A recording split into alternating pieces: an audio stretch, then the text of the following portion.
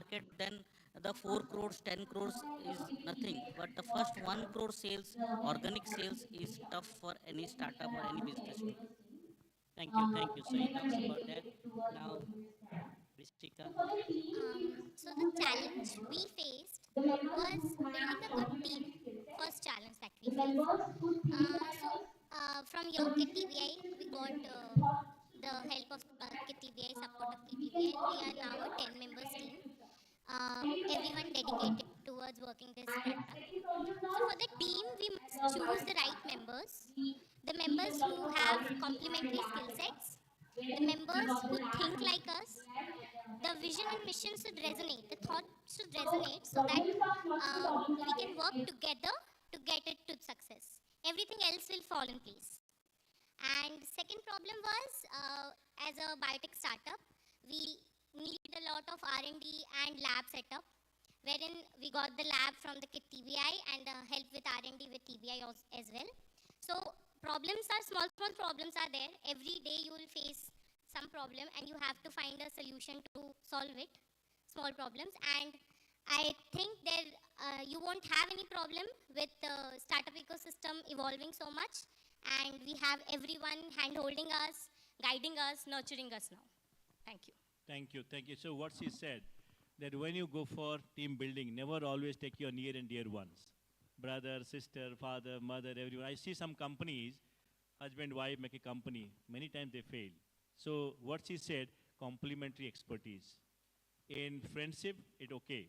You can have friendship with everyone. But in business, bring complementary expertise. That's what very important lessons. Yes, you now, sky skill. So I'll not say the 2 points my fellow panelists told, because they are very valid points. I'll address to the other points. I have 2 points actually. I think these are the biggest problem for any entrepreneur or the early stage entrepreneur. First thing is you. Today's world, succeeding is very easy. When you compare it to before 30 years, today 1% people who do really different, they are successful. 99 are in the same train, seeing the reels, distraction, everything is there. I mean, talking about students.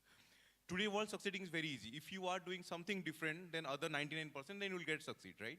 First thing, you have to break your stereotypic mindset that this cannot be done, or these are all the setbacks are there, the drawbacks are there. First, you have to break those things. People will say, your parents will say, because parents haven't been very successful entrepreneurs, right? They are not the right ones to say that you won't be able to do here and you will be able to succeed. So you have to understand those things, not about your parents, your faculties and everyone. This is the biggest problem. That's you. You have to break the mindset. Second, patience. Lot of entrepreneurs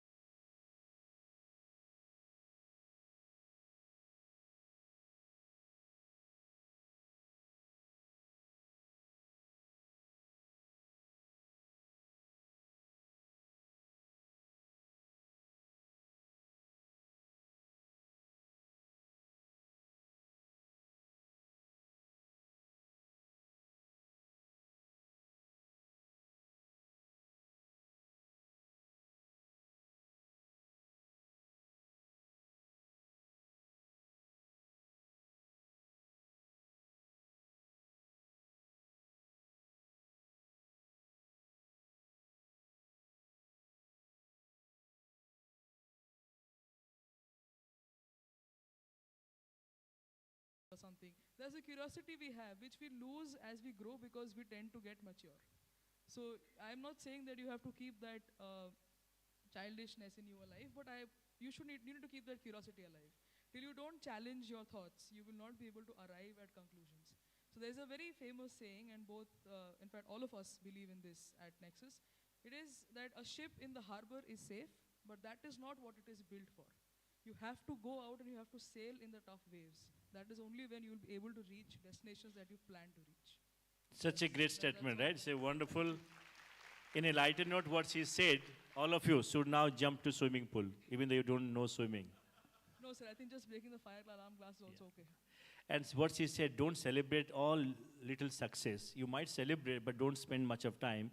In a lighter note, every time they get awards, under 430, young, the most vibrant, money, investment. When I ask her for sweets, she never gives me.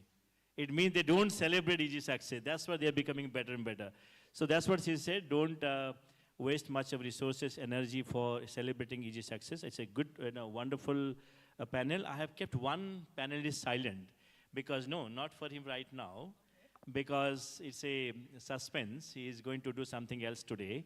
And because that's a very different example. So I think we end this panel here. Now, questions from audience for these 4 panelists. Yes. You need somebody.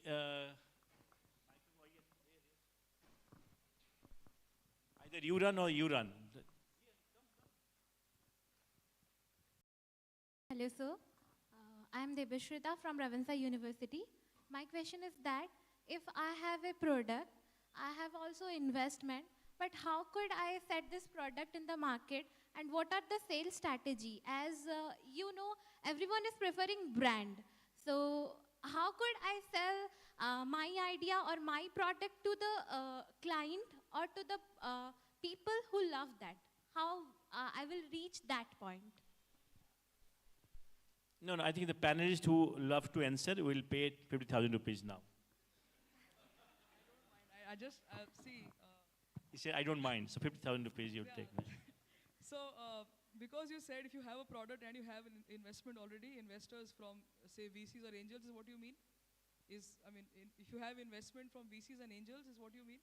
So technically when you have a product and until you validate that in the market or you at least have a prototype test done, investments will not come your way. So if you already have investments, you've done that first tough part of launching a product to the clients. Having said that, as far as marketing is concerned, innovation is something that plays everywhere, right? It is not about having a very kick-ass product, as I always keep saying. I agree, all of us are solving probably very rare problems right now, but there is a classic example of Skippy ice pops, if you've heard of Skippy. That is not a problem they're addressing. It is only a gap that they're fulfilling. That India doesn't have ice pops. There are different products, but that's not there. So they try to launch and then they try to make money out of it. So it's not a very critical problem. It's only a gap or a process innovation. So if you have that process innovation or the gap that you identify, that is what you have to tell the market. That this is the problem that is there and this is the solution to it. This is what I have got. So try this. So once people start trying it, automatically see, social media today, it's probably the finest thing you can use and not spend too much money on. Word of mouth carries, your social media carries, provided you are looking at a B2C market. If you're planning to go for a B2B market, then you have to have a completely different approach. You would have to directly go and, it's a term called direct selling or personal selling, where you have to go and talk to them, give them demos, do a small pilot trial or a market trial, and then have them give you orders. So there are 2 different channels of marketing, but as far as pushing the product to the market is concerned, probably just innovation in how you tell people that you need this and you have to spend money for this is how people are going to actually adapt to that product. Very nice. Thank you. Thank you. Second question. Anybody here? Yes, there girl is asking. Somebody has to run there. Because you have got 3 seconds. You have to be very fast in startup. Hello, good afternoon, good morning everyone. Actually, this is Suchismita Das from Ravenshaw University, and I want to ask if I have some idea and I am working on it, then how can I know, how can I do the market research? How much work already happened on that topic? Or what is the gap, research gap or gap in the market? How can I know that? What is that procedure to know the market space? Very good. So anybody? Yes. So By the way, see the condition you have to pay 57 rupees. Huh? That is why I just dropped okay. the mic. So first of all, you have to analyze that your product or the idea that you have, the similar ideas or product are available in the market. If yes, identify their market that they have. Okay. If something you have an innovative pencil, what is the market share of entire pencil industry? Sam. So you have to understand what is the market that you are focusing, and out of that market, which category of the customer are willing to buy your product, and what are the innovation that you are putting in the product that the customer will buy. So that research you have to go, you have to take a pilot and understand that. Then after that you have to come to back to your lab or somewhere you have to bring the MVP. And then you have to go with the MVP and ask them, will you love this product? What improvement you want to do in this product? You have to take this feedback, come again and build then the final product. So market research will have 3-4 categories of market. One, you have to identify the core target customer that are willing to buy your product and understand how you can enhance that the market size. Okay. So you have to understand in two dynamics. One, the customer side and the business fund. Even if you get the idea and how you are going to scale the idea, where you want to set up the manufacturing, where you want to bring your all the raw material. Is it available in India? It will come from outside. What are the refining process you want to do? So the market research is not only building the business or the product has a demand or not. Market research will include you can able to build that product by yourself is also that back-end market research you have to do that.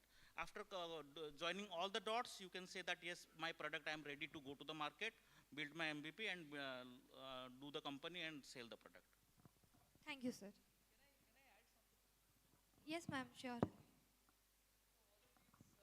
Things that you have to do, they are the set protocols, right? You have to understand the market, and sometimes I'll say कभी कभी बस शुरू कर दिया करो, ठीक है? चलेगा तो चलेगा, नहीं तो ना सही, है ना? क्योंकि sometimes we surround ourselves with so much of these theories that we forget to build what we are looking to build. So if you are just sure yourself, you got a gut feeling, plunge into it. If it works, great, you have an example to set.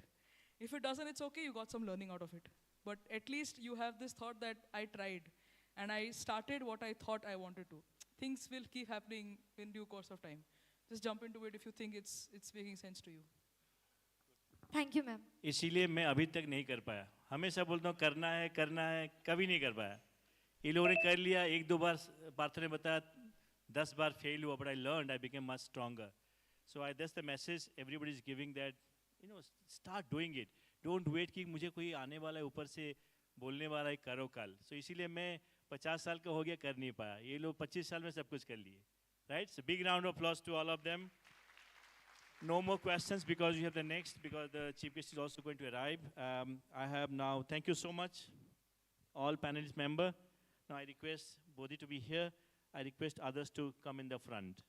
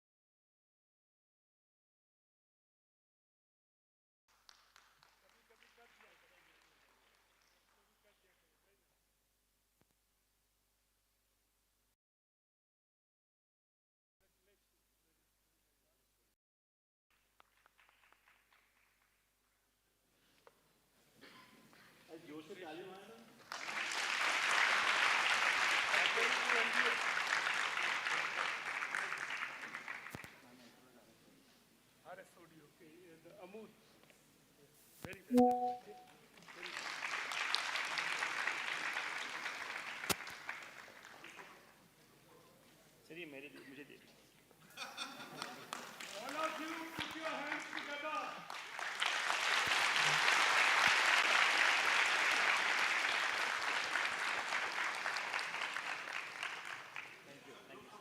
We have seen anchors at many places. You don't come across anchor like him.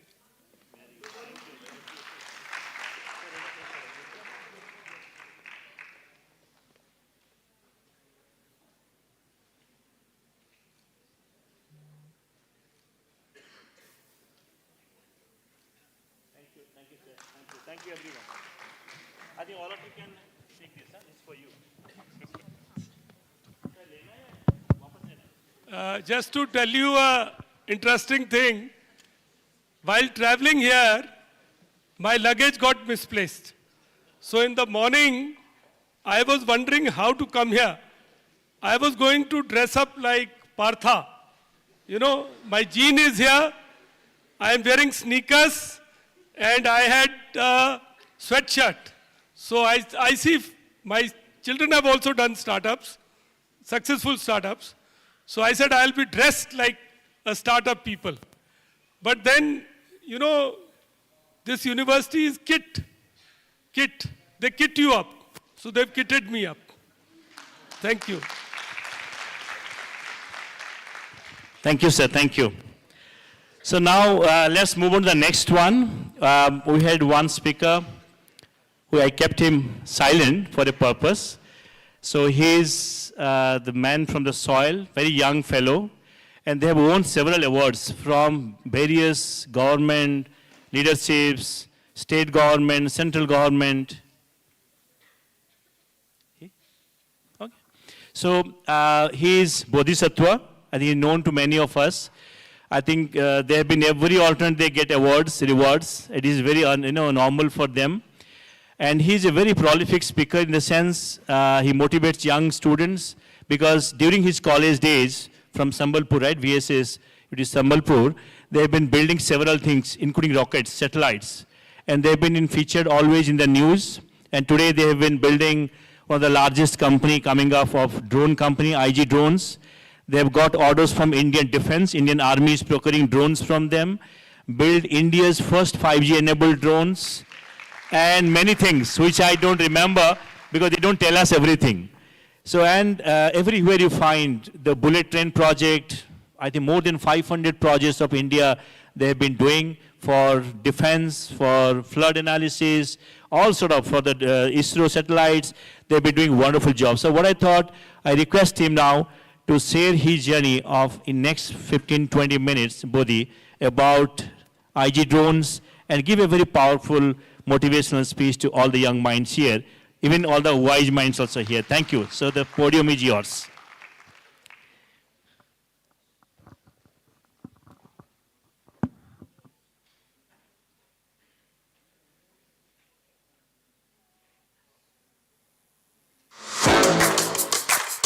I am Shreyas Rao and I am on a journey across India to meet people who are doing some incredible things with 5G. I am flying this drone 1500 kilometers away from me and it's all possible because of this guy. Hi, my name is Bodhi and I have created this 5G enabled drone. Bodhi belongs to a small village of Odisha where he saw challenges of farming firsthand. A farmer in US yields more productivity than a farmer in India per hectare. And the difference between them is adoption to technology. They developed a 5G drone and started introducing this modern technology to the farmers. Mobile phone माध्यमरे को drone टिका में उड़ाई परिया. Ever since 5G launched in India, we have already upskilled 10,000 farmers. So now this drone is connected to the 5G network and you can control this drone from anywhere. I'm so privileged to be witnessing this.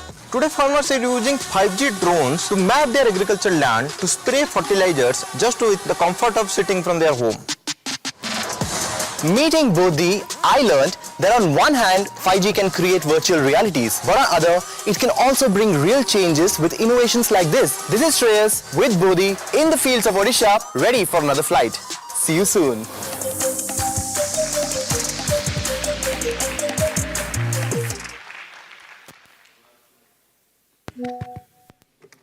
Good afternoon, everyone. Jai Jagannath. Jai Jagannath. So I am Bodhisattva Sanghapriya, founder and CEO of IG Drones. So we built India's first 5G enabled drone and a couple of other products. And So I'll more focus on how I started this venture and how I started as an entrepreneur. So rather than focusing more into our product and solutions. So drone is pretty normal these days, and we see drones in marriages, we see drones in delivering stuff. So I will not much focus on drones and rather than building the enterprise.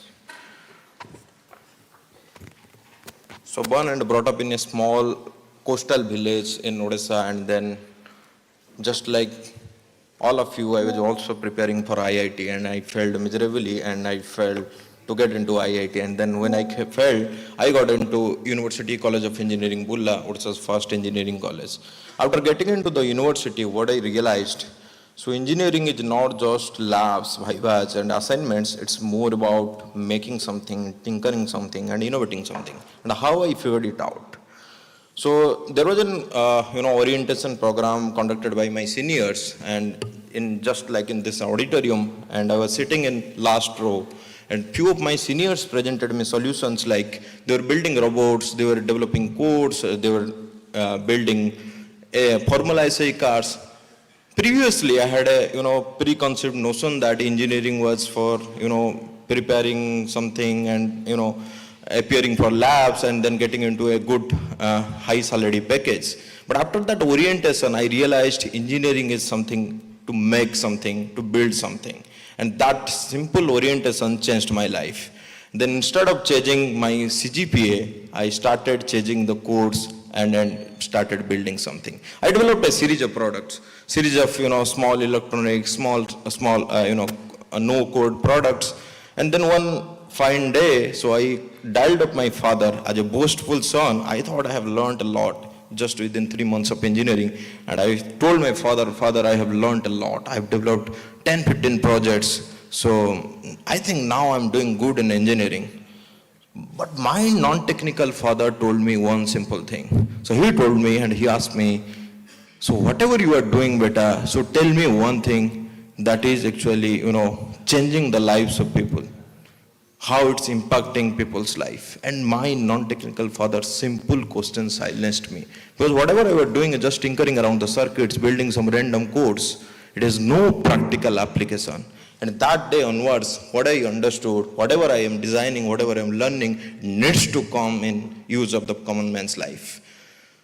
Then I started, building projects with some, significant impact in people's life. Then I thought, I will start searching problems, because for me, figuring out the problem is the real challenge. To solve your problem, you can hire anyone. Someone is telling you to figure out right vendors to build your product. So now that you can actually outsource to build your product. But to figure out the problem, this is the biggest challenge. So one fine day, there was a gentleman called Steve Jobs. He figured out there is a need of, personal computing. That's how the personal computing revolution began. Steve Jobs never built the computer. Steve Wozniak built the computer. But Steve Jobs was the one who figured out the problem. So I thought that is the major problem, that is the major challenge, let's figure out the problem. I started with Google. I started searching problems. So 10 major problems in the world. So climate change, space, terrorism, and all those 10 problems. Then I thought if I'll start solving these problems, there are 10 million other people in the world, those who are already solving this. So instead of solving a global problem, I should better focus on a local problem. So I started interacting with my friends, family, with professors. So is there any problem? So they thought so I have gone mad, because I started asking them random problems. Sir, do you have any problem in your lab? Do you have any problem in your life? So they thought we have gone mad. But I started searching those problems. So there was a Durga Puja vacation. I was in my home and I overheard a heated discussion between my father and mother. So my father used to forget booking LPG cylinder on time. Because he's a busy person, he never gets time. And my mother used to, keep complaining that I am running out of the LPG cylinder, so you are never ever punctual, never ever sincere to book it on time. So when I overheard this discussion, I thought it's a real problem. It's the problem of my mother's kitchen. My mother is doing it for the family, not for herself. So this is a small problem, but for a real problem for my mother. I thought I will actually try to solve this problem. Then I built a device. The device I fitted into the LPG cylinder. It will continuously weigh the LPG cylinder. When it goes below a critical level, automatically dials up the HPCL and BPCL server. It books another LPG cylinder for them. So even before it runs out, another cylinder arrives in our home. And I gifted to my mother, and my mother was super happy. And he was my first customer.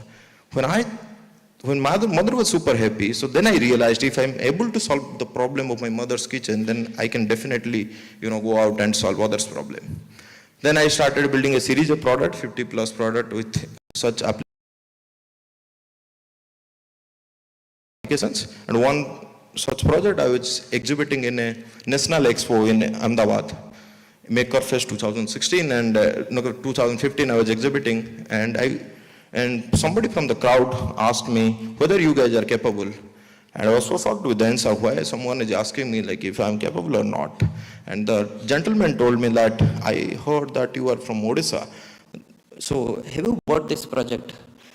Because in first year engineering, I don't think Odisha students are also capable to build projects.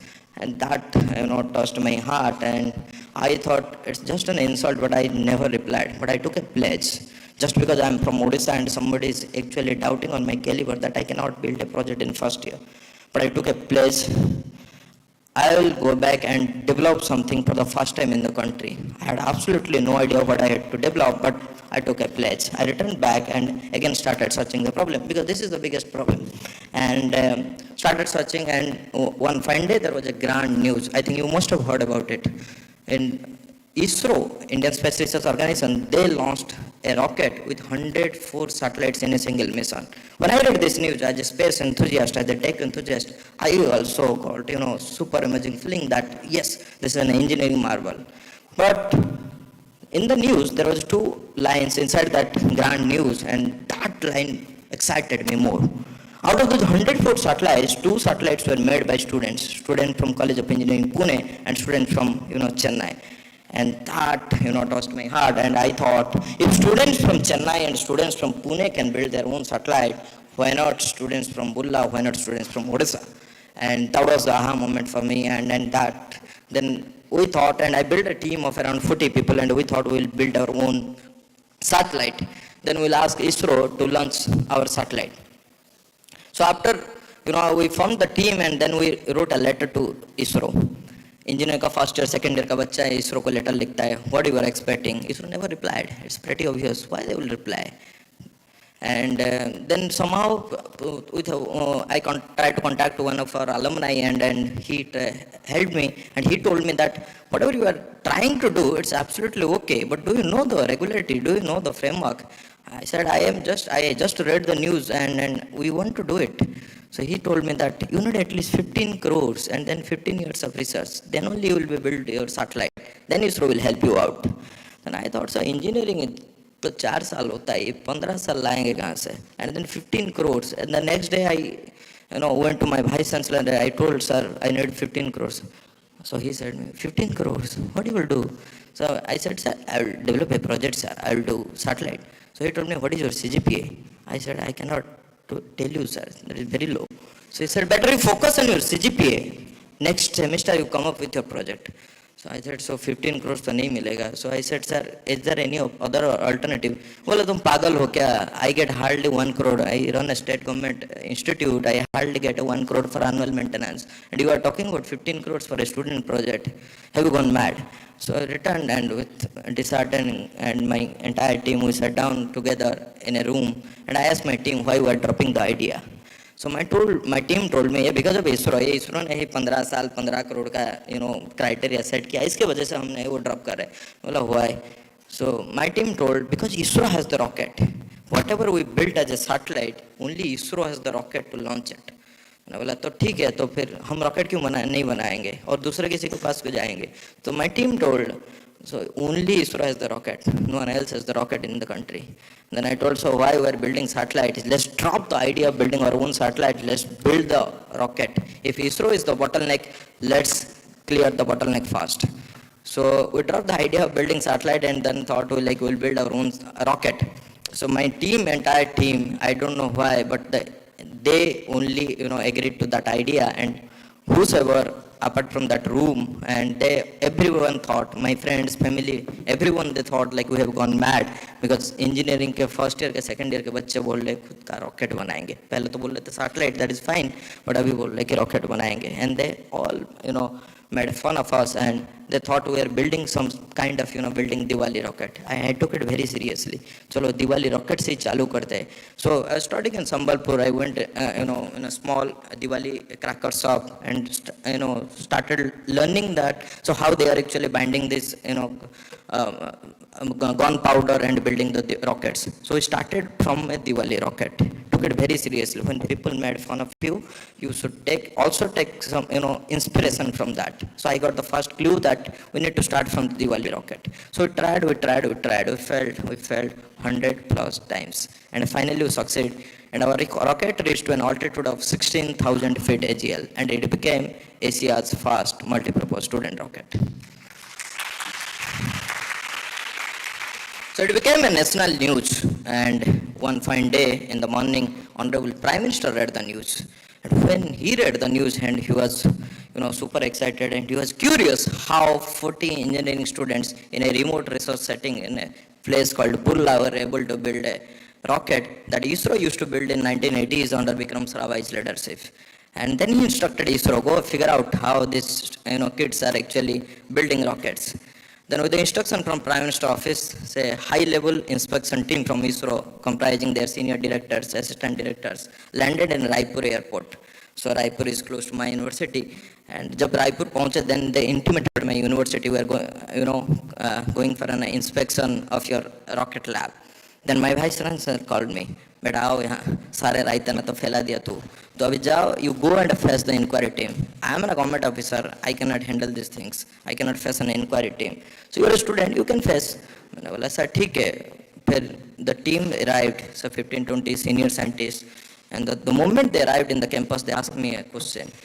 So what's your rocket propulsion lab? दिखा दो कहाँ है ये rocket propulsion lab, कहाँ rocket बना है? बोला sir, and I took 1 hour to convince them, sir, we don't have a rocket propulsion lab. बोले कहाँ बना है? मैंने बोला sir, whatever the technology we have built, we have actually built in our hostel backyard.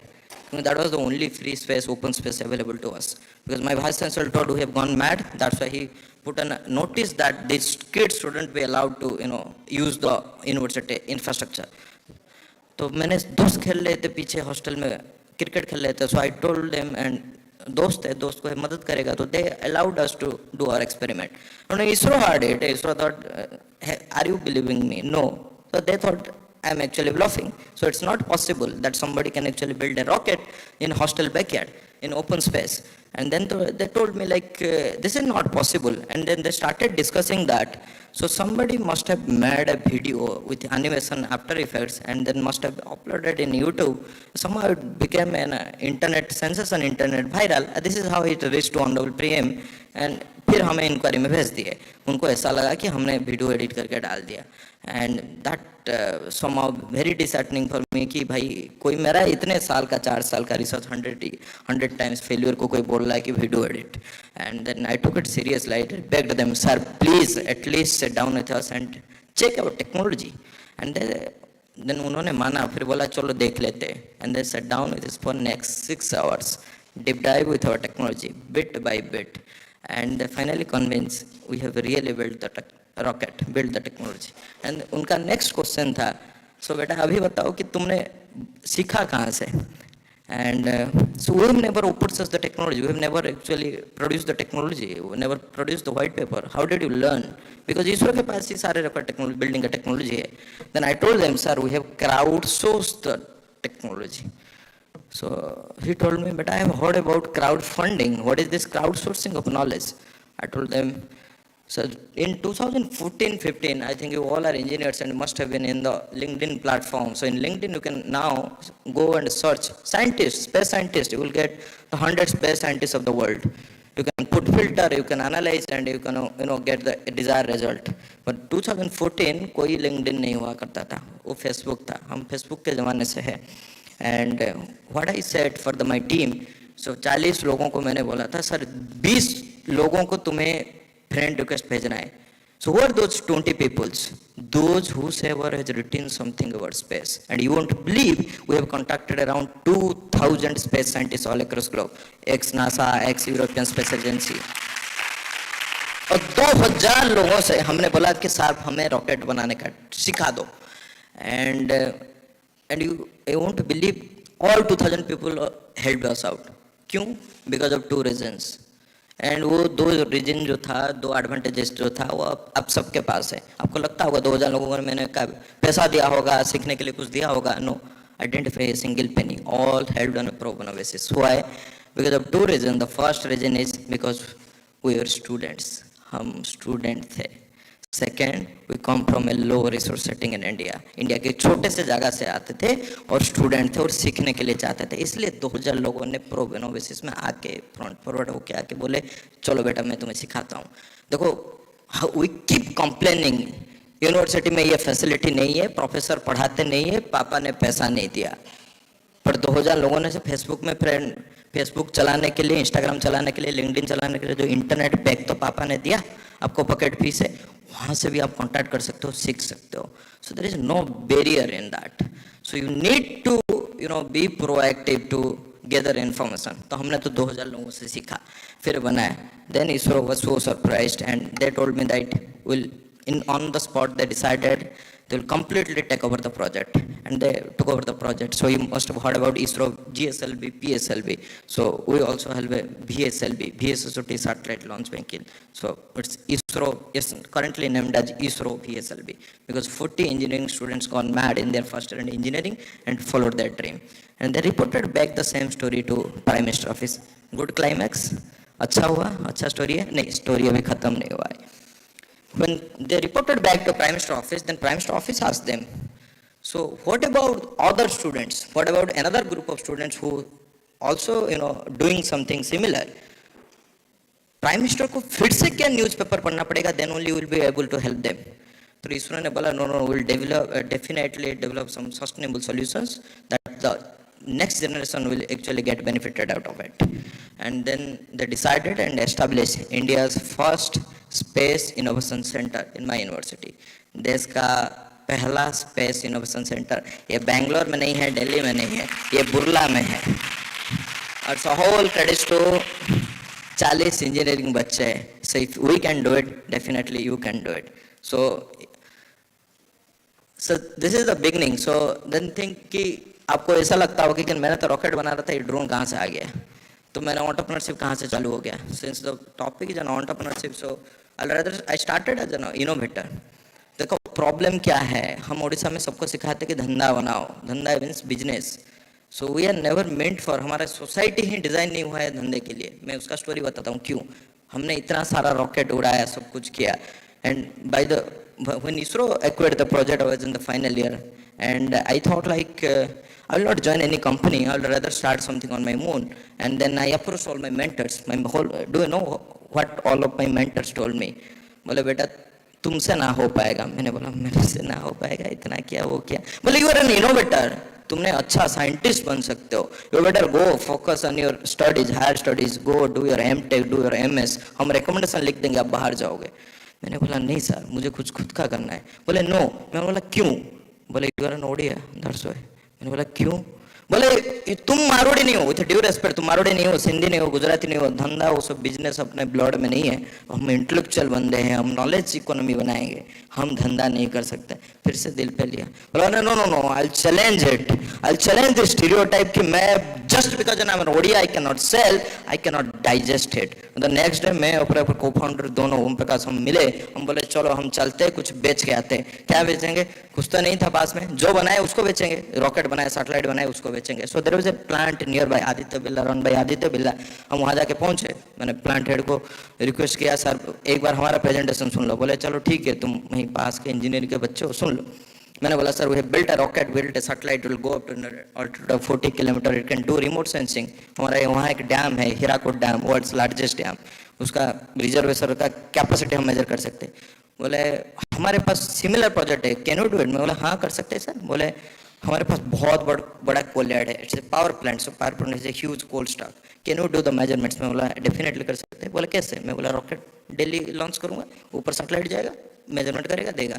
बोले मेरे पास इतना पैसा नहीं है। I was so shocked. बोले आदित्य बिरला के पास पैसा नहीं है, इट्स अ कॉन्ग्लोमरेट, इसके पास कैसे पैसा नहीं हो सकता है? मैंने बोला सर आपके पास कैसे पैसा नहीं हो सकता? बोले no no this particular project is not viable, ये रिटर्न ऑन इन्वेस्टमेंट इसमें नहीं निकलेगा। सो why I'm telling it, you should understand where I started. I was an engineering student, I had absolutely no idea the viability, the finance, कुछ भी कोई पता ही नहीं था। हम तो इनोवेटर थे, बना रहे थे। बोले बेटा ये फिजिबल नहीं होगा, पैसा इसमें बहुत ज़्यादा खर्चा आता है। मैंने बोला सर इसका तो चीपर ऑल्टरनेटिव है। बोले क्या? मैं बोला drone. Whatever you can do with the satellite, the same thing you can actually do with the drone, with a better resolution, better accuracy. Same sensors will be fitted to drone, it will fly close to ground, capture the data. बोले तुम कर लोगे? मैं बोला definitely कर लूँगा। Engineering का बच्चा, हर इंजीनियरिंग का बच्चा एक बार तो ड्रोन बना ही लेता है, 3 years देखे होंगे। बोले तुम कर लोगे? बोला हाँ। बोले जाके बना के लाओ। And they thought will take at least 6 months to build a drone. And then we returned to university and built a drone in just 3 days, tested it, and then 3 दिन के बाद मैं जाके प्लांट में पहुँच गया। Just by seeing her speed and enthusiasm, the manager told me, I want to take a bet on you, not on the technology. तुम बेटा कुछ कर लोगे जिंदगी में, तुम्हें अपॉर्चुनिटी देता हूँ, चलो ट्रायल कर लो। And we did the trial and surprisingly got a 99% accuracy. And Aditya Bella was so happy to बोला कि तुम्हें अभी काम देंगे। मैंने बोला काम मतलब सर? बोले तुमने जो बेचा ना उसका काम मिले। सो आई वाज सो हैप्पी कि मुझे बाकी सब कुछ समझ में नहीं आया और वो पर्टिकुलर जो मैजिकल वर्ड मेरे दिल पे लग गया, बेचा। मैंने बोला सर मैंने कुछ बेचा? बोले हाँ तुमने बेचा। मैंने बोला सर कैसे मिलेगा? बोले वर्क ऑर्डर मिलेगा। मैं बोले क्या होता है वो सर? बोले वो डॉक्यूमेंट होता है, कॉपी होता है, तुम्हें काम मिलेगा। उतना भी नहीं पता था। बोले मैं पूछा किससे सर? बोले चलो तुम्हें मैं डॉक्यूमेंट कुछ भेजूंगा, वो डॉक्यूमेंट भेज दो, मैं फिर तुम्हें वर्क ऑर्डर दूंगा। Then he send me a mail. मैंने बोला sir it's okay sir, I will go back to hostel. I was still in the hostel that time. I will check and return back all the documents. And then मैंने hostel में आके laptop खोला, saw the mail. उसमें से उन्होंने they asked me 22 documents, AOI, GST, PAN, balance sheet, everything, Aadhaar, PAN, और 22 document से 2 ही document मुझे समझ में आ रहा था, आधार card and PAN card.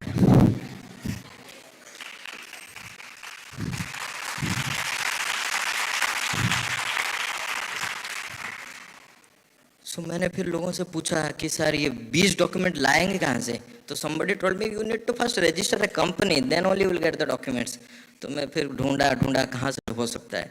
Then there was a startup India yatra organized by KIIT TVI in my university, and this is how I got to know Dr. Swara and the entire team.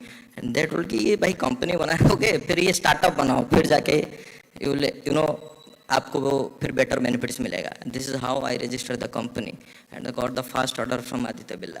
No हमारे time पे भी society में Aditya Birla was a dream company, मेरे लिए भी dream company था, मेरा client और मेरे स्टूडेंट, मेरे बाकी सारे फ्रेंड्स के लिए भी। They also got a letter, I also got a letter. They got a letter of placement, I got a letter of work order. They got a letter to work under Aditya Birla, and I got a letter to work with Aditya Birla. This is the power of entrepreneurship. So I started with this one client in 2018, and 6.5 years down the line, we have already serving 250 plus enterprise clients, including the Indian Defence Force, PSUs, 10 different state governments. So we started from a 2-member team, currently having 300 people in our team, and started from a small place called Sambalpur. Currently we are headquartered at Delhi with 5 regional offices. एक KTVI की छोटा सा 750 square feet के जगह से चालू किए थे, and today I am talking around, we are owning around 1 lakh square feet in the built-up area, so building our drones, manufacturing and exporting. So we are no longer a Sambalpuri, Odisha, small company with a small town. We proudly call ourselves a K2K company, Kashmir to Kanyakumari, Kutch to Kohima. You give me a coordinate, just the power of technology and the community we have built surrounding IG drones. My team will be there on ground. So we started, I am cutting it off. So I think we are running out of time, and so ये हुआ IG drone का journey. So you must have been, figuring out that I must be a blessed child, that's why I did this. No, absolutely not. I'm just a regular student with average CGPA of 7.5, but still I built it, still I did it, and if I can do it, then definitely you can do it. And so what I believe that, so innovation is not someone's birthright. Anyone can innovate, and I have a formula for that. I plus I is equal to I.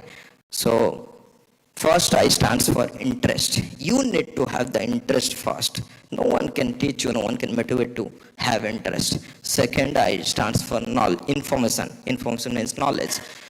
That means internet. If you have access to internet, that means access to knowledge, and it results innovation. If you have interest, you have access to internet, you can definitely, be an innovator. Thank you. Thank you very much.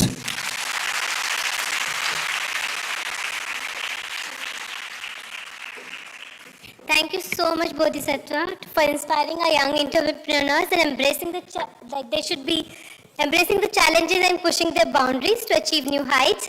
And I would request Professor Saranjit sir to please Vice Chancellor KIIT University to come on the stage and felicitate Bodhisattva. Big round of applause.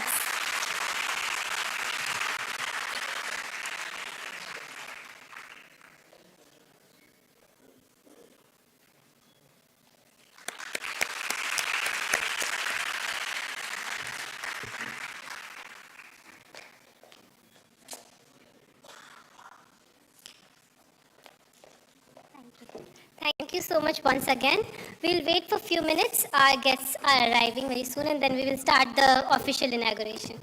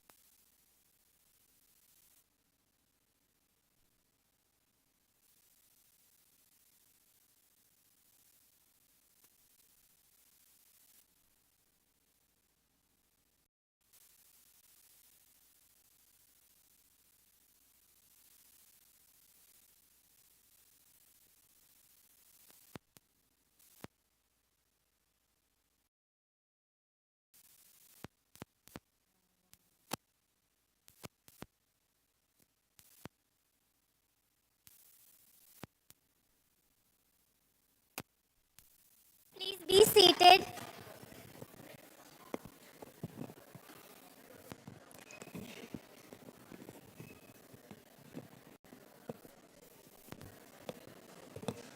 I request the students to be seated. We are about to start the inaugural session.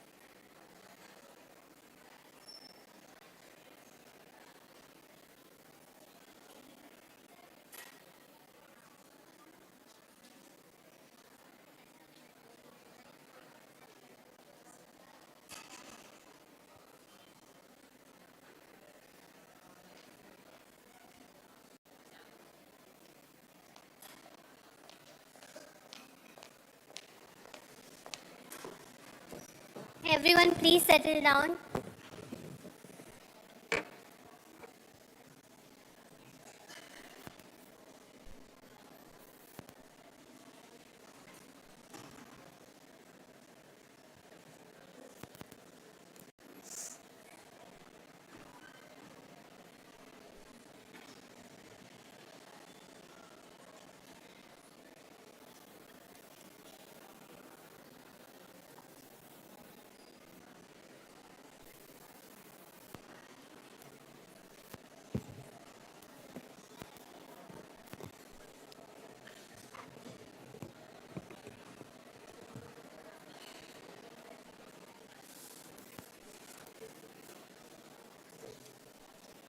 Everyone please stand.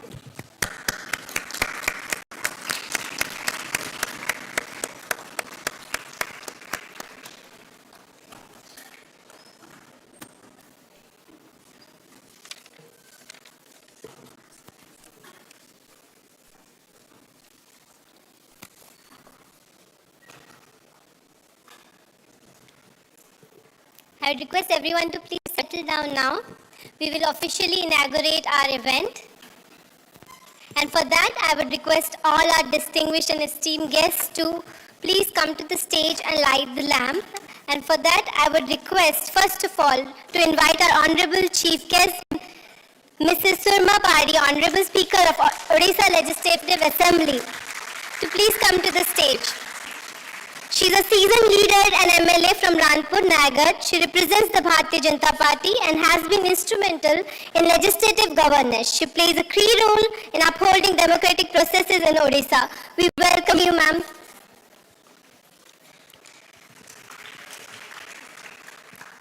Now I would also request all our guests to please start the inauguration by lighting the lamp.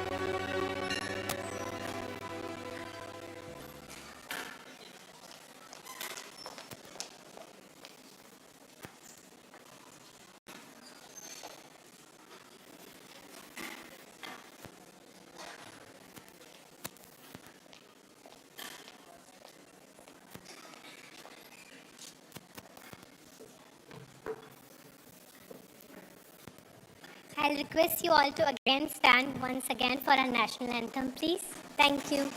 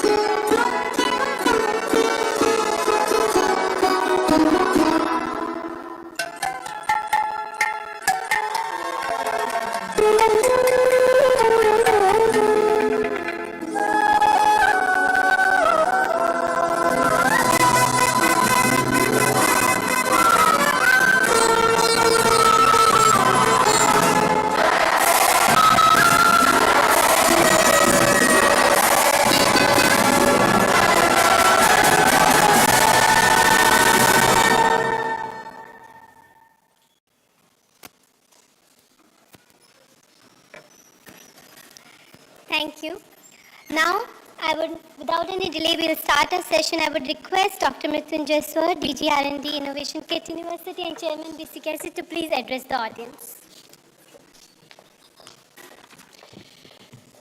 Very good afternoon to all of you. Ladies and gentlemen, let's welcome the Honorable Chief Guest for today, Srimati Surama Padiji, the Speaker of Odisha's Assembly, to this BRICS Youth Council Entrepreneurship Pre-Consultation Program at KIIT University. I welcome you, ma'am, to this program. With us today, the guest on the dais, Lieutenant General Kamaljeet Singh Ji, and he has come, he is the Executive Council member of the GCTC. I welcome you, sir, to this workshop, the program. I welcome our Honorable Vice Chancellor, Professor Saranjit Singh, to the program. I welcome you, sir. Welcome Professor Paramita from Delhi. I welcome you, ma'am, to this program, and my colleague, Dr. Namrata. I welcome all the members from GCTC Council, all my registrar of KIIT University, all the esteemed startups, growth startups, innovators, young minds, all the participants, 700 plus participants coming, all the many institutions of Odisha. I welcome you all to this one-day BRICS Youth Council Entrepreneurship Pre-Consultation Program. Ma'am, the program morning we started with your permission because ma'am was supposed to join the morning because of some other engagements. She could really make it now. I thank her because today is a very busy day for her, and she promised us that she will motivate not only all of you, she will also have lunch with all of you. So with this, I will not take much time. I will only say this KIIT University is an ecosystem. It is not just an institution which has built innovations, startups, entrepreneurship, everything in this campus. Be it Technology Business Incubator, be it KISS, be it KIIT Universities, everywhere the ecosystem is infused with innovation mindset. That's why you could see the TBI, which has come as one of the India's largest incubator, promoting more than 470 startup companies, creating 10,000 odd jobs for many of us. So ladies and gentlemen, let's welcome all the dignitaries on the dais, of the dais, and all of you with a big round of applause, and see that this region of Odisha, which is now built into more vibrancy into startup innovation by the both state government, by the central government, let's make it more vibrant. People like you learn from each other, learn from the mentor, and see that this program is not going to remain as one program, but a transformative initiatives, a vibrant cluster platform, which is going to create outstanding innovations, outstanding startup out of Odisha for the country, for the globe. So with this, let's celebrate the power of innovations, power of entrepreneurship from this BRICS Youth Council Entrepreneurship Pre-Consultation Program. I thank the Ministry of Youth Affairs and Sports Government of India, the GCTC, the Global Counter-Terrorism Council leadership. Aditya Tikkuji is here, and his old delegations, and all of you, those who have come all the way, be a part of this one-day program.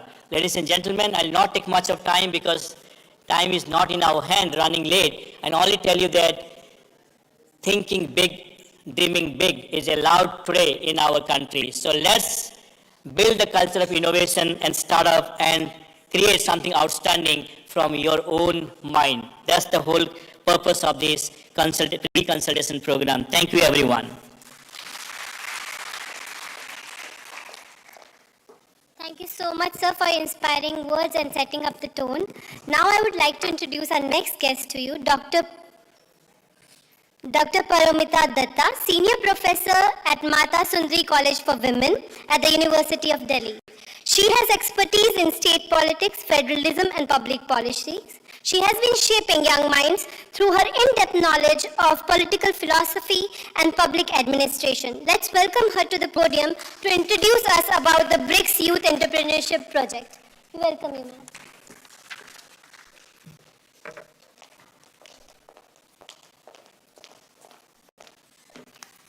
Good afternoon, everyone. Respected Chief Guest, Mrs. Surama Padhi, Honorable Speaker of Odisha Legislative Assembly, Professor Saranjit Singh, Vice Chancellor KIIT, Lieutenant General KJ Singh, PVSM, AVSM and Bar retired, Executive Council Member Member GCTC, Professor Mrityunjay Swar, Director General R&D and Innovation, KIIT and CEO, KIIT TBI, Dr. Namrata Mishra, CEO, Bhubaneswar City Knowledge Innovation Cluster, esteemed speakers, faculty members, and my dear students. It is both an honor and privilege for me to address you today all at the BRICS Youth Council Entrepreneurship Pre-Consultation Meet.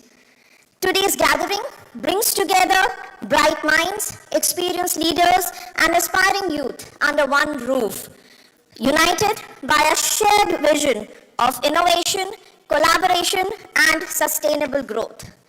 The acronym BRIC, which was first coined by Jim O'Neill, an economist with Goldman Sachs, was actually describing the four leading economies, or I should say the four growing economies at that point of time.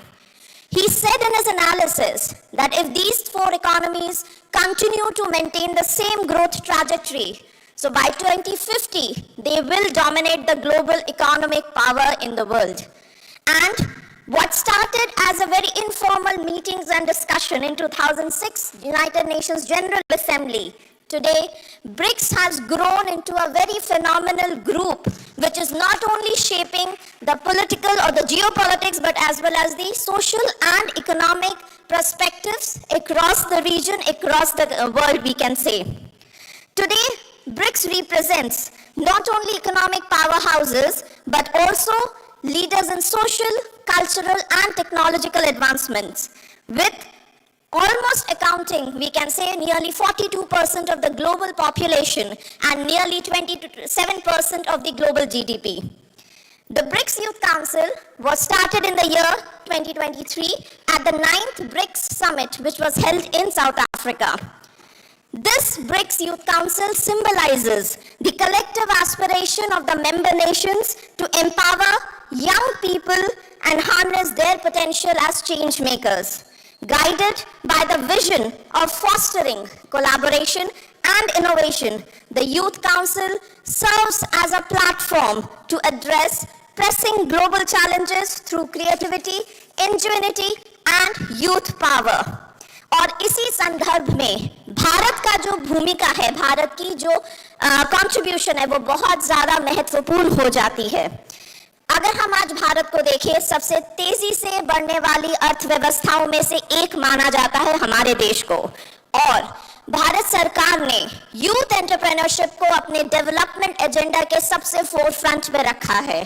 And जिस तरीके से भारत सरकार ने अपनी कई सारी नीतियों और कई सारे कार्यक्रमों जैसे कि digital India, startup India, Atal innovation mission, make in India, skill India initiatives, in programmes and policies के जरिए भारत सरकार आप लोगों को एक वो एनवायरनमेंट और सपोर्ट प्रोवाइड कर रही है जो कि बेहद जरूरी है आप लोगों को आगे बढ़ने के लिए. भारत सरकार का विजन है कि हमारे जो यूथ हैं वो जॉब सीकर से जॉब क्रिएटर की तरफ आगे बढ़े, और ये सारे इनिशिएटिव्स इस चीज को बहुत क्लियरली दर्शाता है. With over 65% of our population being under 35, India recognizes the transformative power of its youth in driving economic growth, innovation, and social change. India's thriving startup ecosystem is a testament to the entrepreneurial spirit of our youth. Companies like Zomato, Byju's, Ola, Paytm, Zerodha, and many more have become global leaders, and it is a demonstration that how youth in India, given the opportunities, are able to harness their productivity, are able to harness their creativity and represent India at a global level. अब जब हम entrepreneurship की बात करते हैं, जब हम उद्यमिता की बात करते हैं, अक्सर जो मेन और या हम कहें पहली चीज जो हमारे दिमाग में आती है वो होती है व्यवसाय शुरू करना या बिजनेस शुरू करना. But actually no, entrepreneurship is just not about starting a business. It's much bigger and much more bigger, और we can say expensive than that. It is actually about creating solutions. It is about generating employment, and it is about fostering resilience. India has become one of the leaders in startup and entrepreneur ecosystem, if we say.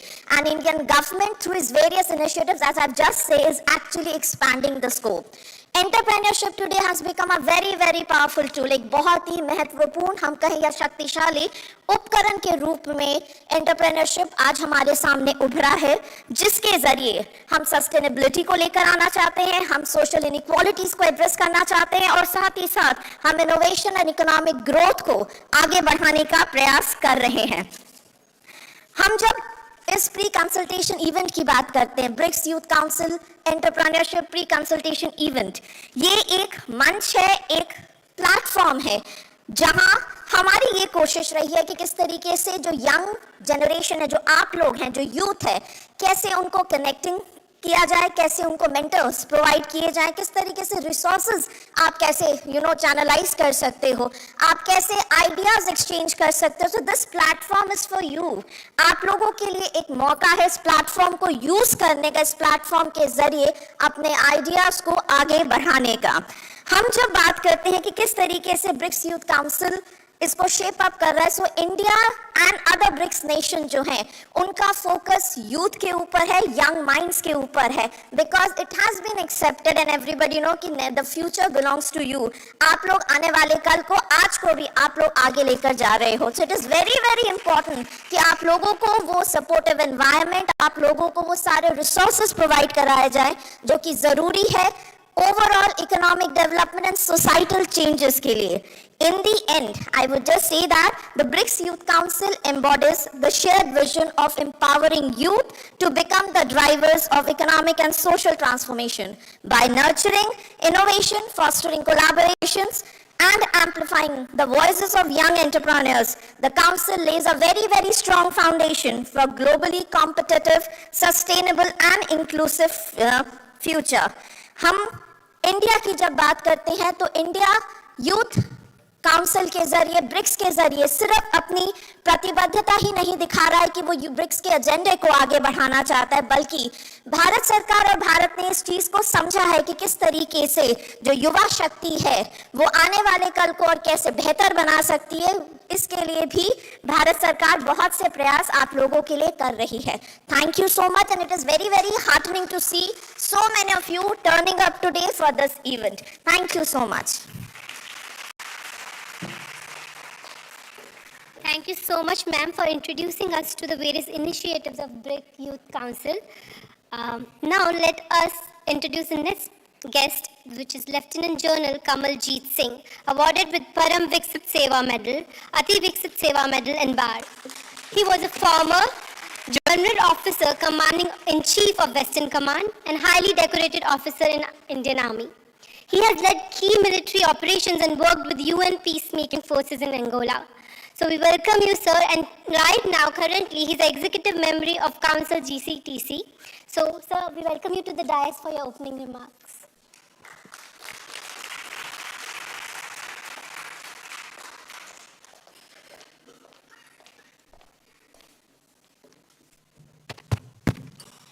जय हिंद, जय Jagannath. Mrs. Surama Padhi, Honorable Speaker of Odisha Legislative Assembly, Professor Saranjit Singh, Vice Chancellor KIIT, Dr. Mrityunjay Swar, DG R&D and Innovation, Dr. Namrata Mishra, CEO Bhubaneswar City Knowledge Innovation, और मेरी साथी doctor Pramita Dutta, और इन सब से ज़्यादा आप सब जो हमारे साथ बैठे हैं और आप आए हैं, आप सबका मैं जीसीटीसी की तरफ से अभिवादन करता हूं, मिनिस्ट्री ऑफ यूथ अफेयर्स की तरफ से आपका स्वागत करता हूं। देखिए, ऐसा है, मैं उड़ीसा कई बार आया। पहली बार तब आया जब 10वीं क्लास में एनसीसी कैंप के लिए पुरी आया, अपने घर से सबसे दूर ट्रैवल किया।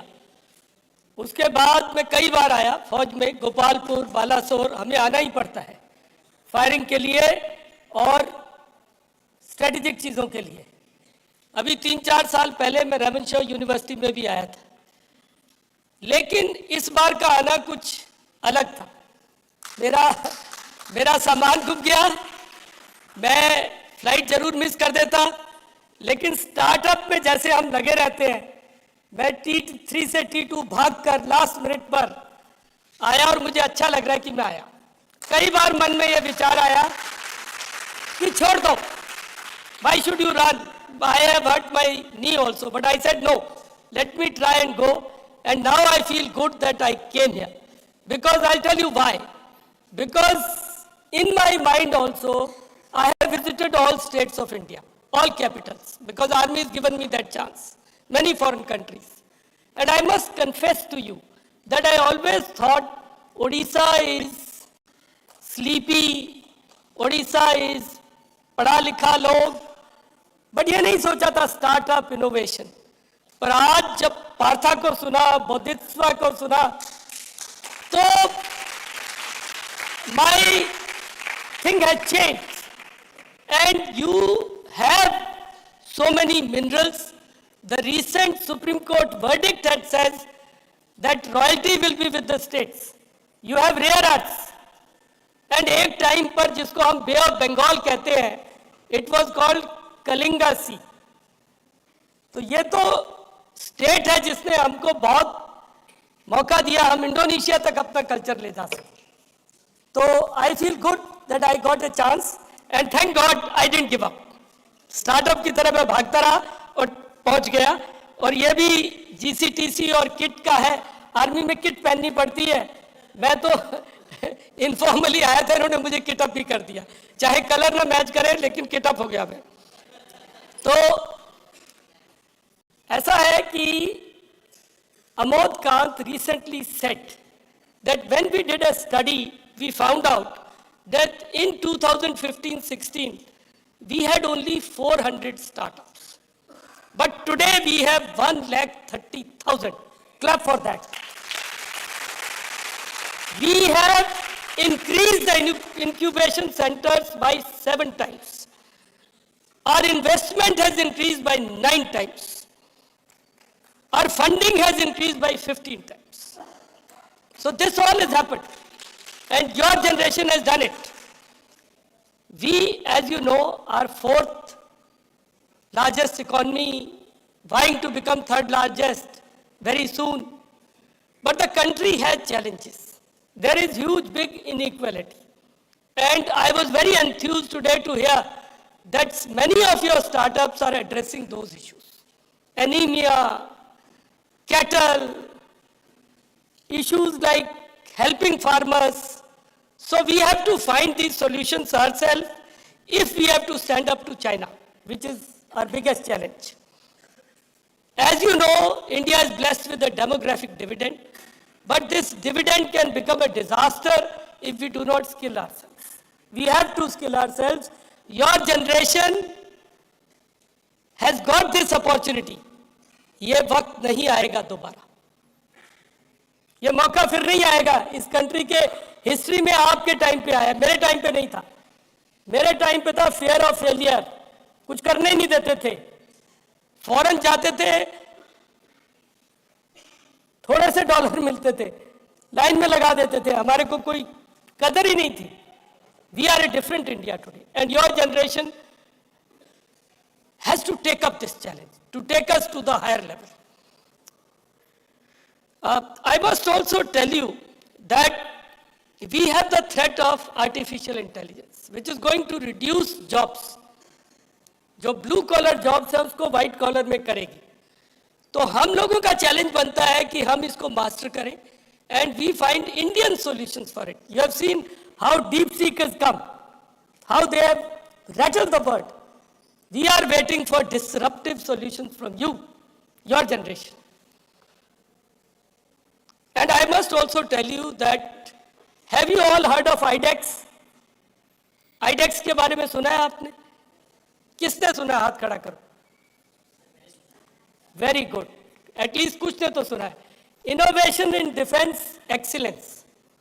It is a central government funded project. They have invested years. There are 300 startups which have come up. There are 20 partner incubators. And have you heard of a weapon called as ASMI?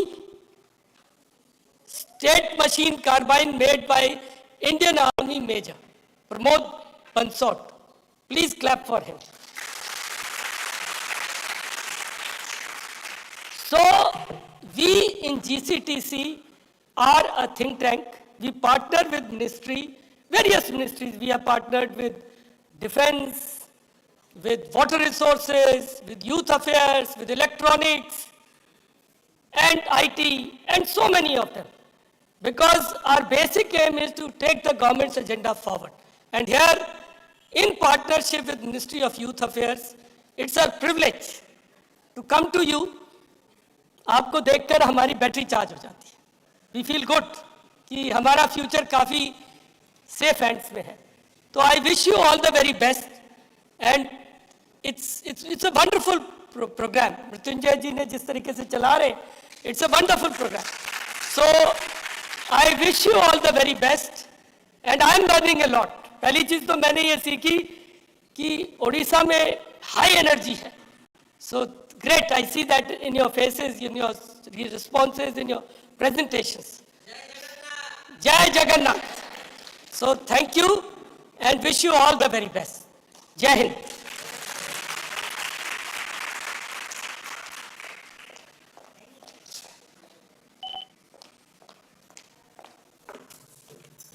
Thank you so much, sir, for inspiring and motivating words.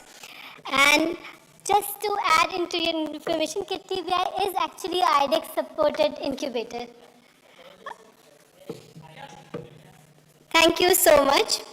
And we wish to get some of your energy, positive energy. Now let's invite our next guest, Professor Saranjit Singh, Sir, Vice Chancellor of KIIT University, to give us his talk.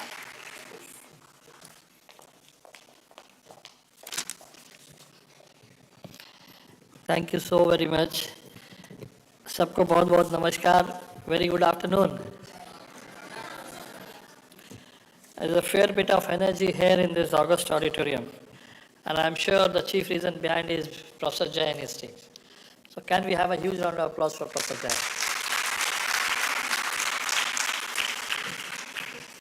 Anyways, it could have been better. Thank you all. Well, very honorable chief guest on the dais today, very honorable Mrs. Surama Padiji, who is the honorable speaker of Odisha Legislative Assembly. Thank you, madam, for taking time from your busy schedule out, and all the way from assembly you are here. We are blessed to have you here, ma'am. And we look forward hearing to you as well. Very coveted, decorated officer from Indian Defence Forces, and the veteran General Kamaljit Singh ji on the dais, who is also the executive member Council GSTC. Our guest of honor today from Delhi University, Professor Dr. Paromita Datta ji on the dais, and our Director General Research and Development, former Dean Director of School of Biotechnology and CEO of KIIT TBI and many more organizations along with it, the visionary Professor Dr. Jay, sir. And my dear colleague Dr. Namrata Mishra, who is also a faculty here, and at the same time a CEO of DCKIC and a very active member of and promoter of TBI, KIIT. Of the dais, all the senior members who have come from various startups. I am blessed today that I am part of this ceremony, in the sense that when I came, I was just listening to Mr. Bodhisattva. I had a very, very small, brisk, informal interaction with him way back, but have never been heard his story. And when you hear it live, probably it gives you goosebumps. And I think likewise the story will be similar for most of the co-founders and founders of almost all the startups. And many of you are present here. I am not naming all of the names here right now, but I can see there are more than almost 12 startup companies, homegrown companies, and the young people who have been owning that as a co-founders who are present here, who will be actually sharing their journey as an enterprise and entrepreneurship they have undergone in last 5 years, 6 years, with all the young students and the young budding entrepreneurs who have assembled here to be part of this BRICS Youth Council Entrepreneurship Pre-Consultation Workshop. What I can see here is that Professor Jay has kept blue economy and sustainable tech entrepreneurship as a key words and as a theme around which probably most of the deliberations are happening. And I'm sure all of you, if you are keeping tap of the things happening, both at global level, at national level, and even at state level, you might be very happy to note that the second edition of Blue Economy conference happened a few weeks back here in the same campus under the leadership of Professor Jay. And that second edition was an international conclave and conference as well, which attracted some of the brightest of the minds who came and dwelled around the scope of blue economy, especially keeping in mind the Odisha state. Since most of you might be from the state of Odisha, you might be knowing that Odisha has a large coastal line which is close to 480 kilometers. And that day also, during the inauguration, I said that if you consider Andhra Pradesh, Tamil Nadu and Odisha taken together, it is close to 1900 kilometers of the coastal line. And the GDP of blue economy, the percentage share over the overall GDP of India is less than 2%. So if with these two data points, you can imagine that there is a huge potential to reap the benefits of blue economy, where the blue economy percentage share in the GDPs of India can be very, very high. I think our Honorable Prime Minister, who has given a mantra that how probably India can become a developed nation by 2047. So Viksit Bharat construct, if you see 2047, one of the major activity which has been laid down is Blue Economy 2047 as well. And what he is trying to impress to all the youth, all the actors and the factors in this growth journey during the Amrit Kal, is that we have to all synergize and we have to tap those untapped areas, and probably if we can improve upon the contribution in the part of the GDP, probably we can reach out to a growth figure year on year which can be a double-digit growth figure. Presently we are close to 6.5, and if we need to become some 15 trillion economy in the next 25 years, this has to be double-digit. And this is only possible if we have to unleash the potential which we have not yet done in those areas probably where we can still do it. Now, keeping that in mind, I was just mentioning to our honorable speaker on the dais that I just yesterday, late evening, was in a group chatting with some of the very senior people, from industry,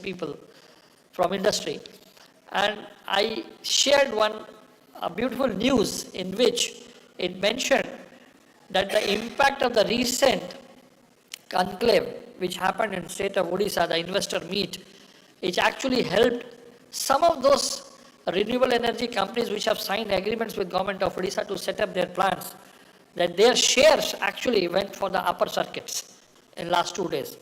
Now this is a complete, and when the entire meltdown was been happening, not only at New York Stock Exchange globally, but also in the Indian market as well, because there have been a major factor of deglobalization, which everybody been talking about with the new elect president which has come at US.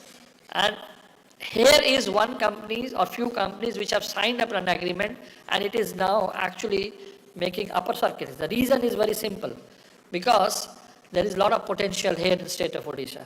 And as Professor Mrityunjay, Professor Jay always says that India is rising and shining, and along with it, I think the Odisha is also rising and shining. I'll only draw one important attention to all of you, which all you as a young budding entrepreneurs or who have been dreaming to be a part of this journey can able to understand where maybe the potential lies. See, if you look into the recent union budget which has come up just a couple of days back, there has been a good amount of money which has been allocated for science and technology research, high-end research, and entrepreneurship. And if you look into the pie chart of that, 20,000 crore for this year has been allocated for transition, for the energy transition research, and for the nuclear energy especially. So when I say energy transition, it basically means transition of energy from fossil fuels, from a non-renewable fuels to the renewable fuels. And there is a huge scope for that. And our government is putting a lot of actually focus on that area. And I think one of the answers to this is nuclear energy as well. And we have to understand that, let me share one very small anecdote for a 1 minute of time. See, we were talking about DeepSeek AI impact on the global markets, especially on the US market, especially on the big time FANG companies and the AI companies which were listed in New York Stock Exchange. So they lost close to $1 trillion in 2 days of time. Now when this was happening, and the president also, the new elected president came forward and gave his remarks as well, and he cautioned his companies to pull up the stocks and be cautious, and made a caution that how probably they have to counter such kind of low-cost tech coming into picture. Probably our next threat, what our General Sahab has been saying, if you have to stand up against China, what was China doing those days? China was unveiling the largest water turbine of wind turbine of 350 meter span dia. So you can imagine the focus of the country was very clear. They were not into looking into that global war which was happening, but then they were concentrating on the energy transitions. And the root cause, if you look into why this entire, the quake has happened in the share market, it is because of the energy transition. Our next door neighbor, China, has been pumping huge amount of money for transition of energy, and India cannot remain behind it.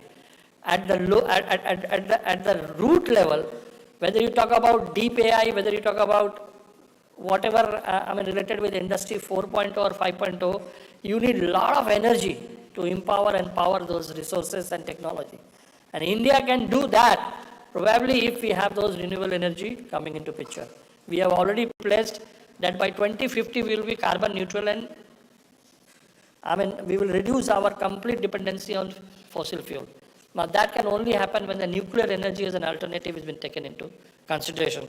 There are areas like small modular reactors which has come up in a big way, where the plant sizes have been reduced bare minimum 1/3 of the existing plant sizes, which helps in mitigating the risks involved with nuclear energy.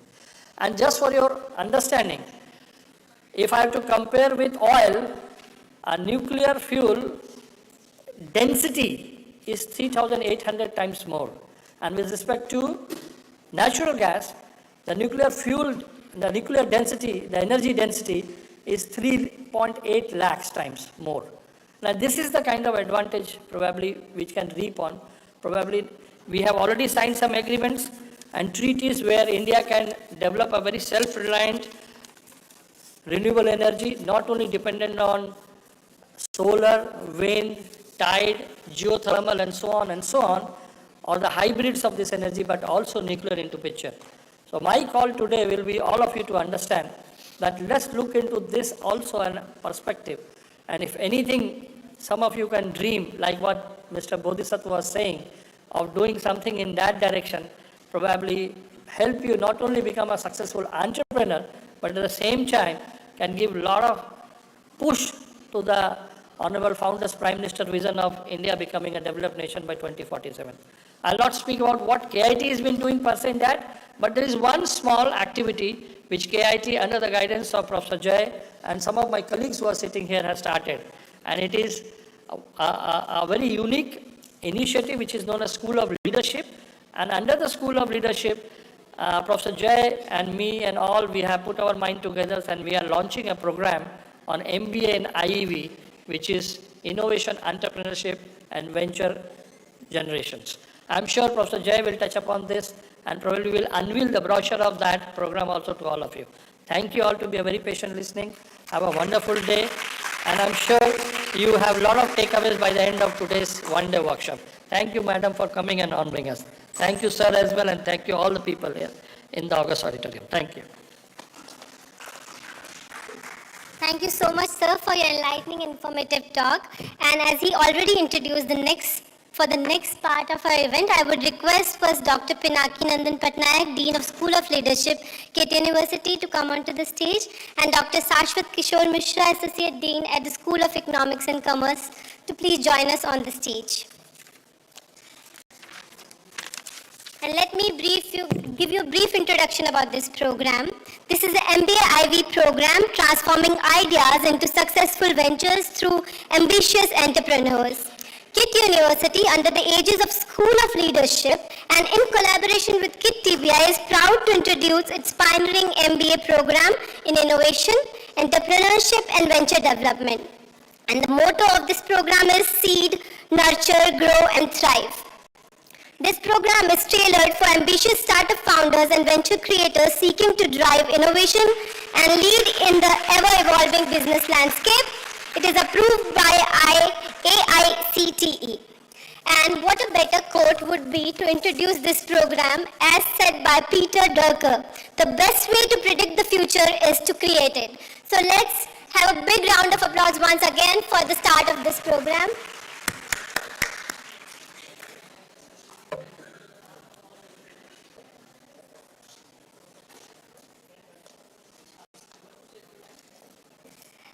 Now I would request Professor Saranjit Singh and Professor Mrityunjay sir to please felicitate our guests.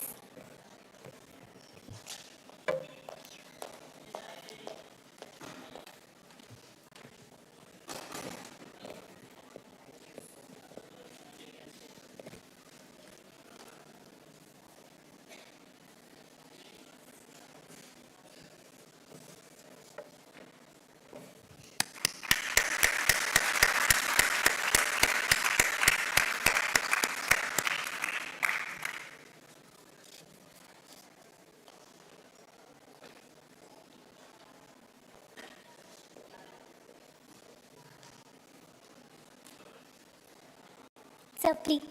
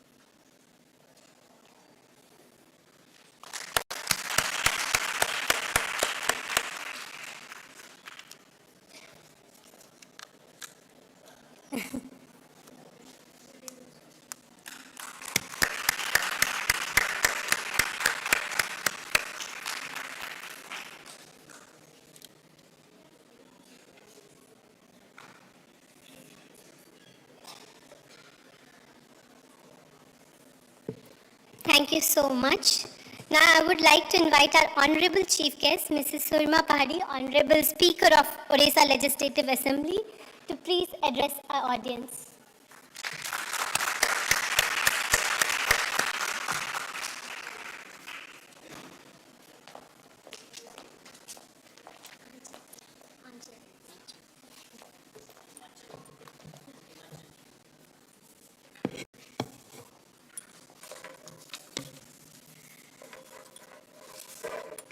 My dear Anchal,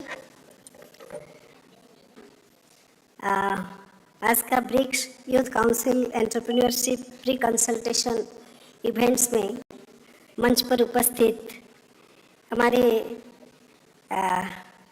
CEO KIIT TBI mister Mrityunjay Swar. Everybody says Jai Swar, but actually his name is Mrityunjay Swar. मृत्यु के ऊपर अर्थात सुप्तावस्था के ऊपर वो जो जागृति ला सकता है, ऐसे मृत्युंजय है. स्टूडेंट कैरियर से मैं उसको जानती हूँ जब वो बायोटेक्नोलॉजी में गोवा में स्टडीज़ कर रहे थे, और उसके बाद कीट के साथ संपर्क और इंक्यूबेशन यूनिट का जब चार्ज उनको मिला, तभी मैं आई थी देखने के लिए कैसे ये विषय क्या है और मृत्युंजय मेरा बेटा क्या कर रहा है। सचमुच आज मैं तहे दिल से मेरी आनंद प्रकट करती हूँ, मैं हृदय से आभार व्यक्त करती हूँ प्रभु जगन्नाथ जी से, जिन्होंने इतना छोटा सा लड़का जिसको इस मुकाम तक पहुँचाए हैं कि आज एक एंटरप्रेन्योरशिप प्री कंसल्टेशन इवेंट की बात नहीं, ऐसे ढेर सारे इस टीबीआई को जिन्होंने एक स्वरूप दिया, साकार दिया, प्रभु जगन्नाथ जी का सहायता से उड़ीसा को उत्कर्ष बनाने में उसके हाथ किट यूनिवर्सिटी का सहयोग और भी रहे और उड़ीसा 2036 तक सेंटेनरी ईयर जब तक पालन हो रहा है उड़ीसा का, तब तक उड़ीसा उत्कर्ष उड़ीसा में परिवर्तित हो, ये मैं विश्वास रखती हूँ। प्रभु जगन्नाथ से आशीर्वाद भिक्षा करती हूँ। मेरे प्रिय मृत्युंजय स्वर, मंच पर उपस्थित पारमिता दत्ता जी, मैं आपका भाषण को ध्यान से सुन रही थी। एक लेक्चरर के नाते जैसे आप बताते थे, उससे ज़्यादा एक मोटिवेटर के नाते एक विशेष रूप में मैंने आपको देखा। बहुत बहुत स्वागत है आपका। Mister lieutenant general Kamaljit Singh, आपने बहुत रोचक ढंग से एक बहुत ही बढ़िया उदाहरण के साथ बच्चों को इंस्पायर किया है। मैं आपको भी तहे दिल से स्वागत करती हूँ। मैं स्वागत करती हूँ प्रोफेसर सरमजीत सिंह को और मंच पर उपस्थित नम्रता मिश्रा, जो कि सिटी नॉलेज इनोवेशन क्लस्टर का जो सीईओ है, आपको भी मैं स्वागत करती हूँ। मैं स्वागत करती हूँ मेरे बच्चों को और किट यूनिवर्सिटी और टीबीआई के साथ जुड़े हुए सभी कार्यकर्ता सबको मैं यहाँ स्वागत करती हूँ। प्रभु जगन्नाथ जी के स्मरण से हम कार्यक्रम शुरू करेंगे। सब एक साथ बोलेंगे जय जगन्नाथ। देखिए, आज और भी एक विशेष दिन है। आज का दिवस है उत्कल गौरव मधुसूदन दास के death centenary, no not centenary, उनका हाँ नहीं डेथ, हाँ तो डेथ एनिवर्सरी है मिस्टर कुलवृद्ध मधुसूदन दास जी का। इनका नाम मैंने इसलिए लिया, शायद आप में से बहुत लोग उनको जानते होंगे नाम से, कुलवृद्ध उत्कल गौरव मधुसूदन दास, जो कि उड़ीसा का फर्स्ट ग्रेजुएट है, जिन्होंने उड़ीसा में कोऑपरेटिव मूवमेंट शुरू किया है, जिन्होंने भाषा आधारित उड़ीसा प्रदेश गठन में जिनका बहुत ही प्रमुखता रही है, और साथ ही साथ जिन्होंने पहला इंडस्ट्री उड़ीसा में स्थापित किए थे, उत्कल टैनरी। उत्कल टैनरी ऐसे फर्स्ट जो है इंडस्ट्री इन्होंने उड़ीसा में प्रारंभ किए थे, जो कि देश भर में उसका स्थान जमा पाया था। और साथ ही साथ जिन्होंने उत्कल का जो फिलिग्री वर्क है, कैसे धातुओं का गुण ना जानते हुए भी एक ग्रामीण कारीगर फिलिग्री वर्क में इतना उत्कर्षता प्रतिस्थापित कर सकता है, इस विषय को जिन्होंने ब्रिटिशर्स की ब्रिटिश पार्लियामेंट में जाकर के शोकेस करने का इतना बड़ा काम किया था, ऐसे एक प्रमुख पुरुष, इनको मैं याद करते हुए आप सबको इसलिए बताना चाहूंगी कि इनका एक वाक्य था, without industrial growth no progress of any city या country can not be visualised.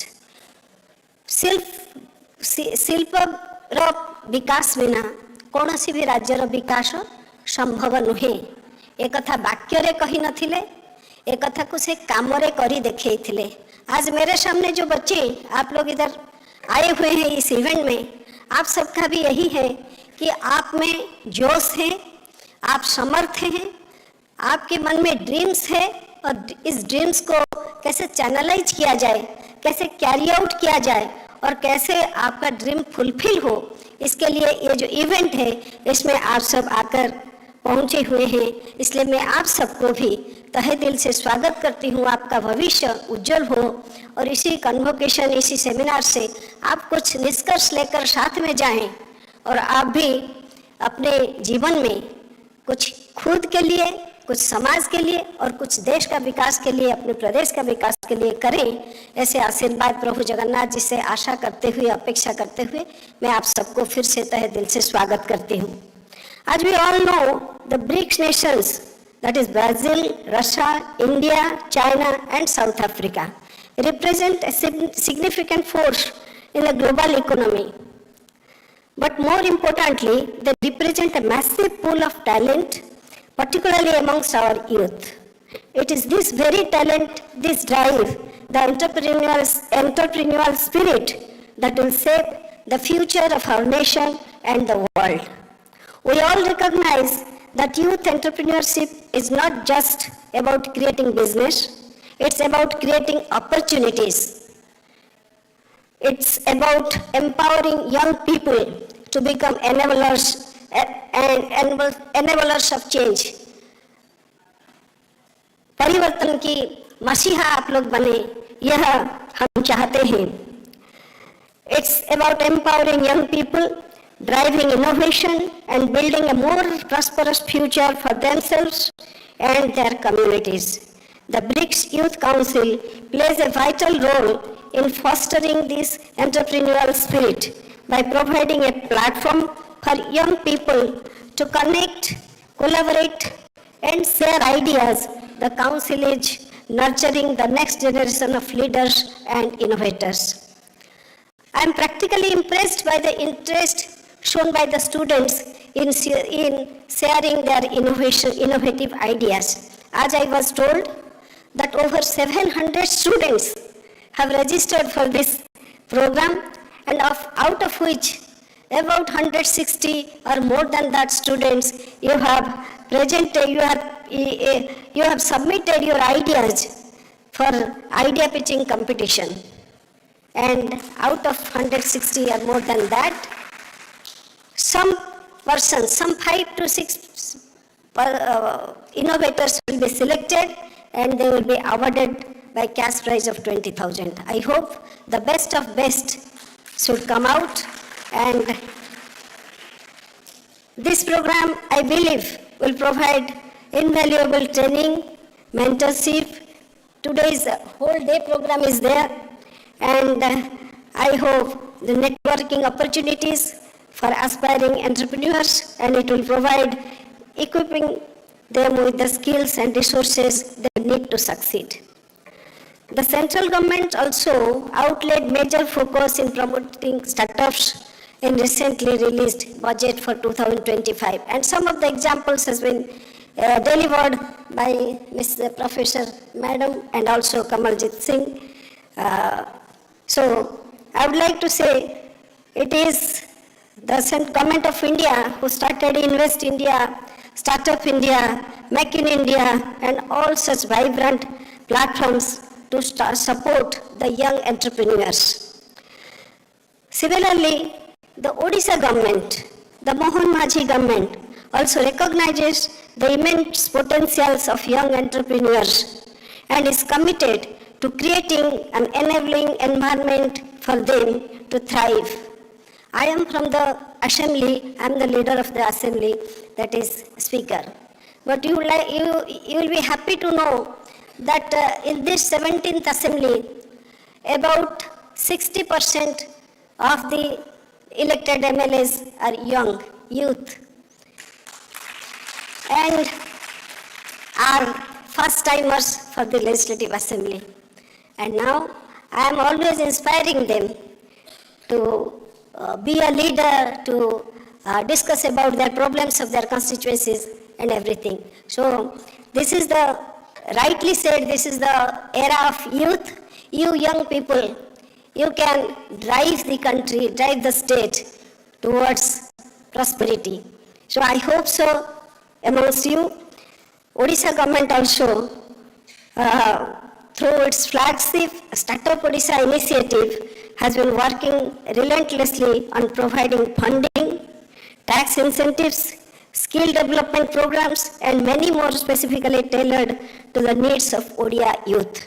We believe that investing in our youth, we are investing in future of our state and contributing to India's growth within the BRICS framework. I also, all the students and young entrepreneurs present here today, especially those from Odisha, to seize this opportunity. Embrace the challenges, learn from each other, and never give up on your dreams. The future of Odisha and indeed India's contribution to the BRICS partnership rests on your shoulders, and your innovation, your creativity, and your determination will shape the world we live in. Today also, I would like to remember Swami Vivekananda, who always says, Uttishtata jagrata prapya baran nibodhata. You don't stop till your dreams not fulfilled. I commend the Ministry of Youth Affairs and Sports, Government of India, Global Counter-Terrorism Council, and KIIT University and KIIT TBI, which is one of the largest incubation centers in the country for organizing this important program. And I wish all the participants the very best in their entrepreneurial journey. And I look forward to witnessing the incredible impact on you. Like this convocation will be helpful for all of you, and you must shape up your ideas and fulfill your dreams. With this wishes, I congratulate you all, thank you all, and thanks the university that they have given me a scope to interact with all of you. Thank you all.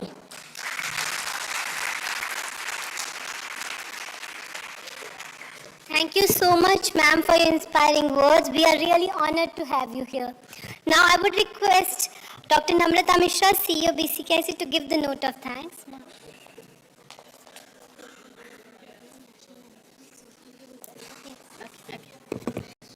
Namaskar, ladies and gentlemen. Once again, a very warm welcome to all the esteemed dignitaries on the dais, delegates from GCTC, and the young students who are the true change makers of the new India. We call you change makers because we believe that it's each one of you who is going to shape the map of Atmanirbhar Bharat, Viksit Bharat. We are so glad that this kind of event is happening, dedicated to support youth entrepreneurship, organized by Ministry of Youth Affairs, Government of India, in collaboration with GCTC and KIIT University. Such initiatives are definitely very much useful to hone the skill set of young researchers. Looking back at our PhD days, we hardly had this kind of networking platforms, but today things are different. And it's very imperative to equip the young researchers with the skill set which is needed to drive the India future. I think this conference is a step towards this direction. And firstly, a heartfelt gratitude to our chief guest, Honorable Speaker of the Odisha Legislative Assembly, Mrs. Surama Padi, Madam. As you rightly emphasized, Madam, investing in youth is investment in future and it's a step towards strengthening Odisha, strengthening India economic growth. Your inspiring presence has already ignited a spark in our youth. I could see students with a happy smile. Thank you, Madam, for sharing your most valuable asset, that is time and support. Thank you. A big round of applause for Madam.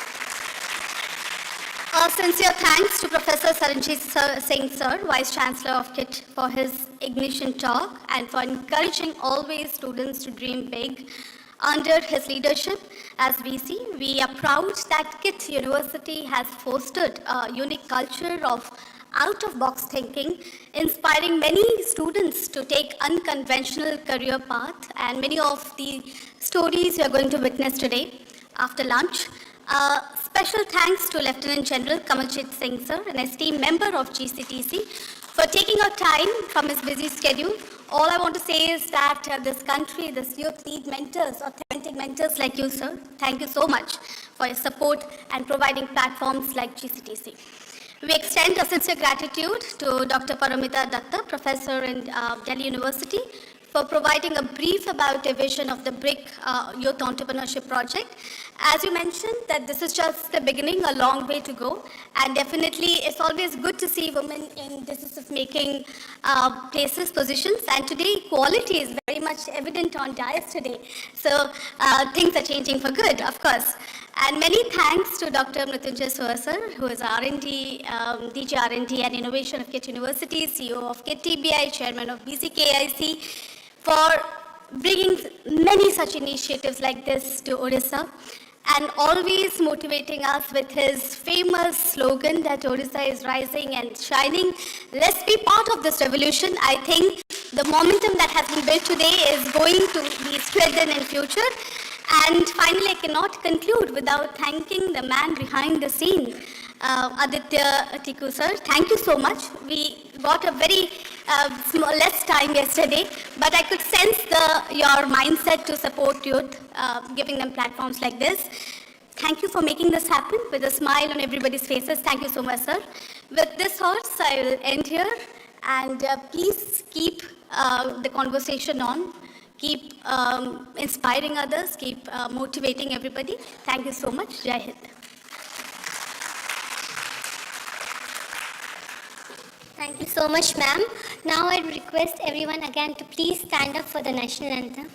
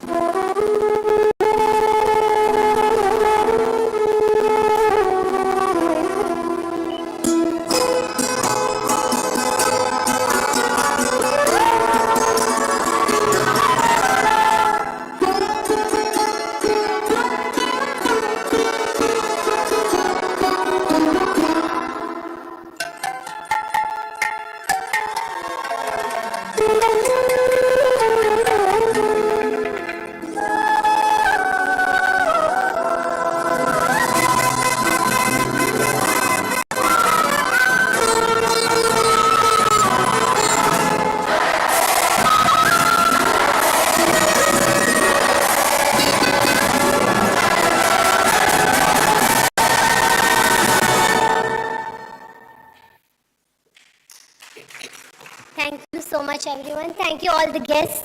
Now we will have our lunch and networking session. So I request all the guests, sorry. All the guests, please, you'll have lunch at the back side. All the participants, your lunch is up there. All of you will be reassembled here at 2:10. Thank you so much.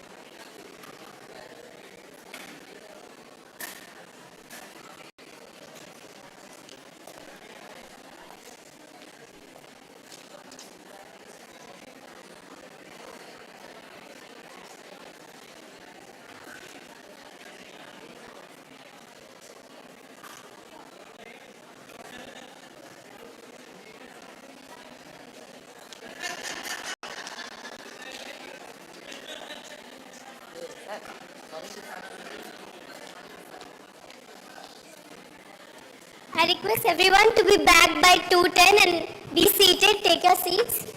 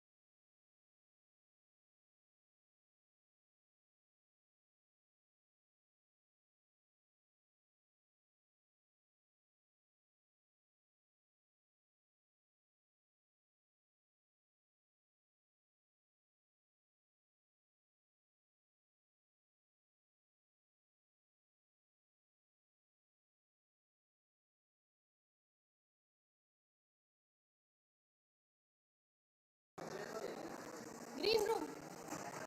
Green room.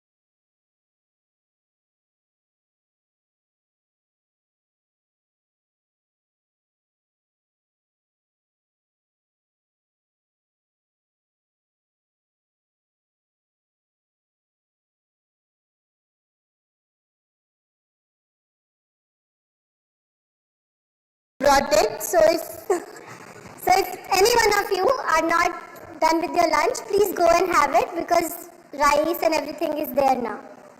Anyone if they don't have.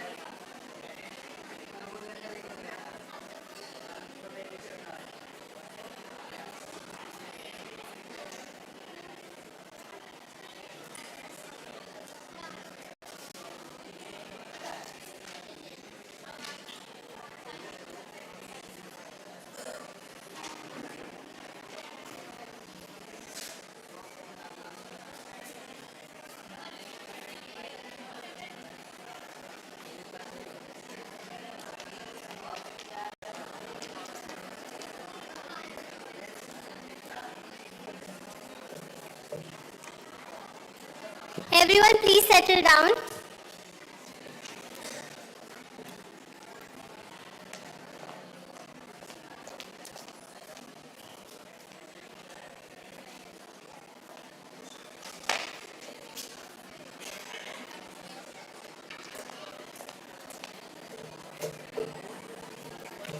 Before we start the session, I'll request the Fed team, they have a very short announcement to make. Please.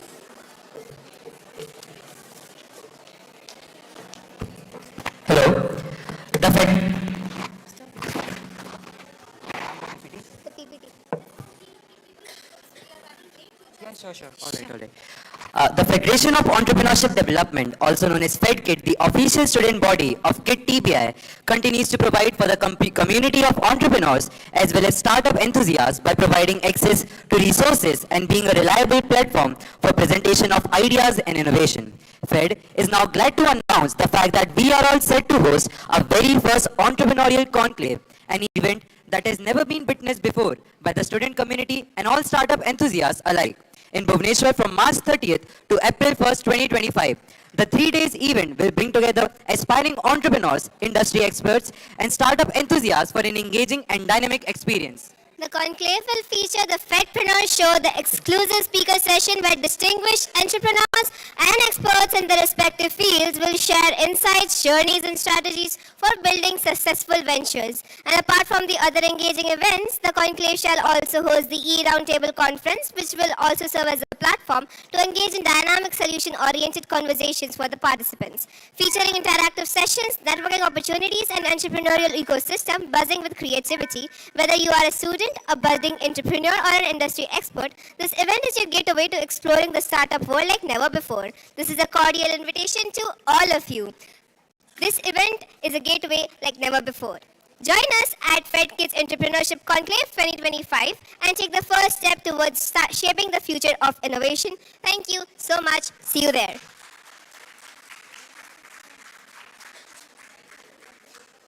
Thank you so much. I think you heard the announcement.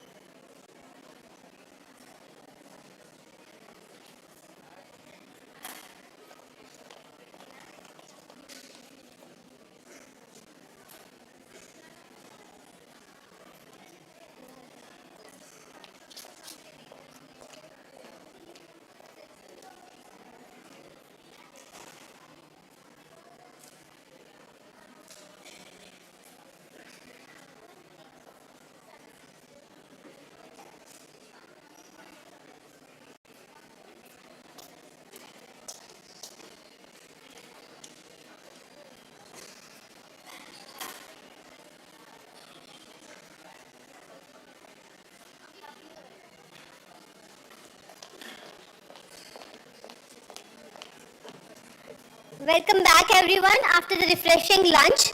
Now we are going to have an exciting startup showcasing session where the innovative entrepreneurs will present their groundbreaking ideas which is shaping the future. Get ready to witness cutting-edge solutions and inspiring ventures driving change in our ecosystem. And for that I would request the moderator of this session, Dr. Namrata Mishra, CEO BCKIC, to be on the same line. We are already there. And now I'll call all the startups. Mr. Lingaraj Mohandan, founder Credor. Please come to the stage, sir. Dr. Lalit Ranjan Manik, co-founder Medtel Healthcare Private Limited. Big round of applause everyone, you just had lunch. Miss Meenushri Madhumita, co-founder Think Raw Innovative Solutions Private Limited. Dr. Vijayananda Panigrahi, founder Biopreneur India Private Limited. Energy. Mr. Santosh Kumar Panda, co-founder Corellian Technologies Private Limited. We welcome you all, and over to you, ma'am. Ladies and gentlemen, boys and girls, welcome back to the pre-consultation workshop on empowering youth organized by Ministry of Youth Affairs in collaboration with GCTC as knowledge partner and KIIT University as a host organization. I very well understand that post-lunch sessions are very difficult to handle, but again, to gush your blood back to your brain, we have curated a very interesting storytelling session from 5 homegrown Odisha-based companies who have navigated the journey of entrepreneurship with their own challenges and opportunities and have carved their niche in the Indian global ecosystem. So to all the aspiring entrepreneurs here in this room, if you have a lot of questions, I'm sure you must be having many questions in your mind. A couple of you asked in the first forenoon sessions, like how to identify the problem statement, what happens if I go wrong, what is the pros and cons of entrepreneur, of being an entrepreneur, how is the life of an entrepreneur. So no more gyan now. You're going to hear from the horse's mouth the real life experience about entrepreneurship, how they started their journey. So please don't miss this, be attentive. Keep your curiosity on and ask as many questions you can at this time. Okay, this is a session specially curated for each one of you. So take this opportunity. So how the session will go, I'll ask each one of you to come here to share your journey, to motivate, and maybe one question, one from my side or maybe from the audience side. So first I will ask Mr. Lingaraj Manan, who is the founder of Credor, to come on the dais. Now girls and boys, if you have heard of blockchain technology, how many of you have heard about these? Yeah? You have read in the book. So don't think that these technologies are very new emerging technologies that only can happen in Delhi, Bombay. These are, it's happening here in Odisha and is really disrupting the supply chain management. So we'll hear from you how you started and what's the journey so far. Okay, thank you very much, ma'am. Yeah. Good afternoon, everyone. I hope you all have a very good lunch. So, okay, so my name is Lingaraj Mahanand, and I have founded this company Credor. I'll give you some background about me and how exactly the company Credor started, and I'll also tell you the journey about how we can get an idea to a business model. Okay, so like entrepreneurs are for, bringing certain solutions, selling that solution and earn some money out of that, right? So, so I'm a computer science graduate. I worked for a decade for the investment banks. I started my career with HSBC Bank, then Bank of New York Mellon, then Barclays. And I worked for a few fintech startups as well. So, since I have a background about banking domain, I was involved in the cross-border trade finance. So what is cross-border trade? Cross-border trade is something to do with the import and export. So in import and export, there are two things which are very important. First is the movement of the goods from one country to another country, and second is the movement of the money from the buyer's country to the seller's country. So, and both of these aspects are driven by the paper documents. There are, a set of 36 documents are being used in a single trade. In case you are you're selling a good from India to UK, then in that specific trade, around 36 documents are used. And as per the report by International Chamber of Commerce and World Trade Organization, 95% of the global trades are still dependent on paper documents. So I'll refer to the pre-pandemic era.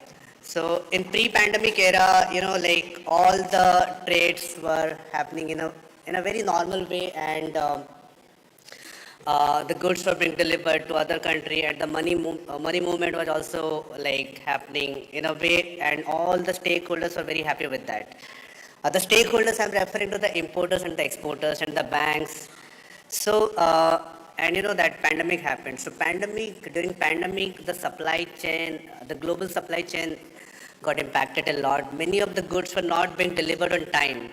And like the countries like Singapore or Middle East, they are fully dependent on the countries like India or the ASEAN countries like Malaysia, Indonesia for the agro commodities, and they have also dependency for the medicines. So all those agro commodities and medicines are not delivered on time. Why? Because the cross-border trades that were happening during the pandemic area, they were having the dependency on the paper documents. And during that time, we all were having a fear that in case we touch a paper, then we can catch the COVID virus, right?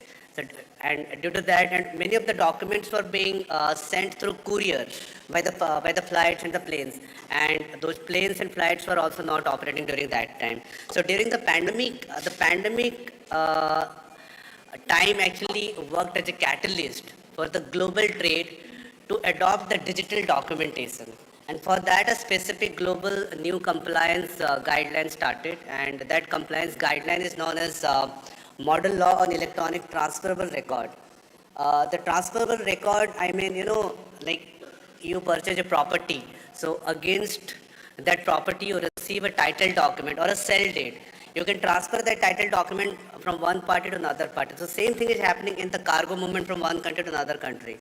So those documents are referred as are known as a title document, which you can transfer from one party to another party. So in the banking transactions, wherein the financings are playing a major role for making a payment to the seller from the buyer. So these documents play a very important role. So we have created a system wherein this entire documentation can be done in a digital manner, and all these digital documents will have the legal admissibility.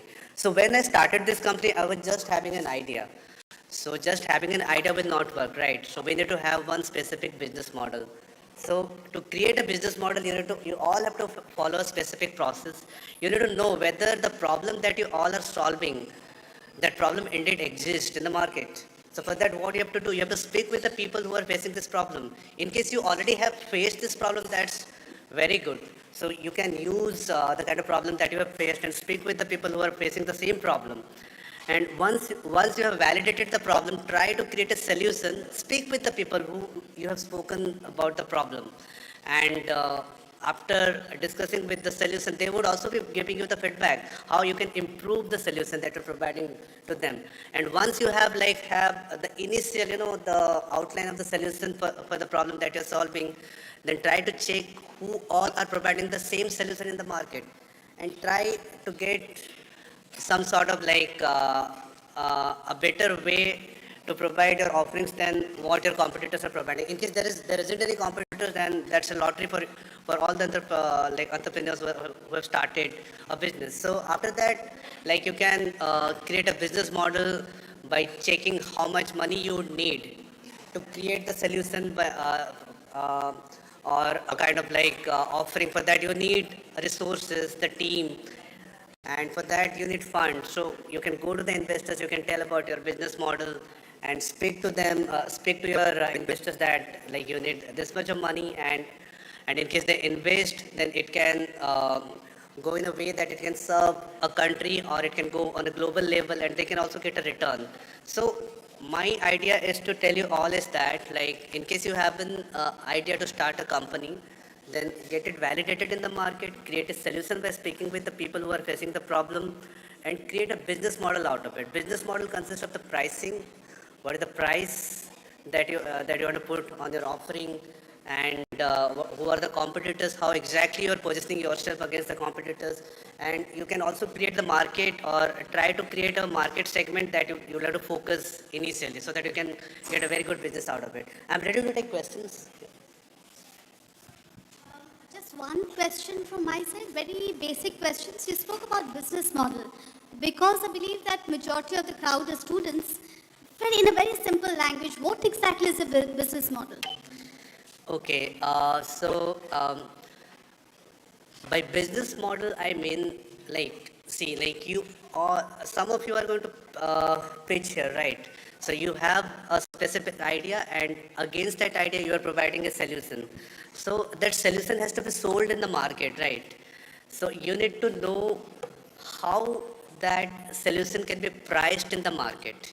Okay, because you are going to earn out of that solution that you're providing to the market segment that you're targeting. So business model that I'm referring to is something to do with creating a pricing strategy, targeting a specific market wherein you are planning to sell that product, and you need to select a specific segment wherein you can have a very good reach out to the customers. I would say a kind of beachhead market, or a kind of market wherein you can go and meet the customers in the same area. For example, like you can create a business model with a pricing and with some sort of service offering, and you can target Bhubaneswar area. You can see who are the clients that you can target.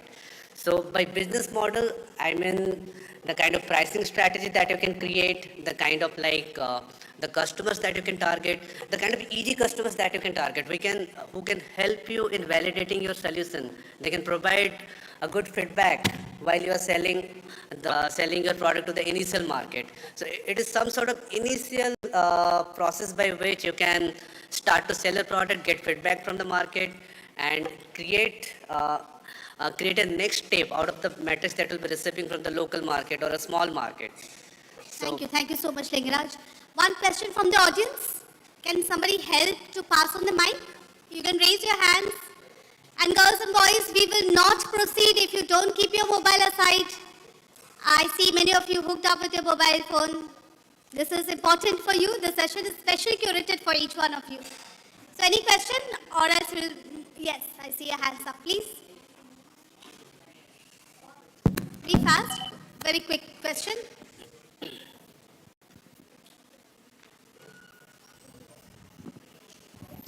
Hello.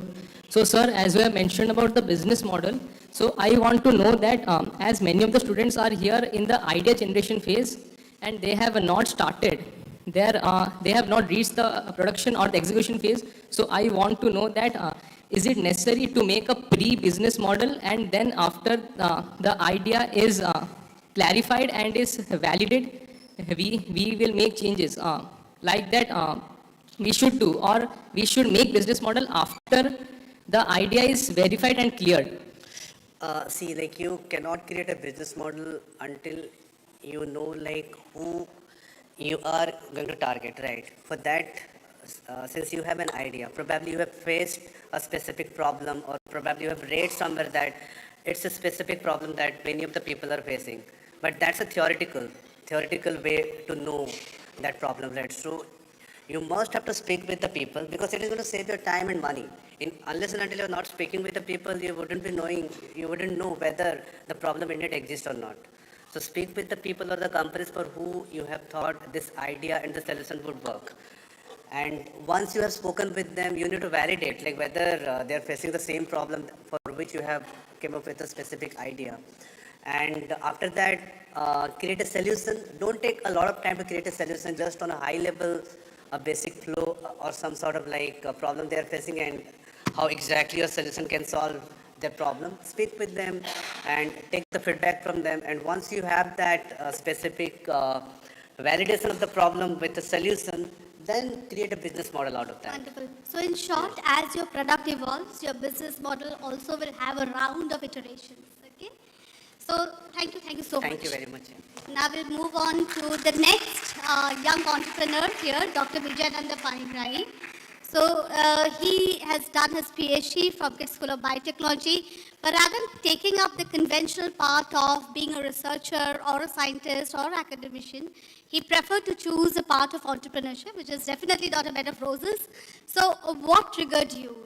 I know that your PhD problem statement became your the vision of your startup, but which is very rare, because generally we as doctorate, we take it as a career journey, never think about how to monetize your PhD outcome. So what triggered you to start your venture, and how BioPioneer started? Over to you. Thank you, madam. So it's a great pleasure for me to address all the young minds. I really happy that to address my journey. So everybody has their own journey. So I start I thanks to God, I'm here. I started my schooling career from Koraput. So after that, I come to Bhubaneswar for graduation. I started the career as a BSc Biotechnology. When I start, my four of the roommate has leave the biotechnology. So because there is no such scope. So at that time only I think that either we need to create something. If somebody is left, there is a very basic problem. So how we can address? So at that time only I think that I will continue this course and I will go through the deeper and deeper. So whenever I get a time in Sunday, I ride the bicycle from each and every bookstore. I procure some second-hand books of any of the biology books, maybe biochemistry, biotechnology, recombinant DNA technology, anything. So fortunately, I buy a book of Leninger only 170 rupees. So the another books I buy is very few rupees. Molecular biology of the gene Watson, it's around 400 or something kind of that. So at that time, that is also a 3,000 to 4,000 rupees. So there I started that I will never quit this field basically. So that is the trigger in my mind. So after that I completed my MSc at Berhampur University, then searching for the job, and fortunately I got the job at Institute of Life Science, where I found that a challenging task of the proteomics, and where the proteomics protein related work is very difficult, and there is a degradation of protein is a very crucial. So 2D gel electrophoresis to standardize, it will take me for more than 1.5 years of time. At that time also, if you will not reproducible or if you will not productive, supervisor will kill you, right? So in this way I started, and fortunately I got an opportunity to do my PhD over here, KIIT School of Biotechnology. That's why I always gratitude that KIIT has given me the opportunity to do the PhD over here. And I started my career as a biotechnology. So at that time, 2016 onwards, I worked on that at a particular chemicals called protease inhibitor. So at that time, I don't think that it will come to the market or it will come to the any particular product level, or we can generate revenue out of that. Interestingly, we fail more than 60 to 70 times to validate a single result of the protease activity. Then I found that it is interesting, but unfortunately or fortunately, that idea become dumped for few years. Then I started again, completion of my 2 paper publication. I started that idea, कि नहीं उसको तो करना है. So one of my friend is there, it's Dr. Rohit Singh. He is in Israel now. So I say that Rohit, if we will not do, then याद रखना इसमें बहुत सारा potential है. I will take all the credit. I will not give any patent right, any publication, nothing. So in this way I started, and important is KIIT TBI, they are supporting me, because whatever we are make, that is protease inhibitor, in India there is no such protease inhibitor company till now. We are the first Indian manufacturer of the protease inhibitor. So when I give this idea to initially Namrata madam, Chinmay sir and many other scientific community, they are said that initially few criticism also we face, because we are thinking about a traditional research idea.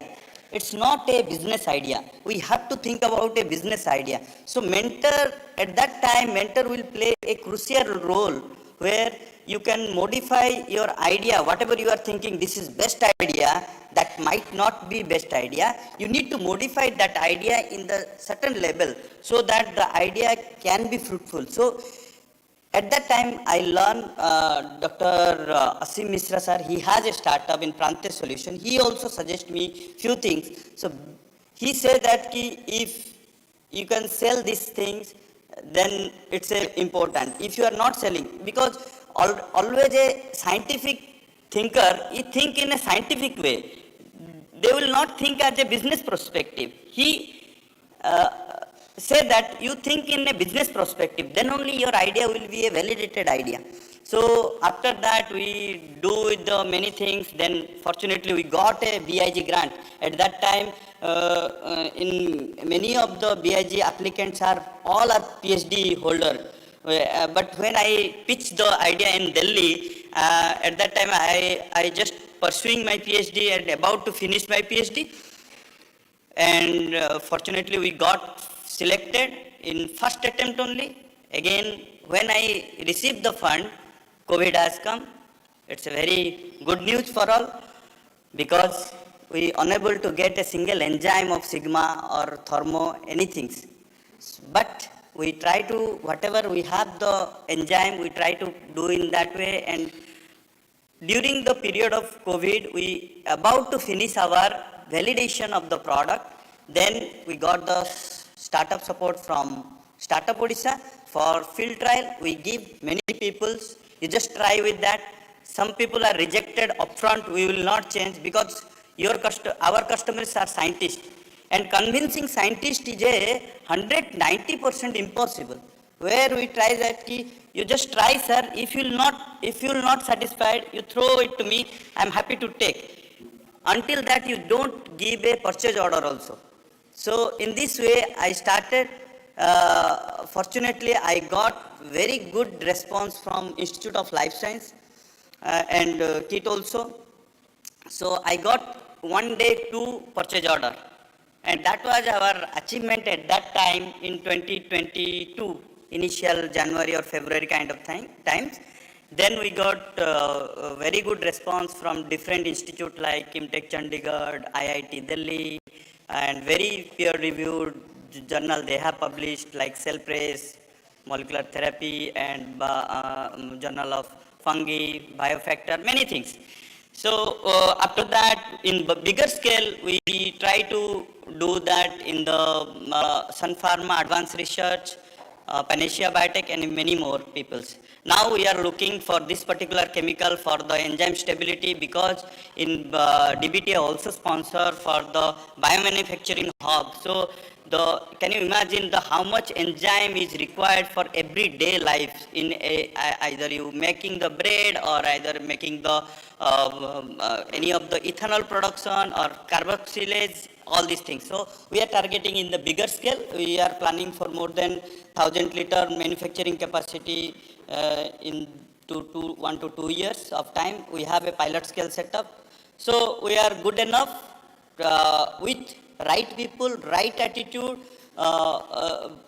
team member, and main thing is your interest, and especially you always gratitude to your mentor, those who are give a small feedback. That is very important. You can address, then you can proceed further, because you all are a student. Then it is very important to come to TBI or the place where you can get the idea, monitoring, mentorship, and all these things you can get fruitful out of that. Thank you. Thanks, Vijay, for setting an example to many.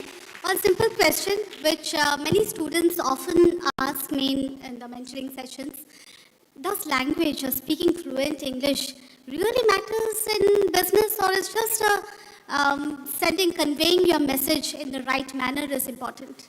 Very crisp. Very short answer I will tell, because English is matter, but if you are very convincing with your technology will speak. If your technology will speak, then anybody can adopt that technology and anybody can adopt the solution. So words speak, then words. Absolutely agree. Thank you, Vijayananda. Please. Thank you. So we will continue because we're running behind time. So we'll continue with this, and then at the end we'll open for discussion. Now over to Dr. Lalit, clinician cum entrepreneur, who is really trying to make healthcare accessible and affordable to all.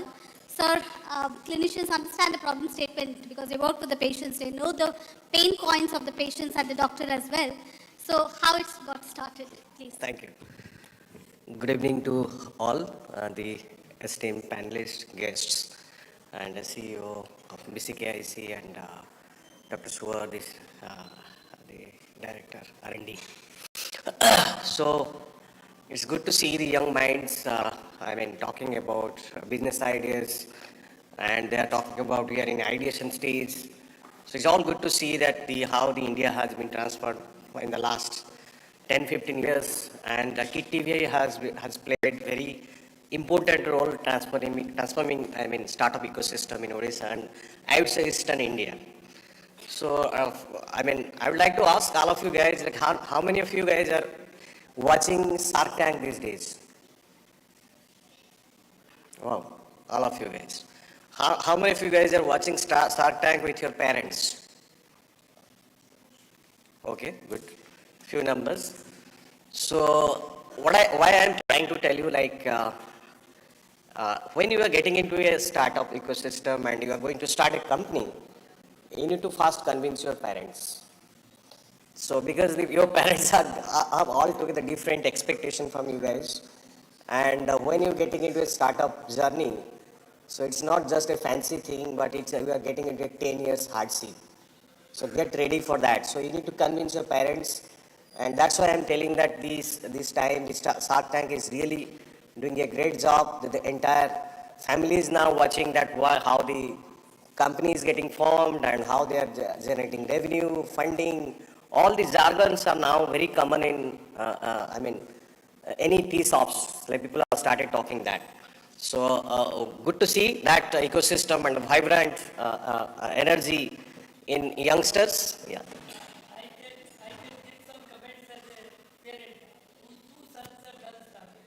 Sir?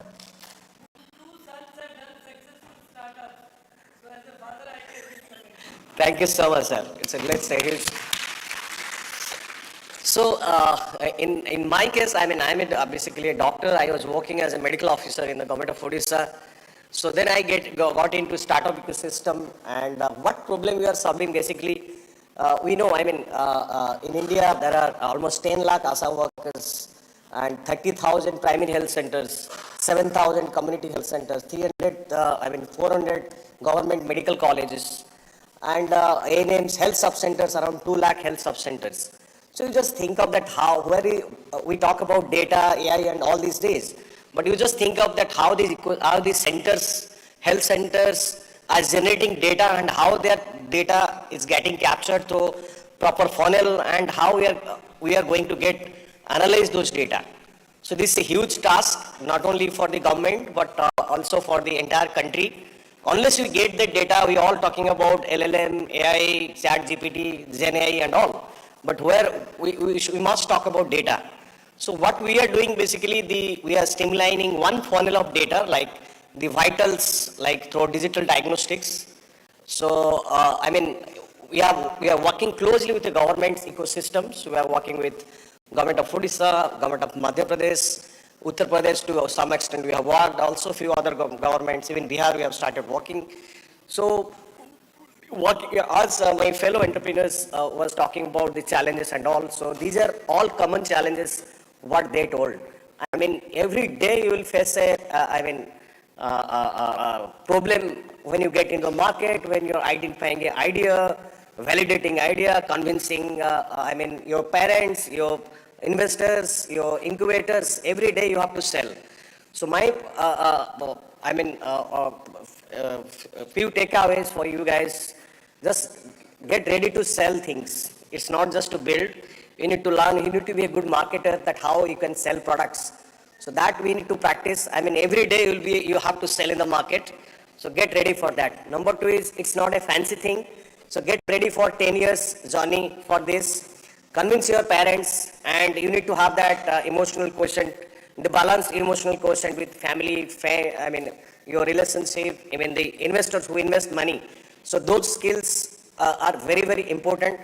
And rest of the things, it's all about identifying the area that you want to work for, And it's not just about changing something in a day or two. You need to focus on one ideas. And you also need to find that how big is the market for that idea. It's not just that idea will work and I'll build something I can't sell. Even if there is no big market, investor will not jump into your idea.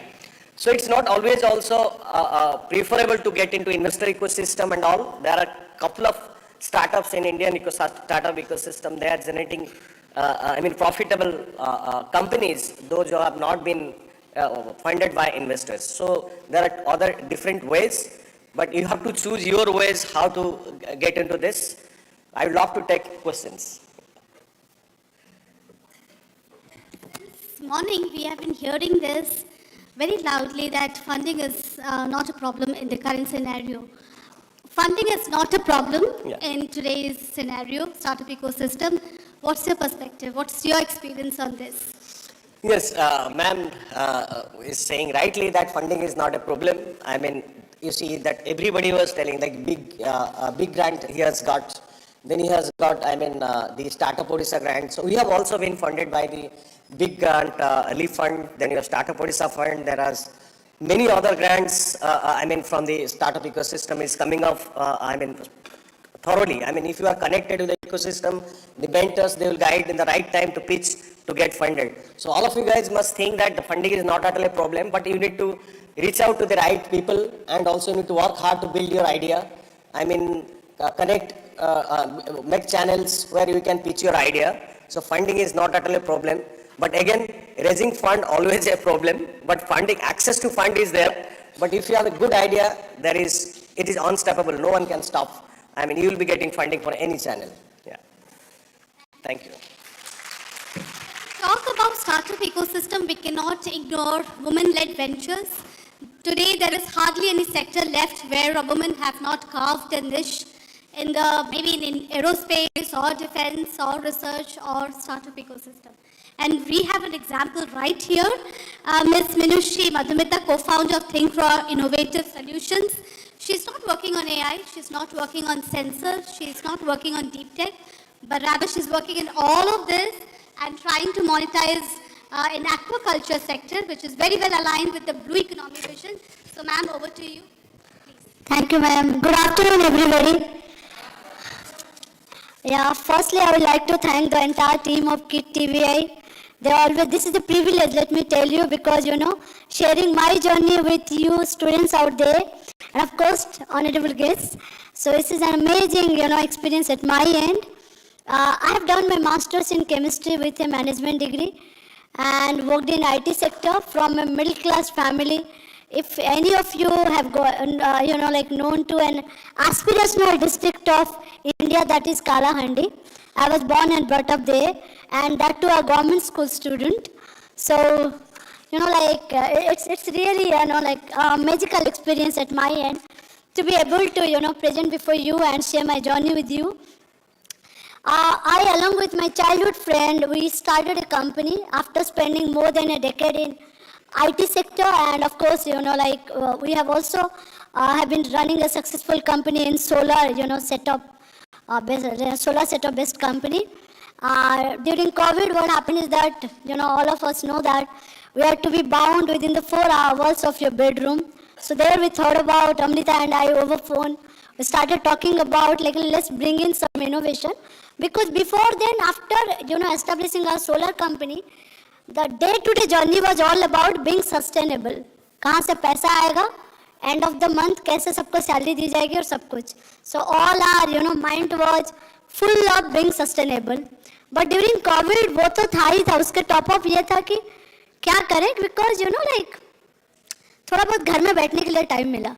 So we had already come across a lot of challenges in aquaculture sector and agriculture sector in India. And of course, we have got our experience in IT, we have got our experience in running a successful solar company. So we just integrated solar and IT and innovated a product. So that is a solar powered IoT enabled auto navigable solution for aquaculture sector. I won't talk much about my product because आप सबको अगर जानना है, so you all can check us out at thinkrawinnovations.com. I'm here to talk about, more like what are the challenges you people would face as a startup if you have got a dream to pursue with your idea. So basically, you know, like आजकल हम लोग बहुत जगह पे सुनते हैं ना, startup, ये स्टार्टअप ने वो फंड रेज किया, इसने ये कर लिया, lot of accolades, lot of awards. आप शार्क टैंक में जा रहे हो, अक्रॉस इंडिया आपको देख रहा है, फैमिलीज भी देख रहा है. बट मेरे जर्नी कुछ अलग से था. When I started my company after living my job as a country head of an IT कंपनी, my father who was a middle class government employ मुझे बोले कि पहले जा, go and see some good psychiatrist at AIIMS Delhi. सब middle class family है sir. पापा was always, मतलब उनका ही डिडंट गेट एनी एक्सपोजर ना, वो उड़ीसा के लोग हैं, हम लोग ऐसे ही थे. तो and even I was always a rebellious person, let me tell you. When my parents want to get me married, I just told them that either you let me follow my dreams or I will leave my place altogether. So then my parents were forced to like let me do what I wanted to do. So similarly, I was always a rebellious person, or I think all my startup friends will, they will.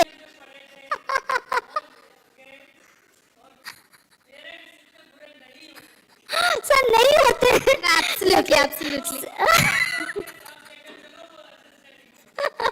Thank you, sir. ये जो sir ने कहा, ये please इस चीज को आप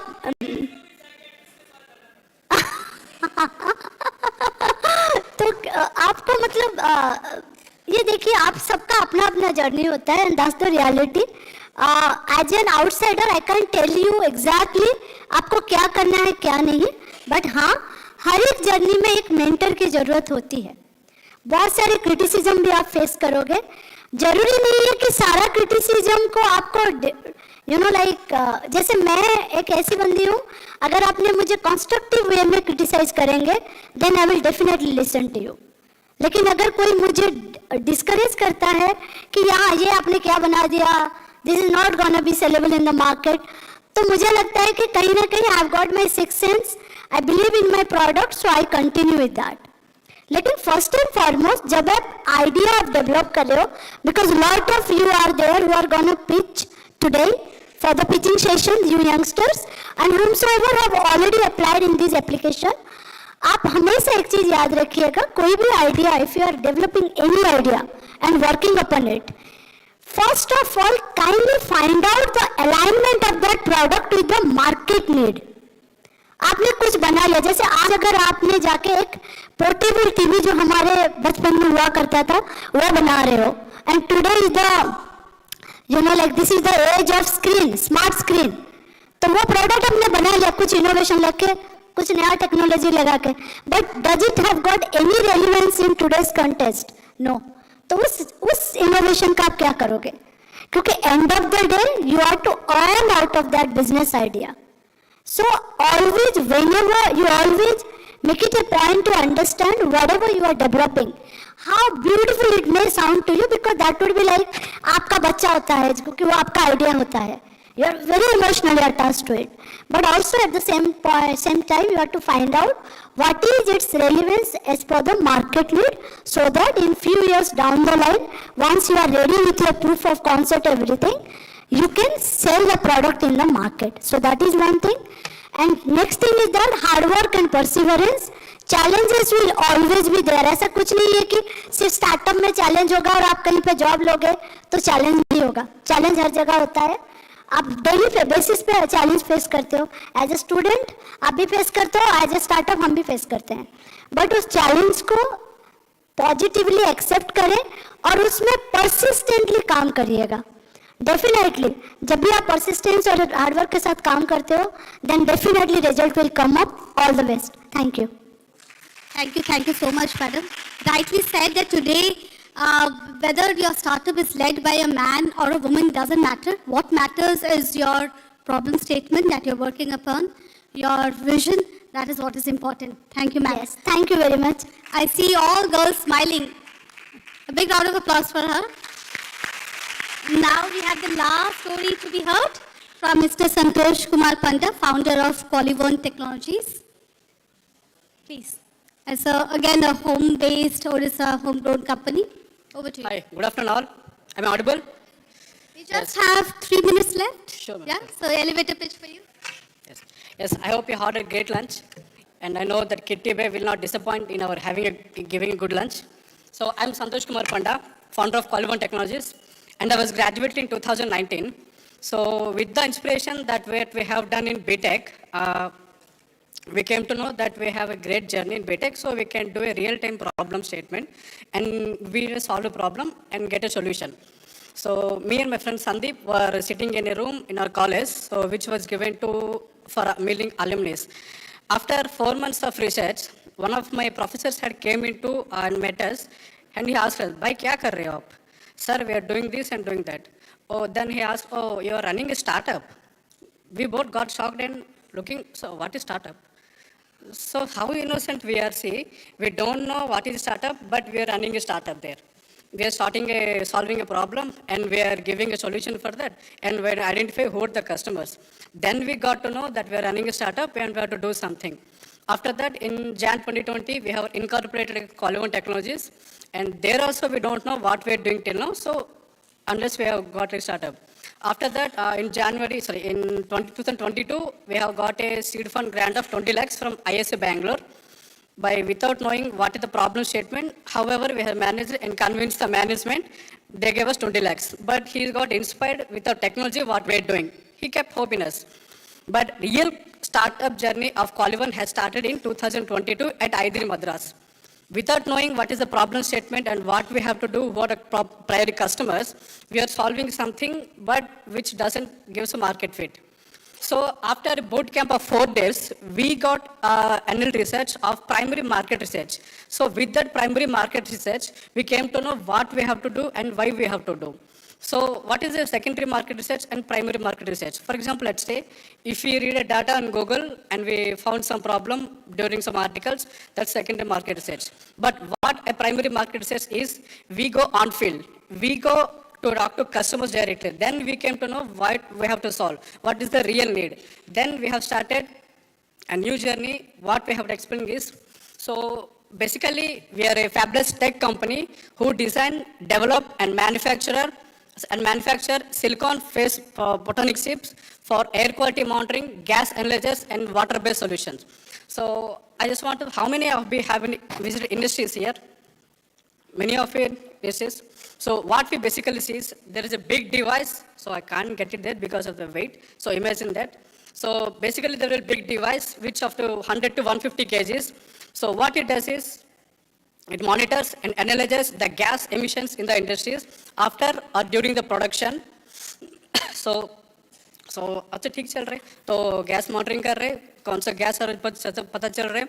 So the basic problem is, it is immovable due to of its weight, and so and as we spoke to the customers, or say the industry leaders, they have mentioned as that due to immovable, there are many connections there are jumping wires, so the weight is not properly good, and we are not calculating the accuracy, and we are not getting the many more problems they have said. And final problem, they has the priority, what we made is, they are not getting good efficiency and not good accuracy because of having higher cost device.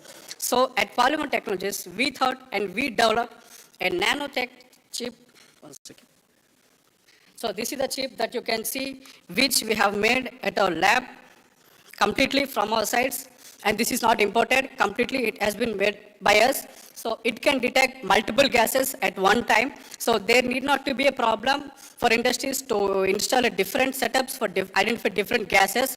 So as this is a single setup for identify multi-gases, and we are not restricted to identify a single problem, and we are opening our sensor technology to identify and to explore many applications like detecting microplastics in oceans and seas, and also we can enter into space, and also we can enter into the defense. So hope, as I forgot to mention, we have tested it in IIT Madras laboratory, and we got NH4 ammonia as for 75%.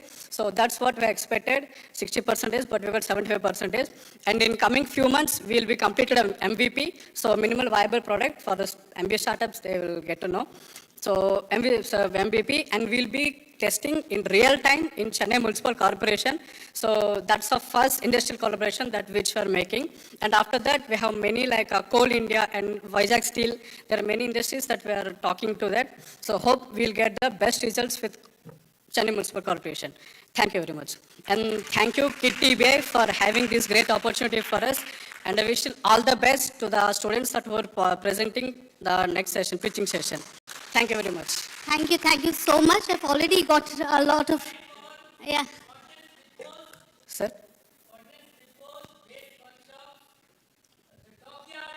Yes, sir. Yes, sir, yes, sir. Yes, sir, the coal mines and landfills, everything we are talking. Yes, sir, sure, sure. Like we're in talk with also pharma industries and many oil countries. Thank you. Thank you. So we have come to an end to a very interesting session. I just want to thank to each one of you for believing in KIIT TBI. Today, KIIT TBI is known for startups like you. So thanks for allowing us to be part of your exciting journey. That's it. And one message for all the young students out here that dream big, follow your passion, believe in yourself, and you might fail, doesn't matter. So seek mentorship. Keep learning, keep relearning, and have a strong voice like sir. He doesn't need a mic. Okay? So thank you so much for listening. Now we'll head up to a very interesting session again from students pitching their ideas, and they're very interesting ideas. So please don't leave this room. A lot of things that is going to happen now. Now we'll felicitate. Yes, I'll request sir also to come and felicitate the startups. So please. And students, be ready. And we were talking about embracing the challenging and facing them. You have a challenge. The 3 minutes have been reduced to 2 minutes. So please finish in 2 minutes so that all of you get the chance to present.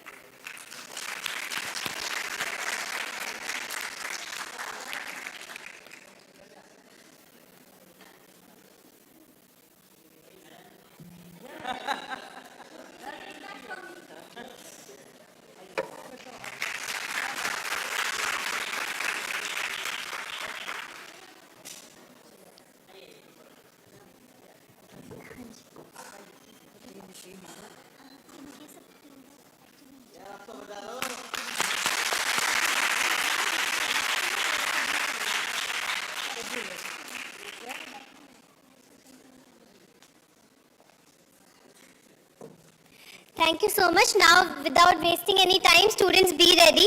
And before I call upon the students, I would hand over these evaluation sheets to the jury. Brigadier KK Naik ji, ex-scientist NTRO, Dr. Chinmay Sarangi, Principal Scientist CSIR IMT, and Dr. Namrata Mishra, CEO BCKI. I will submit, give it. So we have 3 jury panels, Dr. Chinmay Sarangi, Brigadier KK Naik ji, and Dr. Namrata Mishra. So there is a change in the format. It was earlier said 3 minutes, now we'll stick to 2 minutes because the Director General of DRDO is also going to join us to motivate all of us. Top class scientists, world class motivator. So you'll hear from them.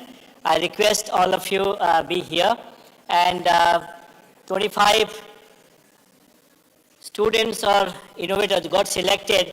Please arrange yourself somewhere, right? So that you don't waste time in coming on the dais.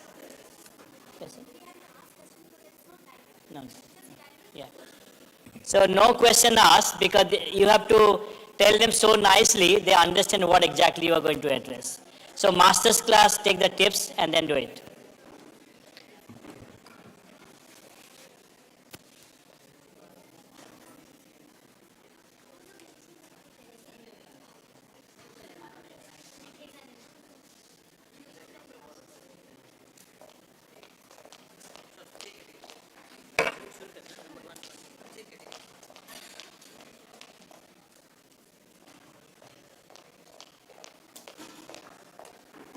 So the first one is Dibakar Bala, IIT Madras, and he will be talking about credible protecting citizens from fake professionals.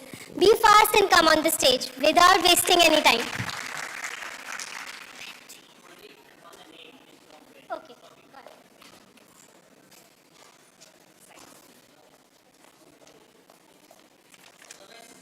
Thank you. Thank you, sir.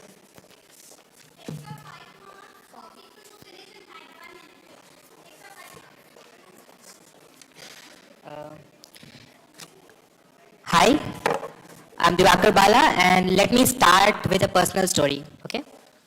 Hello? Yeah, I want a refund for my failed transaction. Sure, OTP, wait. Yeah, 564848. And just like that, I lost rupees 4,000 to a scammer. You know the irony, I am an IIT Kharagpur graduate, working as a scientist, and yet I fell for it. So, but I'm not alone. In India, impersonation scams affect millions annually. From fake IAS officers to railway officials, the scams drain over rupees 10,000 crore yearly. But there's an even more fundamental problem. How can a common citizen verify if an ID is actually genuine? So when a salesperson shows an ID card at your doorstep, how would you know what a real company ID looks like? So the solution came to me during a trip in Malaysia, where I saw that an amusement park employee was using a QR code on her ID card for a review. That's when it clicked. Why not use the technology to prevent scams? So, introducing Credible, a blockchain-based ID verification system that lets anyone instantly verify the legitimacy of professionals.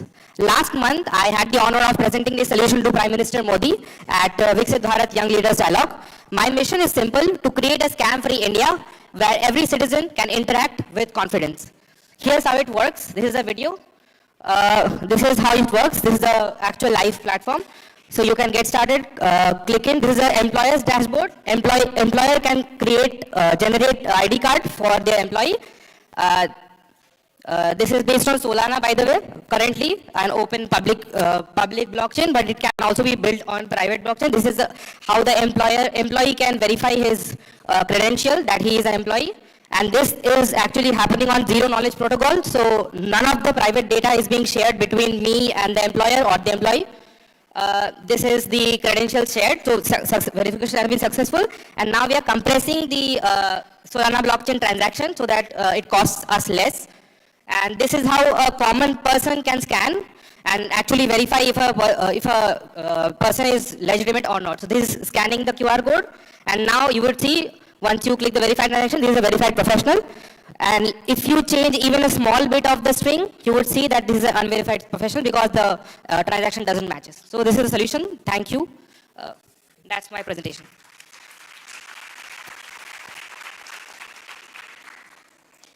Thank you so much. The next one is Shubhankam Biswal from Trident.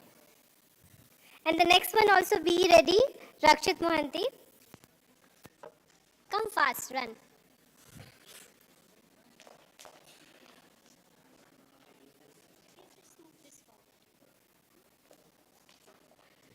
So hi, good afternoon everyone. I'm Shubhangam.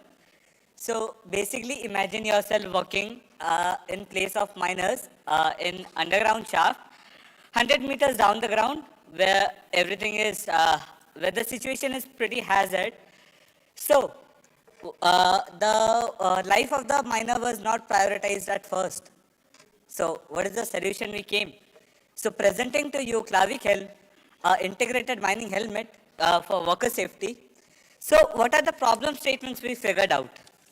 There was no centralized situation monitoring, no real-time health data.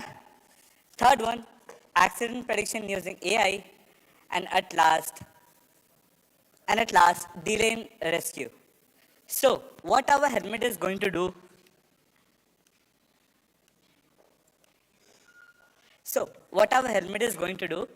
It has embedded sensors, GPS modules, and everything present in that, which would be able to give us a analysis of what's going in and around the mine shaft. So, this was us doing the ground trials on an open shaft query. So, mine workers often miss a real-time risk relying on post-shift checkups. Apart from that, monitoring system lacks real-time data, and this field has no AI implementations yet. So it is an open field for innovation. So that's why we chose that. Coming to the business model, our revenue stream would be selling the integrated helmet. Okay, before that, all these problem statements were validated by industrial experts. We did talk with industry experts from Mahanadi Coalfield. So they gave us some inputs about these, and they did quote us a price about like how much they want to spend on it. So our business model is based on that. Thank you.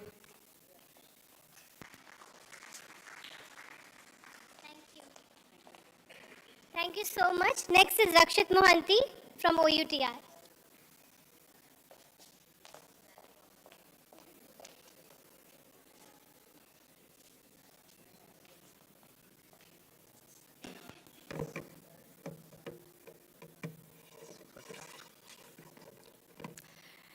Namaskar, respected jury members and dear visionaries gathered under the roof.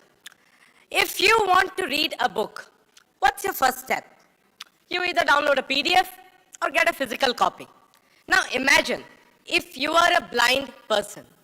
You do not enjoy any of those luxuries. Research say that only about 1% of the academic books, forget your novels and storybooks, only 1% of the academic books are available in Braille format.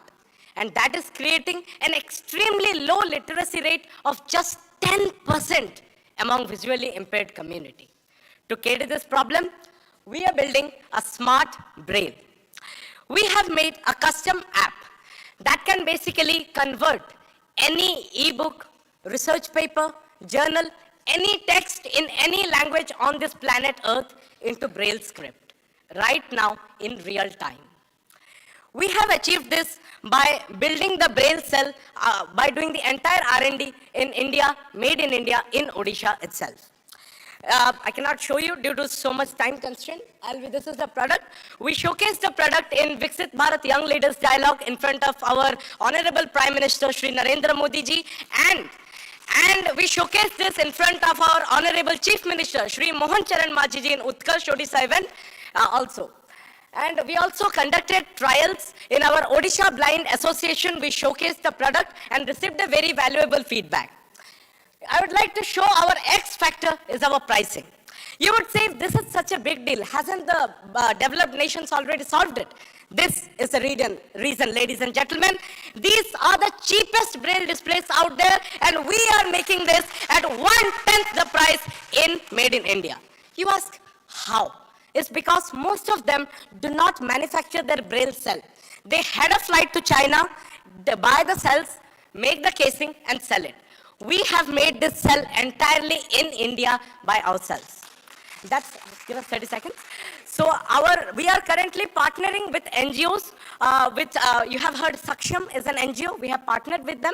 Currently, we have the patent pending stage. We are showcasing this as a trial in blind schools. In next 6 months, we'll be rolling out the version. And I have only one dream, that at this price, forget a blind individual. Even 50% of the blind schools can't afford it. So we want to make blind education and resources available to each blind brothers and sisters. Thank you and have a great day.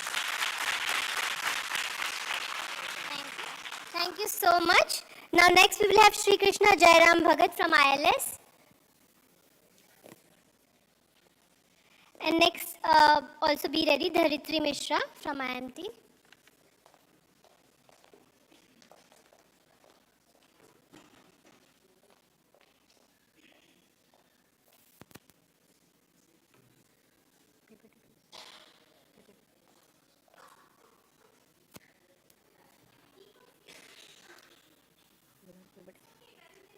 Okay. Good afternoon, everyone. Myself, Sri Krishna Bhagat from Institute of Life Sciences. To this ideation program, I am presenting my simple idea, that is rapid bacterial load assessment kit for on-site monitoring.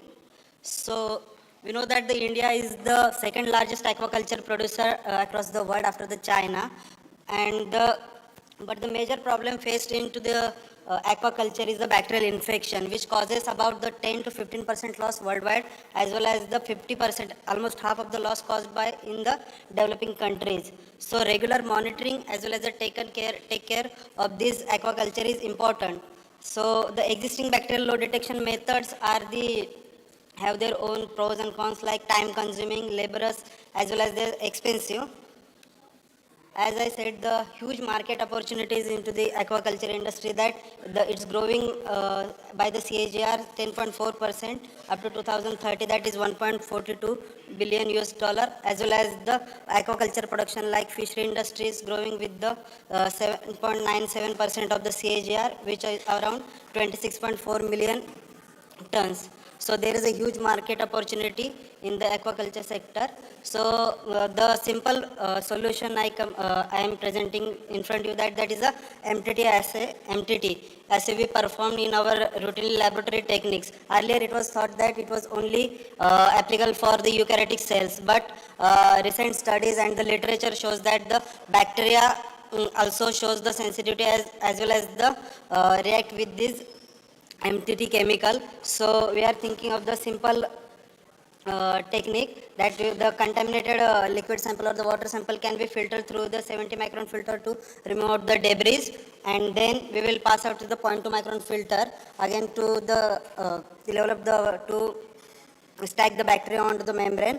Then the addition of the yellow MTT solution to form the Parmesan crystal, and the incubation is almost minimum to the 30 seconds. So within a 30 minutes. So within a 30 minutes we will develop the crystals, and we are customizing the dissolving solution for the MTT crystal, that Parmesan crystal. And with the help of this dissolving solution, we are providing three solutions, providing the color strip into the kit, so that the qualitative as well as the quantitative measurement of the bacteria at the real time we can assure, as well as the with the help of the portable spectrometer we can also measure. And the third we are targeting, that is a bacterial count application, which can be with the help of the intensity we can monitor.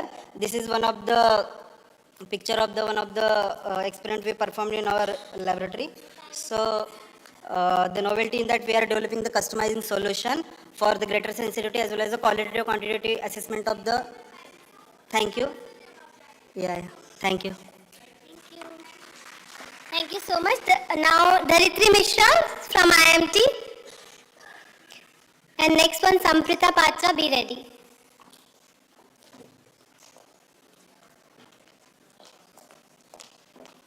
A very good afternoon to all of you present over here.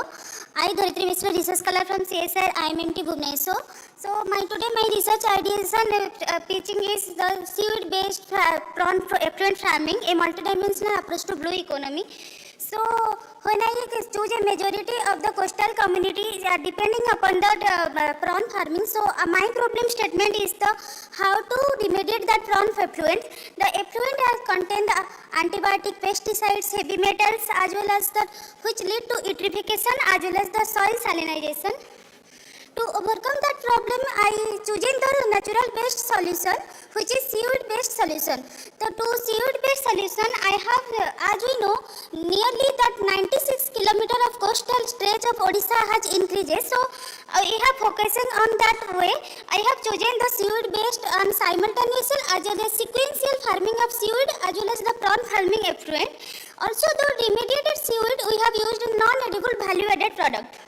So the novelty of this approach is to species combination of seaweed as well as prawn, both native as well as the exotic species, and that the simultaneous and sequential method which is not done previously.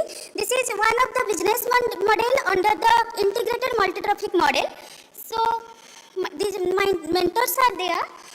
So these are major highlights. I have associated one Pan-India project in 2023-24, which one is the survey of Odisha coast to do the pre-feasibility study and the location where we have going to cultivate seaweed. And I have cut Kappa ficus as well as the Gracillary edulis, which are going very well in the Ganjam district as well as the Puri district. So out of 17 sustainability goals, 7 sustainability goals are directly or indirectly associated with the approach. So by aligning this approach, we have confident about this approach or this idea supporting both socio-economic development. Thank you so much. Thank you so much, students, for maintaining the time. So next, Samprita Patra from Gandhi Institute of Technology. Fast.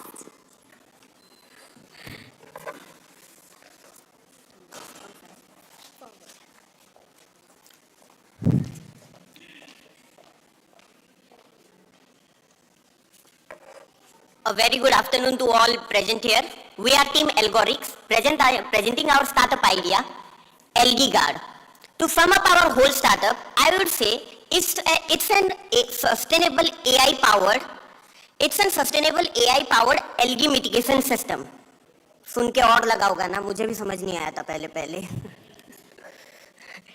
In simple terms, जो हम नदी के ऊपर या तालाब के ऊपर algae देखते हैं, वो दिखने में बहुत छोटे से होते हैं, लगता है कि इसका कोई बड़ा इम्पैक्ट नहीं होता होगा. But according to a survey and according to data, Odisha loses about ₹500 crore all year annually because of this HABs or harmful algal bloom.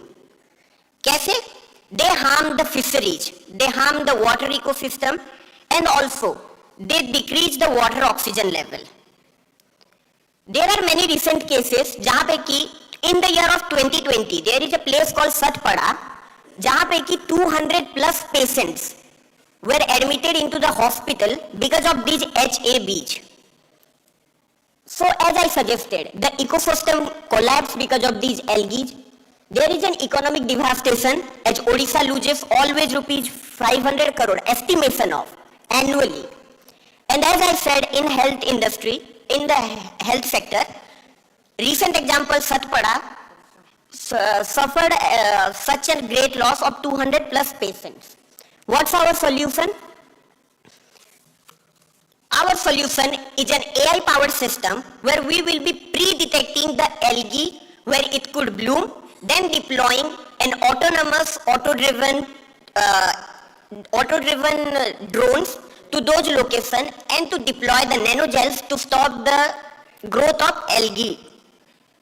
So as I suggested, it will be first detecting the algae through the AI, then we will be neutralizing that algae through the nanogel deployment. The simple workflow, as I stated, we will be using sensor which will be holding data. Then this will be going to the drone which will be locating the locations where the algae production or the algae could bloom. And then we will be deploying the nanogel and we will be monitoring the location for the further details. The market size of this is very vast as it is estimated. Just 1 minute. As it is estimated that by 2027, it is around, the HAB mitigation market will be around 4 billion. Business model is first the B2G. We will be supplying it to first the government, and the revenue model is to government. Thank you.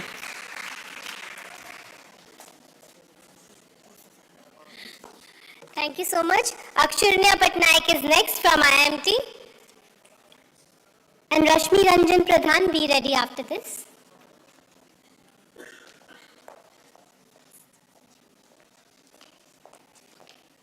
A very good afternoon, everyone. I am Aksharnya Patnaik, a research scholar at CSR IMT Bhubaneswar.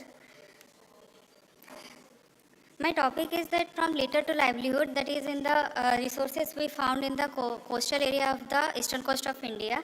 So plastic pollution is a global pollution. Every year millions and tons of plastic waste generated in the coastal areas, and it litters the coastal areas and choking the rivers.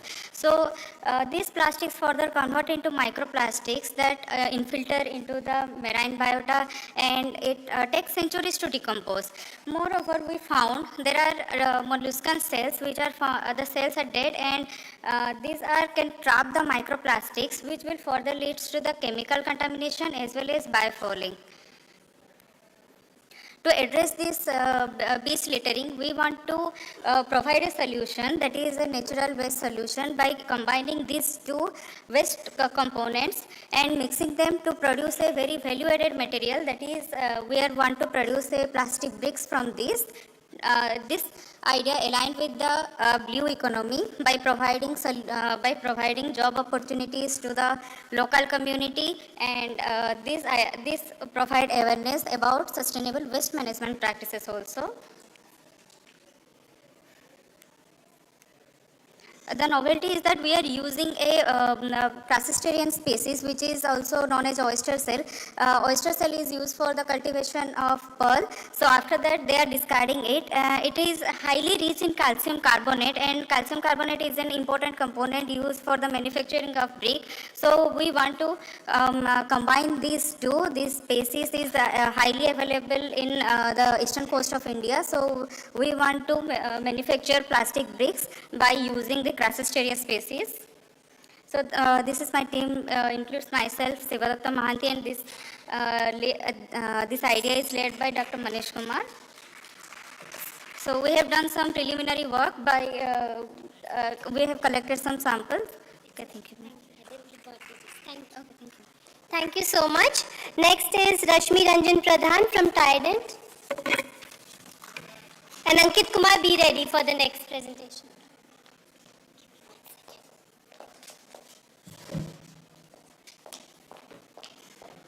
A very good afternoon to all. I am Rashmi Ranjan Pradhan from Trident.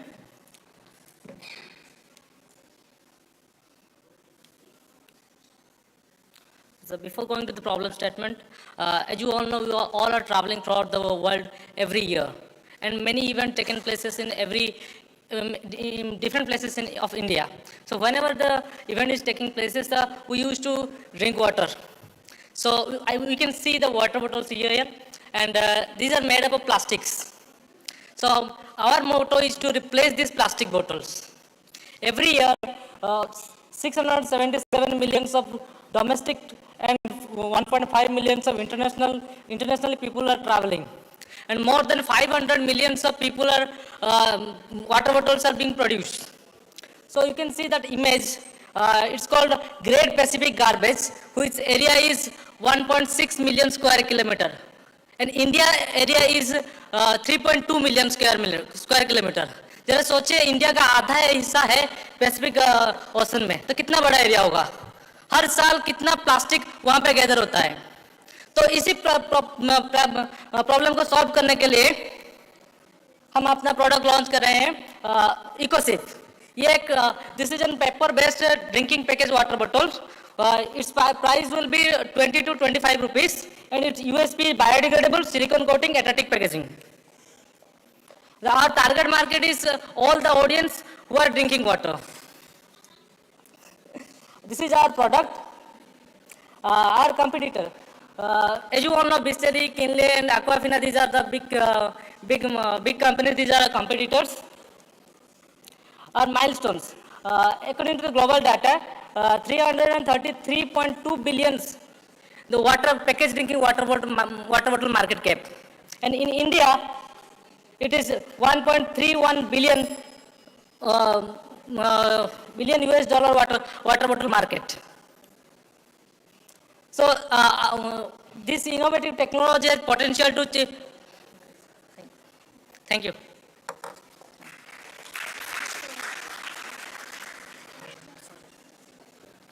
Thank you so much. Next is Ankit Kumar, KIIT University. And next, Samal, please be ready.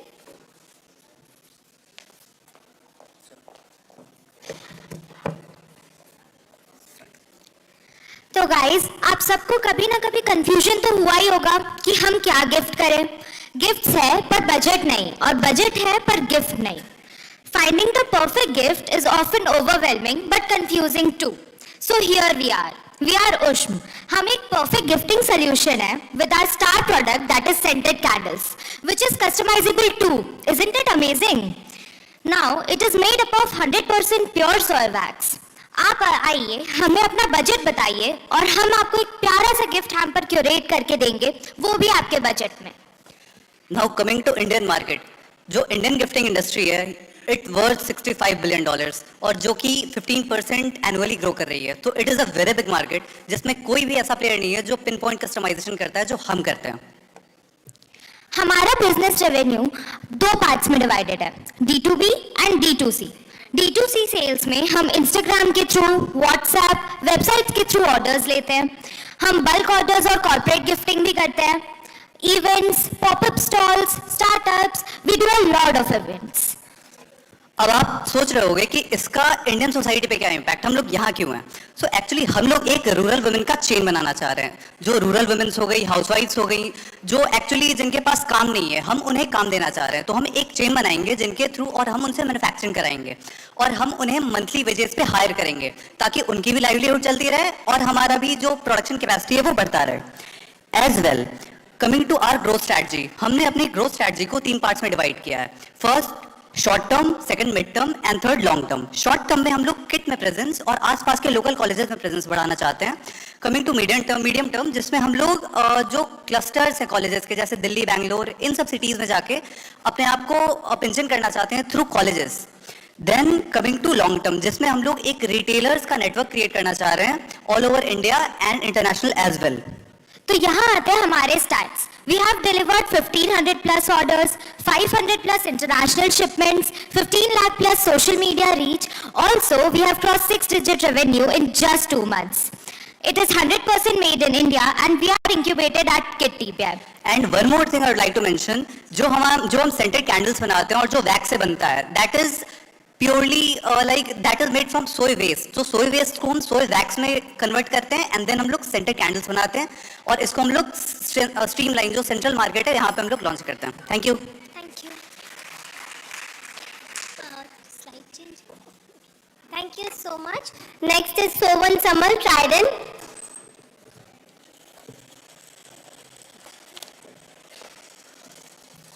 Hello. We are Team Mirage X and we aim to develop a startup. We are Team Mirage X and the aim of our startup is to build an ecosystem which works in the field of education, smart city development and home automation. In our society, the persons with hearing impairment or deaf and mute people face challenges to communicate with other people. Since education should be accessible to all and to bridge the gap in education and for seamless communication with others, we have come up with this virtual smart board which can be controlled using hand gestures and sign language recognition. We have developed this interactive smart board that recognizes sign language in real time and converts it into English text and vice versa. And it supports hand gesture controls, allowing students and teachers to interact with digital content without touch, making learning more fun and engaging. So our team is also working on smart city development. So right now we have done a project which is real-time project.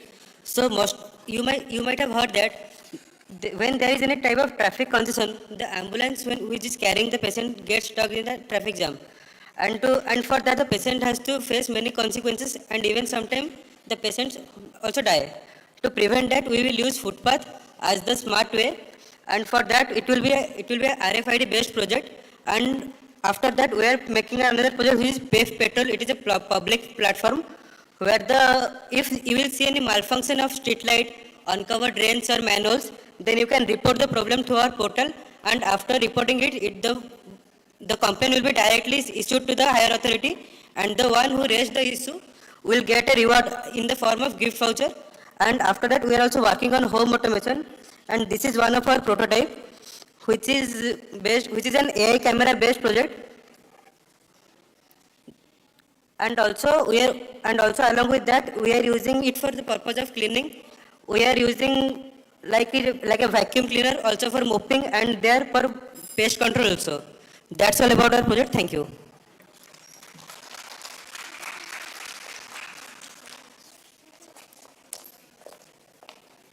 Next we will have Deba Sarita Das from Revansha University, and Sarthak and team please be ready after this.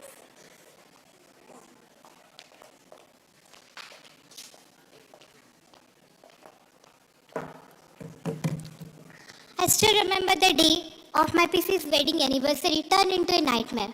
My grandfather passed with a heart attack. We rushed him to the hospital, but it was too late. He was gone. That day I realized how short a life can be. That's when I started working on HeartGuard AI Power Portable Oxygen Masks. Imagine just you are having a portable mask in your pocket that detects early signs of heart attack and also prevent real-time in heart attack patient. So why I am coming to this over the period when I started working on this, I felt that it's not just a mask, it's a smart device that work with all kind of smart devices. Maybe Android, maybe Apple, maybe smartwatch, maybe smart devices. And the benefit is that when you are having that device or that software, it indicates you an emergency SOS as the HeartGuard continuously monitoring the system. So when it's any kind of arrhythmia occurs in the heart patient, so it immediately message with the red symbol, please wear the mask immediately. But as it continuously monitoring, after the situation getting into control, again it message and call you, now you are on the safe mode. But if the arrhythmia get into the odds case, it will pop up with a message and alert, please press the button for the oxygen therapy. And as the oxygen therapy started, at the same time it will again send the emergency SOS with the contact with the GPS module. It will send emergency SOS to the nearest hospitality location, emergency contacts and dialing 108. Within a second, the ambulance will reach to the patient exact location. As it is rechargeable and the battery is with that, so there is no problem with transportation, and as it portable, so there is no any problem with this device. By preventing real-time intervention and immediate medical assistance, HeartGuard assures. Thank you so much for the thank you. Next we have Sarthak and team from KIIT and Ashutosh Lenka, be ready.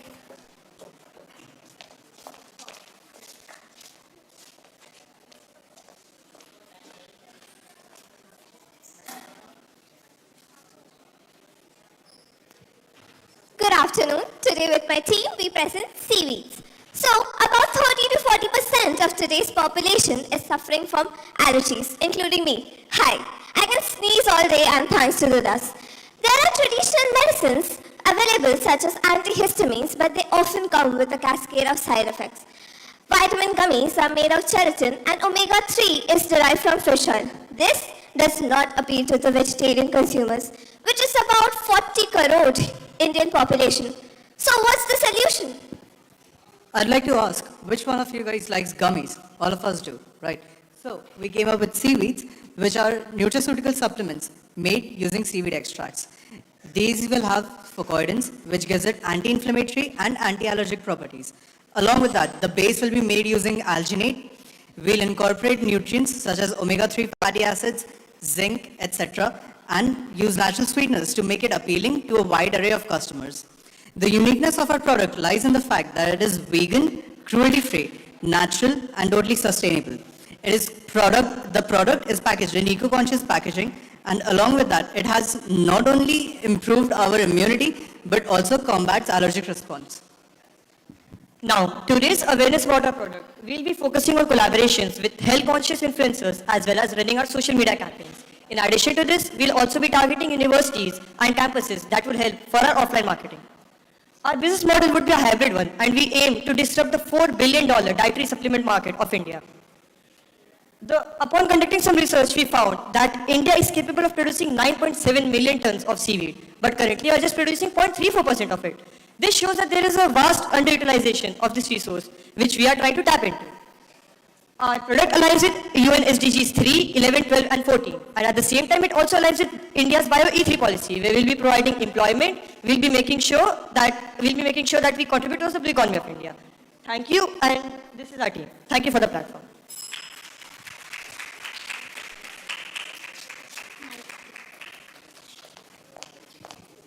Thank you.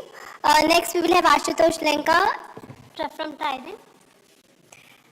Pankaj Lochan Sarangi from SIPET, be ready.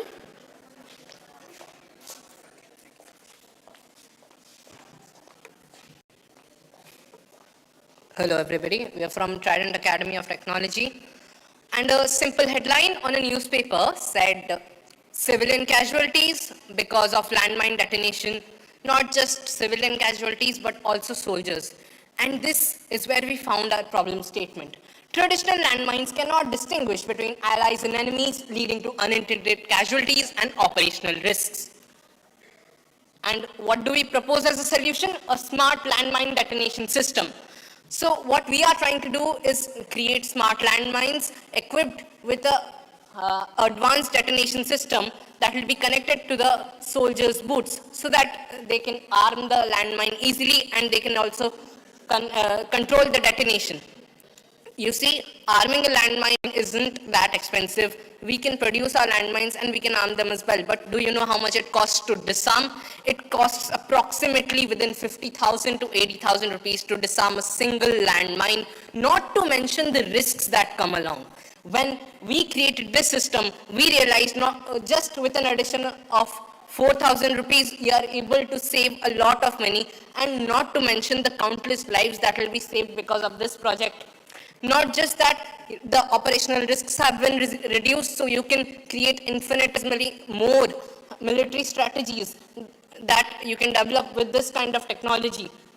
With selective detonation, not just deciding when the landmine detonates, you can also decide if it detonates or not. It also comes with security so that nobody else can control the landmine besides the operator assigned to the landmine. This technology is advanced and we ensure that our soldiers do not have to suffer because of these malfunctions. And hence, we can also include data regarding real battlefield information and coordinates and etc. But basically, this device, it's the first of its kind. DRDO did research on landmines, but they couldn't make anything like this. This is our project and that we worked so hard to create, and we really hope this project that we are doing for our country will save countless lives and also help create better ecosystem in the military defense systems. Thank you everybody. Have a great day.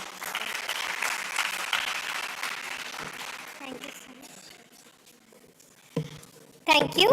Next, we will have Pankaj Lochan Sarangi from Simpet and Rashna Kole. Be ready for the next one. Hello everyone. Good afternoon everyone. Good afternoon judges. So this is my proposed solution for now what is going on. That is bilayer breathable bactericidal box. We are invented some B3 box for proper care of food storage system and for transportation system. So this is my team members. And this is my introduction, like what are our basic requirements, what is the proposed solution. That is protecting the fruits against external factors like you may say load, mechanical shock and exchange of the gases. And the most important thing is prevention of the microorganism. We are creating those products like 2-in-1 product. So this is my proposed solution what we are created. So this is my box which we are created by the help of integration of biopolymeric film with nanotechnology, and the most important thing is CFB box, that is corrugated fiber box, which is also environmental friendly also. So now this is the stepwise prototype and dependence plans. So this is the main factor where the production, let's see, we talk about the production of the tomatoes. You may see that thing in rainy days. आपको ये production का rate जो आपको मैं दिखाई दे रहा हूँ, जो कि हमारे जो प्रोडक्ट के लिए सफिशिएंट है, जो कि मार्केट लेवल को एक्सेसिबल कराने के लिए. What our novelty, that is of advantages of B3 box, we are integrating the polymeric film inside the CFB box with nanomaterial which will prevent the bacterial growth inside it. And this is the USP, that is cutting edge blend of corrugated CFB box with polymeric film, which is much important. Like अभी आप जो plastic crate दिख रहे हैं उसमें जो भी transportation होता है, जो भी कुछ होता है, लाइक टोमेटोस बताओ, वेजिटेबल्स बताओ, जो भी होता है उसमें क्या होता है कि माइक्रो ऑर्गेनिजम्स ग्रो कर जाते हैं एंड उसको स्पॉइल कर जाते हैं इजीली, है ना. So this is our primary target customer and secondary target customer. You may see here. So this is our market size. We have analysis by TEM and this is our impact. So this is our conclusion. We have already worked under BRICS schemes under production of the polymeric film for the preparation of biodegradable metal oxide nanocomposite, which will be synthesized by the environmental friendly method, which is no impact for environmental. First point is this, and second point is our unique selling point is that our cost of this box is only 150 rupees. Only 150 rupees as compared to plastic crates, which have almost cost of 250 rupees, and they are starting from 15 kgs to 20 kgs. Here, this is the simple prototype I have shown here, that you may see the inside is the polymeric layer, outside there is a perforation hole, which will allow the air to breathable, and the use of nanometal, which will allow the breathability along with and the antibacterial property. Thank you so much. Thank you so much. Next is Rachna Kole from KIIT, and Ahona and team be ready after this.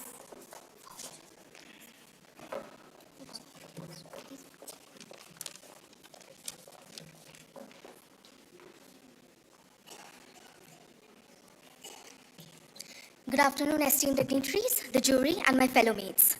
Imagine a child born with a silent genetic disorder, which, if left untreated, leads to irreversible brain damage, intellectual disabilities, and lifetime of suffering. This is the reality of 1 in 5,203 children born in India who have phenylketonuria from a pilot scale study done in 2022. And if mandatory newborn screening was integrated all over India, then these cases would have a definite rise. Phenylketonuria is a genetic disorder, from what we know, that impairs the body's ability to break down phenylalanine, resulting in toxic buildup of the brain. And yet, its devastating impact, PQ, remains largely invisible, undiagnosed, untreated, and ignored in India. Today, we present a groundbreaking solution of a seaweed-derived hydrogel-based therapeutic that promises to transform the lives of PQ patients and unlock a multi-million-dollar company. From all the limited evidence that we have in India, it indicates that the high carbohydrate PQ diets may lead to weight gain, and strict controls can cause disordered eating. In India, the absence of mandatory newborn screening and high treatment costs may leave many untreated, particularly in middle-income and lower-income families. Our team is developing a 3-layer hydrogel pills using seaweed extracts for targeted phenylalanine release in the liver. The first layer, which is fucodyne, helps in registering the stomach acid and thereby degenerates in the alkaline pH of the small intestine. The next layer, which is the alginate, glycosylate alginide, directs the site-specific delivery to the liver, and thereby the alginate CaCO3 facilitates the 24-hour sustained release of the enzyme. The PQ market treatment grew 5.2% from 2019 to 2022 and was a $1.3 million market in 2023. A nation's future is only as strong as its youth. In Viksit Bharat, where the youth's potential endeavors shapes our progress as a country, no child should be held back from an opportunity at a healthy life. Our hydrogel technology ensures sustained effective treatment and securing India's human capital and strengthening South-South cooperation through Odisha's coastlines via export to other PQ prevalent countries like China and Middle East. Thank you.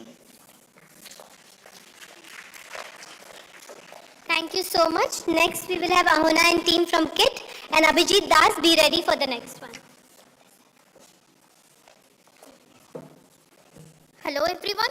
So, you guys all know that what is global warming and how it is affecting the climate change. Also, India is trying to achieve net zero by 2070.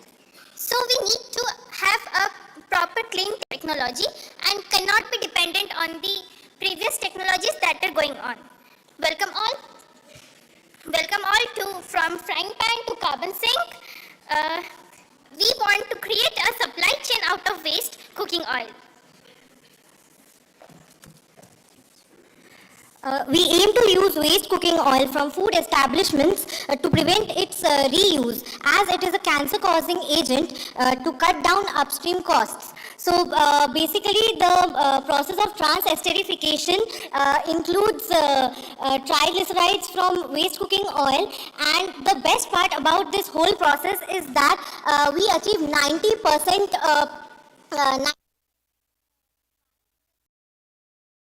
process, and the remaining 10% of the byproduct, that is glycerol, has many important industrial applications such as the soap industry, the pharmaceutical industry, and the cosmetic industry. So this is a well-studied process worldwide.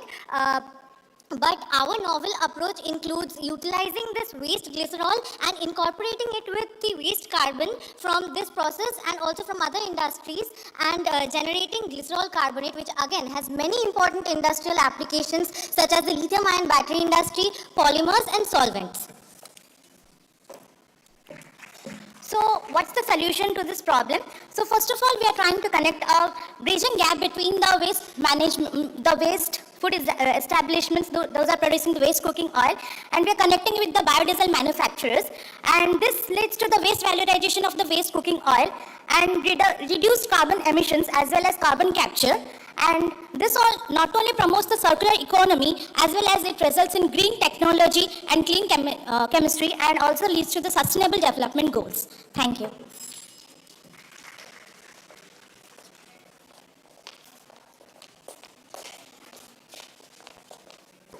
Thank you. Now we will have Abhijit Das from University of Kalyani, and next Aditi Prabhat, be ready.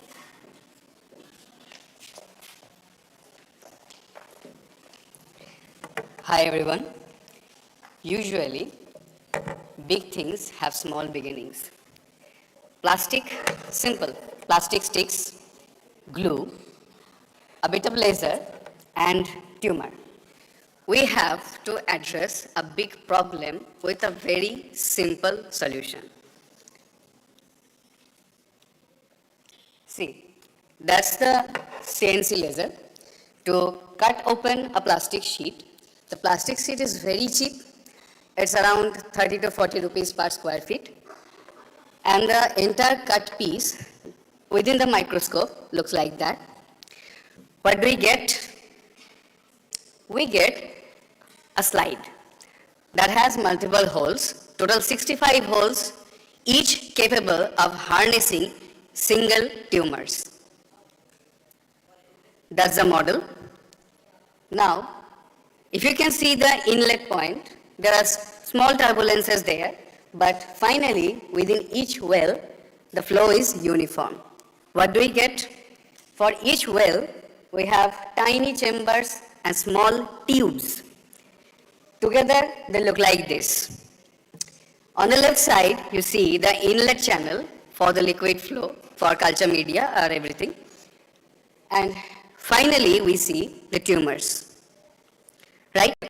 Each well is capable of hosting single individual tumor containing total tumor volume of just 0.1 ml. Total slide will have less than 1 ml of liquid. We will have 65 tumors to test any drug against them. And this is a functional tumor surviving, living within each well. As you can see, it has a black core. How does it look like in real life?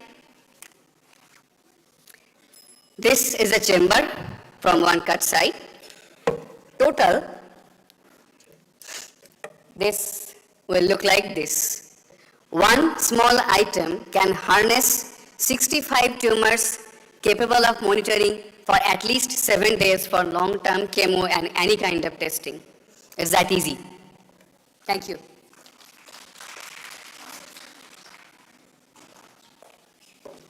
Thank you so much. Now next we will have Aditi Prabhat and team from KIIT.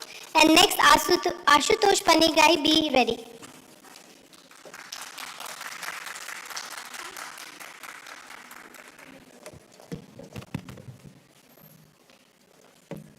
Good evening everyone, presenting our project N-Cube. Let's first talk about a major environmental crisis, increasing pollution in rivers like Ganga and Yamuna. Did you know that detergent concentration between 5 and 15 ppm is considered lethal for aquatic life and human health? Yet in river Yamuna, the levels have been recorded 6.9 to even about 13.42 ppm, which is more than enough to poison the very own ecosystem we rely on. With India's per capita detergent consumption at 2.7 kg annually, this situation demands our immediate attention.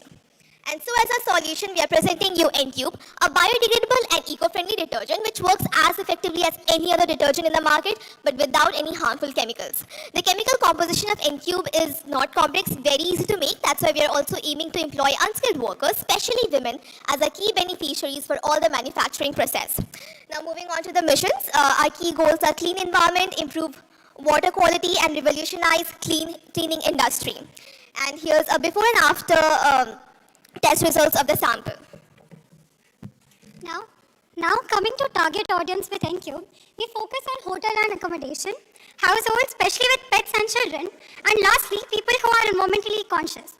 The detergent market in India was valued at rupees 43,000 crore in 2019 and is projected to reach 74,000 crore by 2027, growing at a CAGR of 7%. Similar trends are observed in the biodegradable detergent market in India as well. Now, what makes N-Cube better than its competitors?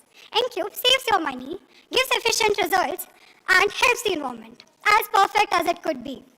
In the graph, we can see where N-Cube stands within its competitors, with the X and Y axis representing the price and sustainability.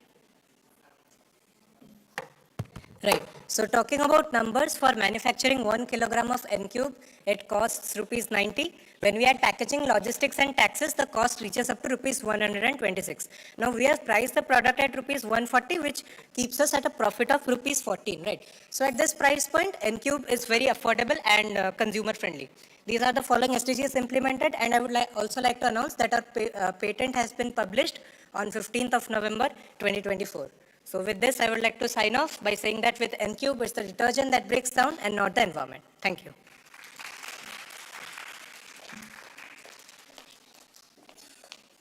Thank you so much. Now, Ashutosh Panigrahi from NIT Rourkela and the team, please. Next is Sophia and team from KIIT.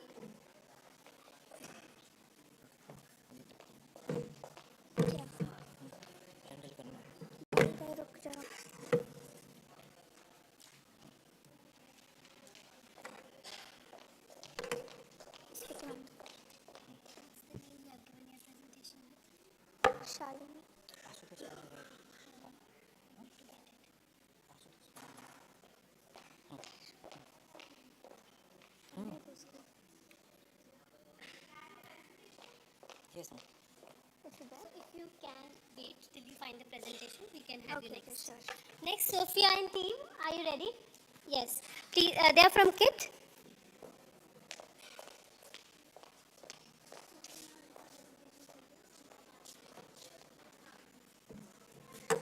Jai Jagannath, Jai Maharashtra. A very good afternoon to everyone. I am Siddesh Kanigdale and she is Sophia Mahapatra and we are students from KIIT School of Biotechnology. And we are stories.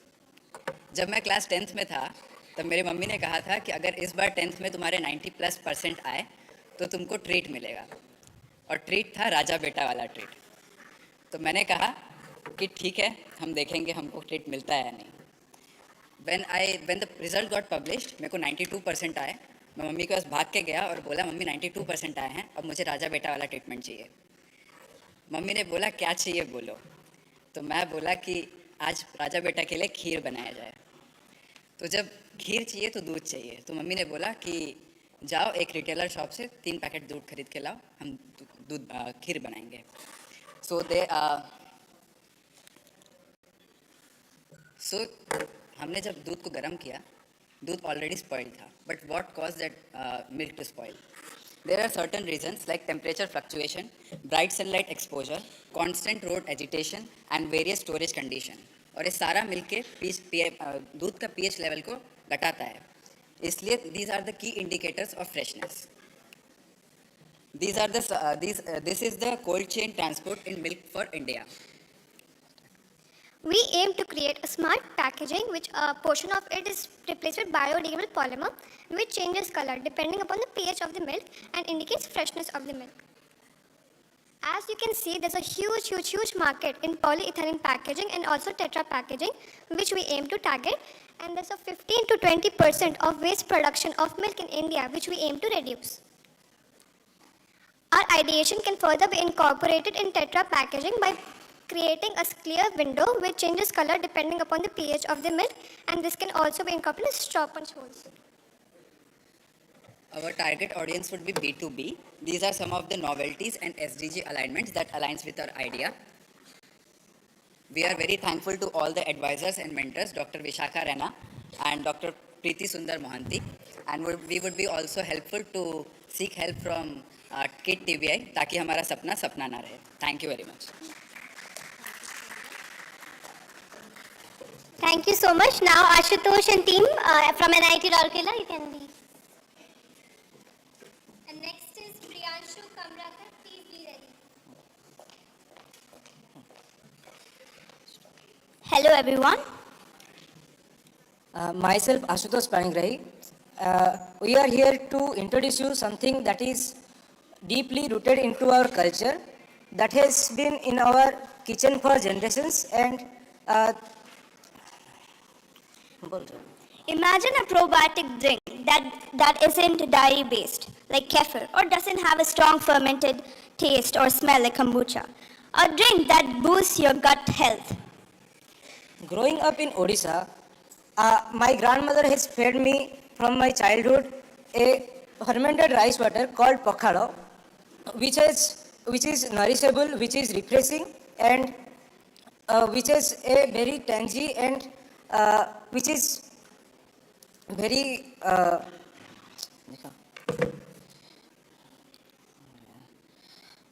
and kept me going through the hottest summers. And for me, coming from South India, fermented rice water was my remedy. My mom used to give me rice water when I had something like upsetting my stomach. It worked like magic. When we started discussing this, we find out that millions of Indians are consuming rice water as some of the forms, but there is still not a presented and packaged form of this to go to market probiotic drink. Then there was a eureka moment. What if we take this ancient thing in our market and then bring it to a market? We found kanji, which is 100% natural, naturally fermented and plant-based product, which is available in different flavors. This is made from different rice varieties collected from different parts of Odisha, which showcases the agricultural heritage of the state. A drink which is not just good for your gut health, it's also good for your hair, your skin, your overall well-being. It's a good alternative. In the recent years, we have found out that the healthy beverage category has created a greater demand, and the Indian total addressable market size is 15,000 crore, whereas the serviceable addressable market size is near 114 crore, which is growing at 17% year on year, which will be nearly 500 crores in 2032. Join us in transforming the probiotic industry with the rice water. Thank you so much. Thank you, sir. Thank you so much. Next we will have with us Priyanshu Karmakar from IIT Bhubaneswar, and Jagdish and team be ready after this.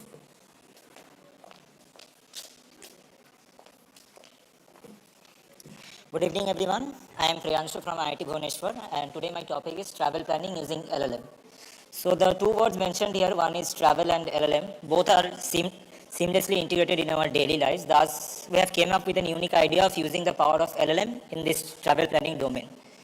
So this project is also funded by Microsoft India. So as you can see in my problem statement, the input will be basically different information regarding the travel, which is provided by the traveler, and output will be the detailed travel itinerary. So as you can see, if this is the query, plan a 3-day trip for 6 people from this city to that city on a specific date with some given budget, the output will look like this. Now this output basically we get by applying different LLM models like GPT-4o or Mixtral. So LLM is basically a language model, as we all know. If, for example, if this is a sentence, the task is to predict the next word, which is basically a Virat Kohli can be a good cricketer or can be an aggressive cricketer or can be selfish cricketer. As per the model, it can predict. So moving forward because of the time constraint. So this is the paper from, we have got the main motivation, which is travel planner. which is basically have the similar idea, like it divides the plan according to 3 days, 5 days, and 7 days. But the main disadvantage of this paper is that the success rate is again very much low.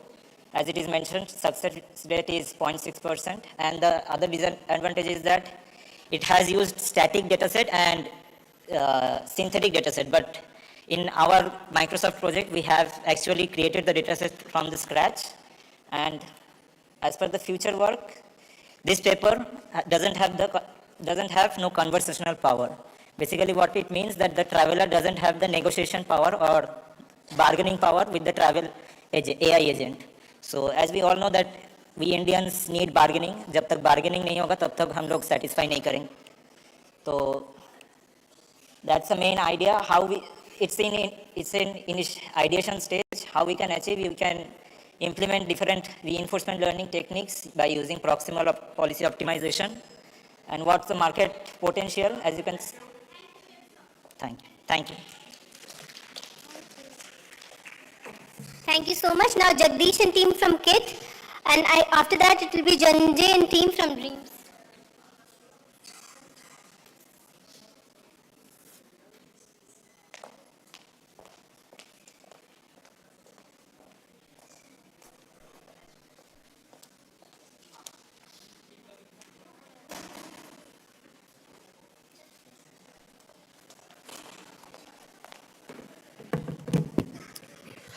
Have you ever dreamt of owning a very expensive artwork, let's say the 3000 Days collection that was recently sold off for $69.3 million, or honestly any expensive property in general that you couldn't get a hold of because of your financial constraints? Well, we have a solution for you under our name Nest. So just like how a bird builds its nest piece by piece, we are here to help you build your assets token by token.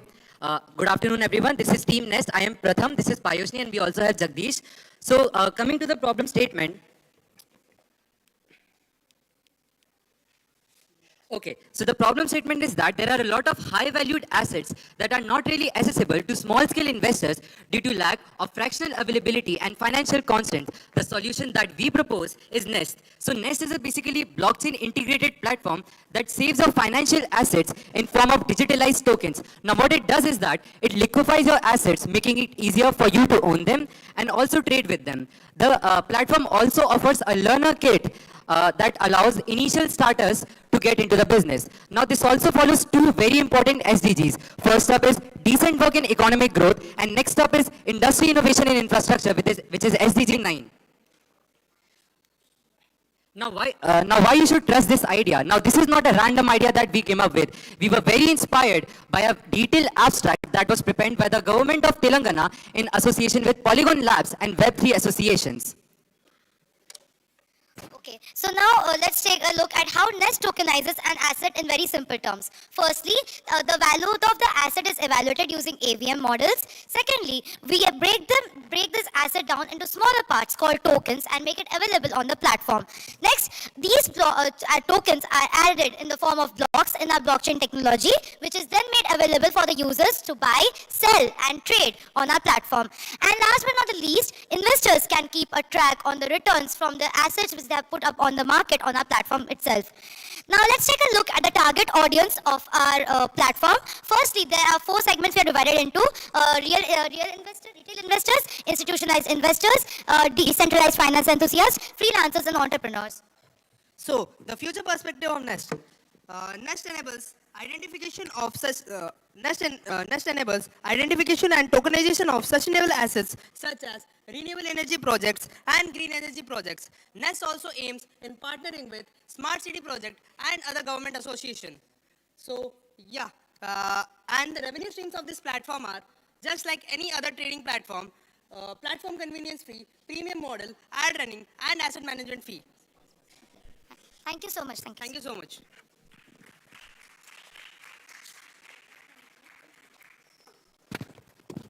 Thank you so much. Now we will have Janjay and team from Dreams University. Next, Sanjini Mishra, be ready.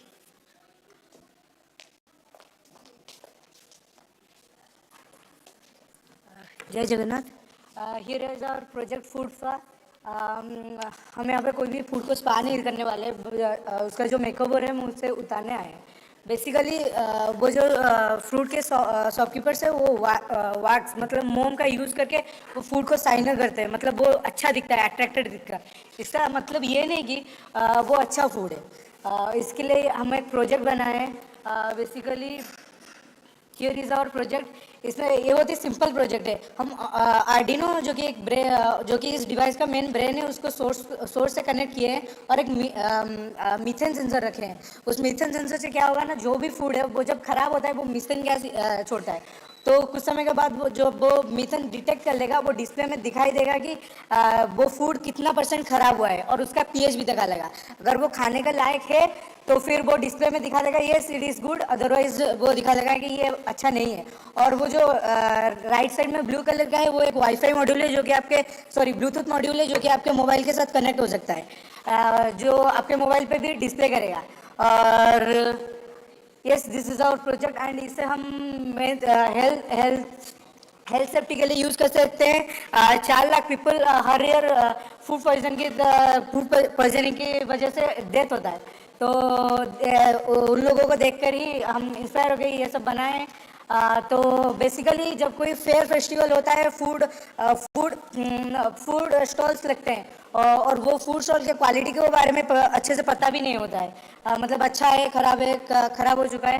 तो जो government का वो जो food industry है और food department है वो जब चेक करने आता है वो टेस्ट करके चेक करते हैं, पर इस डिवाइस से हम ऑटोमेटिकली चेक कर सकते हैं। मतलब ये एक स्मार्ट किचन भी हो सकता है। Thank you guys.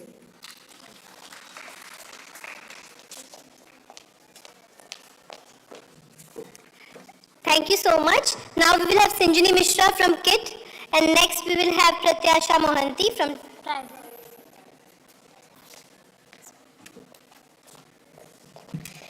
Good afternoon everyone. I am Sanjini Mishra and this is my ideation project Kelp and Kettle. So basically our idea is oriented towards developing a functional tea that goes beyond basic nutrition out of edible seaweed species like Alva lactica etc. The idea basically came from how Japanese and Koreans, they have been consuming seaweed since time immemorial, right? But if you look at the Indian food industry, then seaweeds have not yet been explored to their maximum potential and not many food products exist as of yet. So that's how we came up with Kelp and Kettle. If you look at the global market size for functional tea is currently at $11.3 billion and is expected to reach $12.2 billion by 2027, growing at a 6% compound annual growth rate. Thus, we can see it has been gaining popularity with every year. So, coming to the most important question that why would you choose a seaweed-infused tea over any traditional herbal tea, right? So if I quantitatively compare the nutrient profile for both, then seaweeds are extremely rich in iodine containing anywhere between 2000 to 3000 micrograms, whereas it's just 1 to 4 micrograms in a traditional herbal tea. So for patients suffering from hypothyroidism and high blood pressure patients who have dietary restrictions on salt, they often fail to meet their daily iodine requirements, right? So our product fulfills the purpose. Seaweeds on top of that are accessible throughout the year in contrast to traditional herbal teas which are seasonal. So, and seaweeds are sustainably harvested, meaning they do not require an arable land and fertilizer for growth since they grow on water bodies, right? Last but not the least, seaweeds, they offer a dense, rich umami flavor which is not found in any other traditional herbal tea. So that's about the USPs. This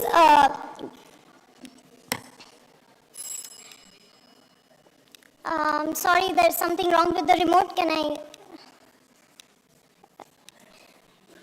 Yeah, so we talked about the health benefits. The consumers that we are targeting, they are sustainability-driven consumers, fitness enthusiasts and athletes who are looking for natural wellness solutions. We are also targeting patients suffering from hypothyroidism and high blood pressure patients who struggle to meet their daily iodine requirements. And we are looking forward to expand our business through both B2B and B2C channels, covering e-commerce platforms all the way to yoga studios, hotels, spas, and the list goes on. We are aiming for sustainable and ethical sourcing of seaweeds, offering fair employment to coastal communities. And with that, I hope I can bring the power of the ocean to every teacup, one sip at a time. Thank you so much. Thank you. Now we will have Pratyasha Mohanty in Trip Trident. And next we will have Junu from KISS. After this one, yes. So you must be thinking what was the weird gesture that I did now. Now what I did was I said good afternoon in Indian Sign Language. So here we can see that there was a communication barrier between me and the audience. So, this is a struggle that is faced by 63 million people of India who belong to the deaf and hard of hearing community. Now, even though there are traditional solutions like human sign language interpreters, but for small purpose, they are very expensive to hire. And these are mostly one way and lack emotional intelligence. So therefore, we have built a mobile application which include the key features which will be showing in the prototype. That is sign to speech and speech to sign translation, emotion detection, and a mobile, and since it is a mobile app, so it is portable, that is, it can be used anywhere and at any time. Now for the key stakeholders, the primary users will be the deaf individuals, their family, and the communities. It will be used in the healthcare sector, the educational institutions, and workplaces like Infosys, Google, and other software companies. And for the success metrics, we will be calculate the success metrics by adoption rate by which people are adopting our software and downloading it. And also we'll calculate the number of partners that are using our software in their organization. And last but not the least, the revenue. How will we generate the revenue? It will basically be a B2B partnership. Basically, API services will provide through our software. And secondly, it will be institutional sales and MNC partnership.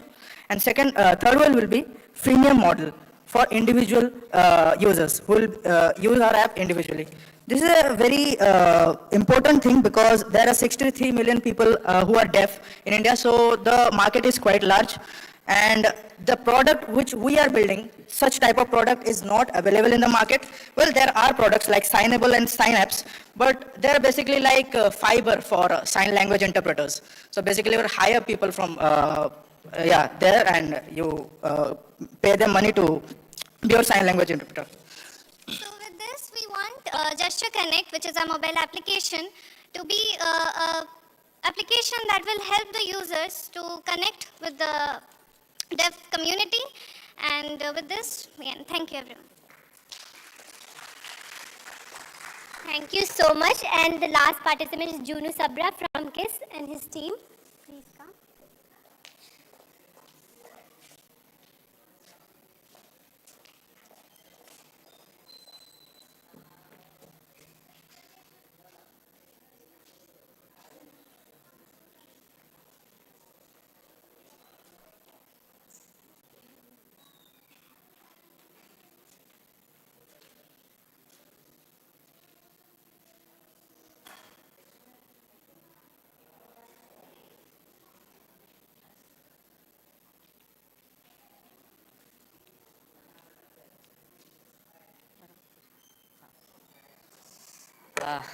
Good afternoon, everyone. Myself, Junu Savar, and is my friend Amar Kumar Muska, and we are from the KIIT University. We love street food, right? So, जो vendors होते हैं, street vendors होते हैं, जो pan toast use करते हैं, like noodles और fried rice बनाने के लिए, उनको ज़्यादातर 3-4 के प्रॉब्लम होते हैं, जैसे कि food losses, safety, hygiene, and health risks. जैसे कि फूड लॉसेस में ज़्यादातर जब वो बनाते हैं ज़्यादातर फूड नीचे गिर जाता है, जैसे कि 5 से 10% हो सकते हैं. और सेफ्टी कंसर्न में खाना बनाते वक्त वो लोग ज़्यादातर विनेगर और अल्कोहल यूज करते हैं, जो कि हाई फ्लेमेबल होता है, उनको वहाँ से जलने की मतलब ज़्यादा चांसेस होते हैं. और हाइजीन इश्यूज में वो लोग फैन यूज करते हैं जो कि एकदम खुला होता है, वहाँ की माइक्रो ऑर्गेनिज्म ज़्यादा चांसेस कंटामिनेशन होना बहुत चांसेस होता है. और हेल्थ रिस्क में ज़्यादातर वो हाथ चला लेता है, हाथ एकदम मतलब उनका हाथ चलता रहता है। इसमें क्या होता है ना कि उनका ग्राउंड स्ट्रेन हो सकता है, और इसी प्रॉब्लम को सॉल्यूशन लाने के लिए हम एक सॉल्यूशन लाए जो कि smartphone 360। So we came up with the idea that is SmartPen 360, inspired by concrete cement mixer machine. So this is automated rotating stainless steel bucket, a revolutionary technology solution for food industries that ensure zero food wastage, enhance safety and superior hygiene while maintaining the authentic pan toast cooking style. So our USP would be automated rotating stainless steel bucket and pull lever mechanism, which helps vendor pour food effortlessly, integrated spray tape for simultaneously cleaning and flame protection system. So customer segments are street food vendor and small restaurant owners, commercial kitchens and catering businesses, and food truck operators. Thank you.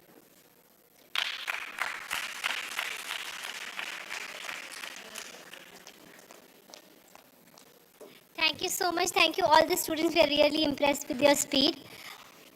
Now we will have our last session, valedictory session and the award ceremony.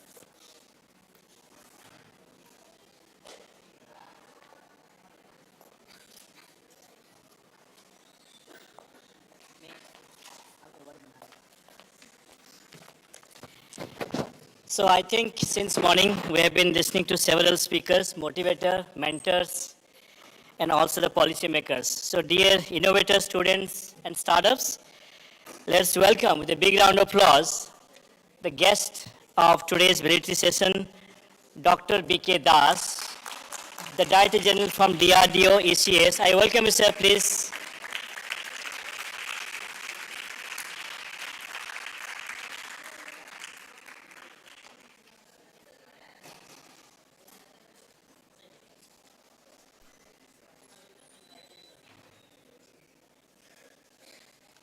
I also invite Mr. Aditya Tikkuji and Lieutenant General Kamaljit Singh. So sir is to leave because he was here, and let me tell you who is he.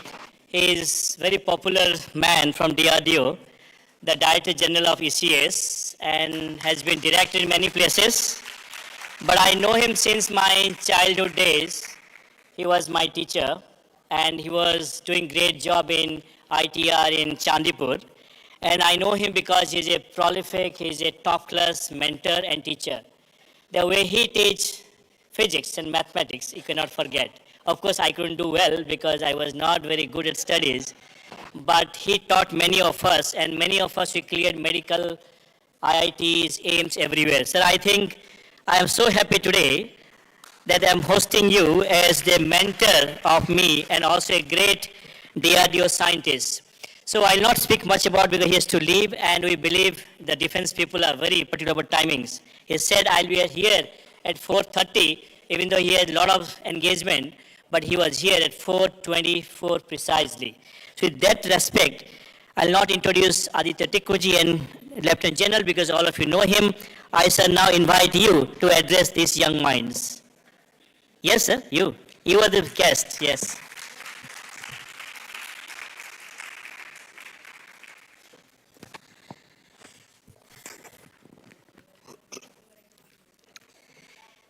जय जगन्नाथ क्या बात है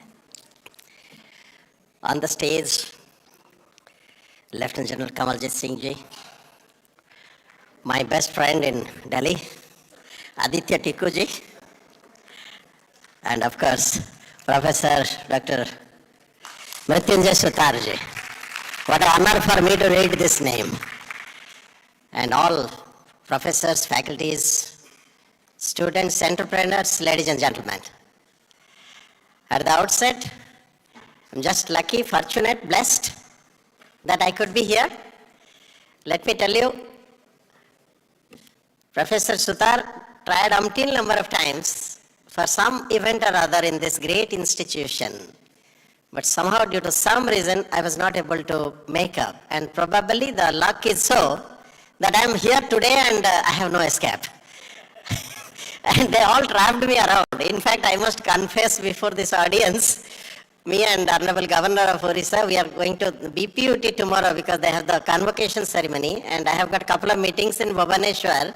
And yesterday when they said about this event, I couldn't say no. I said somehow I'll manage at 4:30 and come for you. And I'm so happy that I'm here. Initially, my apology, I have come with an absolute civil dress, not a very formal suit and tie. Forgive me for that because I was never prepared for this event. And secondly, I never thought that I had to speak. I thought I'll just come meet you guys, young mind, who are going to build the next nation called India, the next India, future India, my loving India.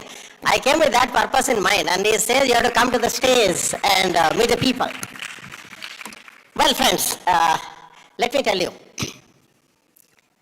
First is this program is great. Let me, on the flow of the motion, I should not forget acknowledging this great event done by these great personalities. Mr. Aditya Tikku is a fantastic person in the country I have ever seen. We have कहते हैं कि दोस्ती को गिना नहीं जाता, तो I will not say since when we know each other, but definitely I can tell you, he has never spared me. Whenever there is an event on GCTC, the first call comes that, sir, you have to address. And so many years we are together, and thank you so much for tolerating me and my address so long, and so many times. So he being here, it's a great thing and a great honor and a great thing they are doing for the entire country. I am very mesmerized to know that it's a country-wide drive by these great organizations, and so many selected subjects are going to be together, and you are all going to be felicitated at the national level, and so on and so forth. I think it's a great event. I am very happy that KIIT has been the feast to this, and Tikuji, I will say welcome to my Odisha. Odisha re apanko swagat karuchi. This is my Odisha. I love this place. I am born and brought up in this place. All along I have been your guest. Today you are my guest. And God is really kind about it. Yes, friends. Let me tell you a few things. Today we are in India, which is a great India. It's an India which nobody had seen before. It's the India which whole world is looking up to. We are in a metamorphosis of this country. Here is the country who is dictating to the entire world what is called technology, what is called power, what is called wisdom, what is called knowledge, and what is called passion. Every single Indian today, 1.4 billion people, are committed to take this country to the level next. Friends, the whole world there is a race. You have seen today, the entire definition of war has changed. If you have noticed, the entire Russia and Ukraine war, which is going on for nearly 3 years now, Gaza and Israel war is going on, and there are so many wars across the world going on. The definition of this war is completely different than the war which probably you people have read in the annals of the history called the First World War, Second World War, so on and so forth. Today, the world war is different. Today, the war is, it's not a question of one missile hitting another missile and which is more powerful. I have been a man of missiles for 33 years, 35 years, but this is not the war which is going on today. Today it's the war of the brain. Today it is the war of economics. Today it is the war of persistence. Today it is a war of consistency. That is the war going ahead with. A huge tank is being defunct by a simple drone with a top attack. Nobody could ever think of. A series of swarm of drones, like literally like insects, are making the panel of entire warriors defunct. That's the kind of attack which is coming on these days, friends. I have been a man of missiles. There was a time that we were designing missiles. Now also we are having hypersonics, we are having MIRVs, we are having a series of missiles. That's essentially to flex the muscles to where the world is going to be and where India is in the missile program. But if you want to win the war today, we need beyond all this. All that is required is the brain. Could anybody think 5 years back that drones could be so devastating? We all thought drones are the maddest shooters or drones are for the Olympic pattern makings and the lightings. We never thought that drone could be such ferocious weapons. Today, a simple drone has become kamikaze, or if you take a simple phantom drone with a simple kind of propellant inside and a bit of TNTs and those kind of destructive things inside, they can create devastations around. And how long and how forth this war continues, God alone knows, but it's the sustenance, and it is exactly how quickly you can neutralize your enemies, how effectively you can neutralize your enemy, and how economically you can neutralize your enemy. That's exactly what it counts for. We are the people who did the program of air defense, ballistic missile defense. You might have all heard it somewhere around 2006, 2007 onwards. Any attack coming on a missiles, you will have your radars, they will track the enemy missiles, they will identify it as a friend or foe, and then there will be another counter missile which will neutralize it, and then you are winning the war. But wait a moment, those kind of war is over. Because for me, if one missile is attack and one missile is countering it, practically both the nations are losing. One missile each. You agree with me? Can we have a method to counter such kind of attack without losing a missile? That's the kind of a thinking. Whoever does, that country becomes winner, friends. I'm a promoter of ballistic missile defense.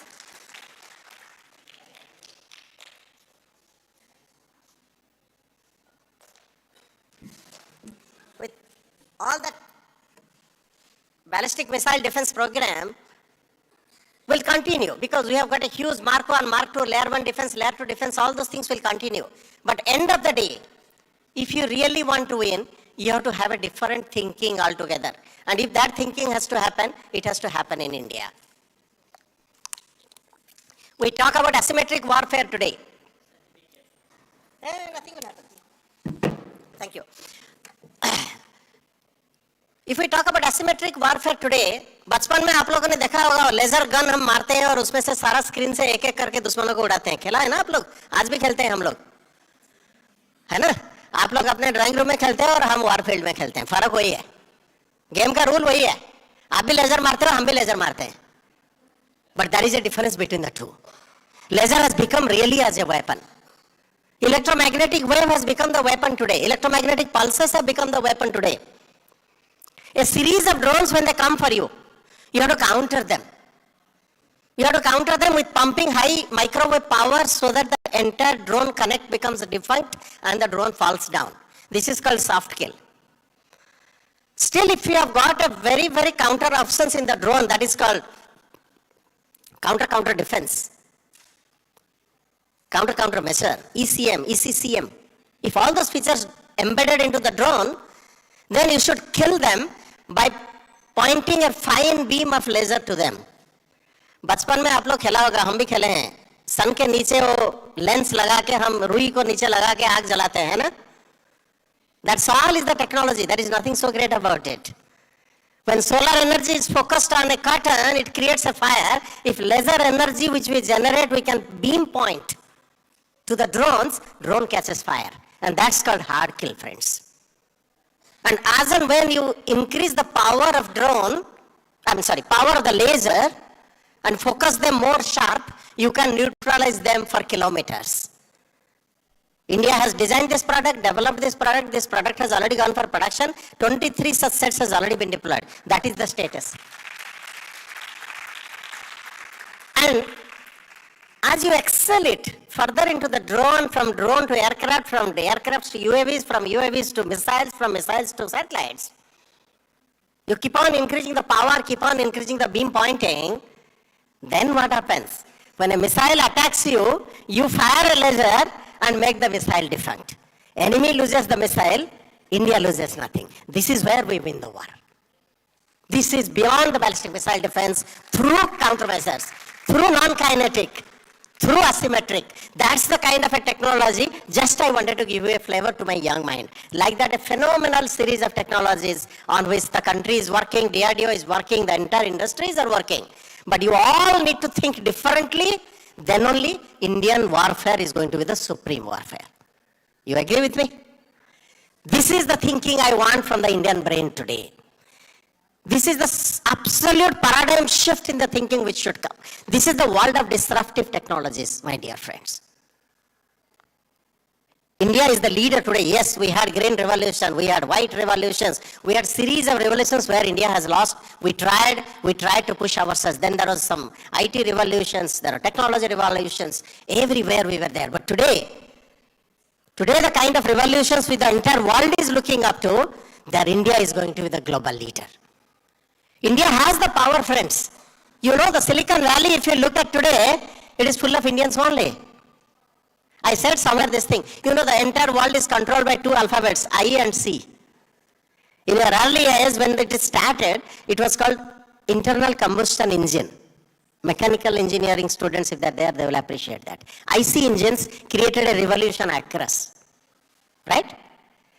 Then came electronics. Again, the two alphabets controlled the world, I and C. That is called integrated circuits. Your entire world of MSI, LSI, SSI, VLSI, you know, all those kind of Xilinx, Altera, Cypress, whatnot. All of them have come. Your entire TV has become so small, your entire telephone has come to your palm top, your computer has become like a chip. SOC, RF SOC, silicon, semiconductors, all that has happened. Again, there is another I and C which controls the whole world. I stands for India and C stands for China. These are the two alphabets, they are controlling the world today. May it be United States, may it be Silicon Valley, may it be anywhere. Same Indian brain. It is the same Indian brain, friends. Only thing is few dollars, that's it. They create miracles there. But you are fortunate lot of that India. I have come from that lot. When everybody was that, I am a gold medalist from IIT, but all the guys below me have all left the country. I am the only guy with pride who is still serving for this country. And I will keep on serving till I breathe last. That is the power. You might be earning lot of dollars here. Usme kuch nahi hota hai. If you have got a Lamborghini, your Padosi has also got a Lamborghini. Nobody looks at in the United States that way. But when you are in this country, you create history, you create a great invention, the whole country loves you. This is what I am saying in front of all of you. This is my reward, this is my prize, this is what I am going to reply to all my professors back at IIT. This is why I read at IIT. This is what you have to give back to this country. This is my commitment to Dr. Kalam. 25 years we have worked together when Indian Missile Program just started. IGM-DP you might have heard, Integrated Guided Missile Development Program. I was a fresh from the college, Kalam met me and he never thought this guy will stay because every Tom, Dick, Harry was living those days. You know, in 1987-88 story I am talking about. But somehow I decided to stay. I promised to Kalam, I will stay. I will stay in this country till I breathe last.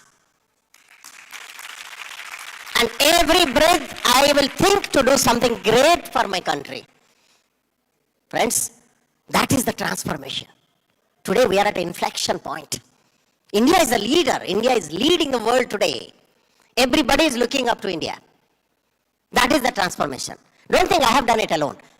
Each one of us have transformed it. Every one of us thought, I could have also thought to fly down if everybody is singing. Then we are like that series of ants. कभी aunt का rally देखे हैं आप? पीछे वाला aunt को कुछ पता होता है? कुछ नहीं पता है. सामने वाला आंट का पीछा दिखता है और कुछ नहीं. ऐसे ही चलते हैं लोग. You are not ants. You are identity by yourself. You are the people who are going to dictate the world what you are. Each one of you are not you are handmade, you are created by God. You are not machine xeroxed. Because each one of us has our own identity for this world. Create an identity for yourself. Let all your signature becomes autograph. Don't follow Facebook. Your face should be a book that the world should read it. That should be the power within you, friends. And it is there. वो आपके अंदर छुपा हुआ है. दिखता नहीं है, कस्तूरी मृग की तरह घूमते रहते हैं कि खुशबू आता कहां से है. सब कुछ आप ही के अंदर है. Each one of you can bring a huge transformations to this nation, and this is what country is looking up to. And I came with a single selfish motive of only that. If there are 5 students inside that auditorium, I will influence them that they work for my country. Together, we will all work to create a great India. Kalam is always with me. Kalam has never left me because I say, Kalam एक विश्वास है, Kalam एक एहसास है, Kalam एक सपना है, Kalam मेरा है. हर पल है, हर सांसों में है, हर दिलों में है. अगर आपको कलाम देखना है ना, कभी आईना के सामने खड़ा हो जाओ बच्चों, आपको कलाम दिख जाएंगे. That is Kalam for me. So we all have to be together. We all should read the race. You cannot believe the kind of opportunities. बहुत मजा आता है नचाने में अभी जो लोग हमें नचाते थे किसी दिन. 22nd May 1989, when I launched the Fast Agni, the radar was loaded onto the ship from United States. And the moment the success touched the sky and India came to the IRBM club, the very next day, America has offloaded that radar from the ship, saying that India does not deserve our radars because if we give radar, India will make missiles. That is the biggest mistake that America did that day. We took a commitment to ourselves that as long as we need this technology, we cannot grow. We had a meeting those days with the United States. They said, we will support you with all the systems, provided you sign a paper, you cannot make a missile beyond 300 kilometers. That is why BrahMos was 290 kilometers initially, if you look at. That is the day I asked myself, what is the freedom we read in our Indian history, if as a scientist I can design missiles, but I can't make it, because this country, we are not permitted to. And that is the day we promised to ourselves, every single bit of the systems will be developed by this country, and we will create our own radar, own electro-optics, own systems, own test trains. We will launch our missiles. We did that, friends, and today, after 3 decades, we have Agni 5 with 5,000 kilometers, we have MIRBs, we have hypersonics, and whatnot. That is India. And when somebody challenges India, India shines. So today I have come here to challenge all of you. Show your power which is within you. Show your passion which is there for you. Show your drive for the nation. Show your love for the nation. This is the opportunity you have got, and this never comes again. A man standing in front of you speaks this with pride. When I create a radar today, पहला दिन आपको कहानी सुना, radar उतार दिया गया ship से. आज मैं देश के लिए radar बना रहा हूँ. आने वाले दिनों में एरो इंडिया है, पूरा दुनिया हमें radar मांग रहा है खरीदने के लिए. अंतर इतना ही है. This is the difference. And this difference, each one of you can make. You are blessed. You are more blessed than me. क्योंकि हम जब रिसर्च करते थे IIT में ना, हम लाइब्रेरी में जाके ढूंढ रहे थे जर्नल. आपका तो पाम टॉप में जर्नल मिल जाता है. क्या अंतर है? Utilize the technology to its best. चाकू में एप्पल भी काटा जाता है, इंसान भी काटा जाता है, पता होना चाहिए किसको कब काटना चाहिए. ये डिसीजन अगर आपके हाथ में है, आप देश को आगे ले सकते हो. You are the diet for the country. You are the people whose countries look up to. And you are the people with 1.4 billion people are looking up to. Bring a difference, make every moment a different world. I'm sure all these claps will remind me that you guys will make me proud one day. God bless you, love you all. Jai Hind, Jai Bharat.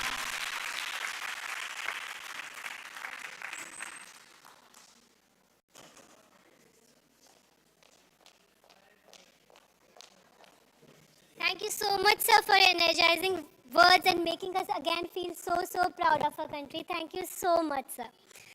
Now we will move on, and we can't leave without felicitating our jury for the idea competition.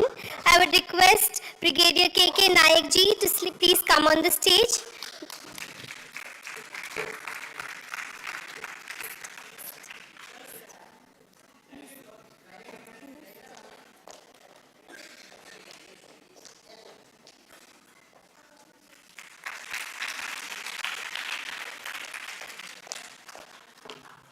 Dr. Chinmay Sarangi ji, please come to the stage.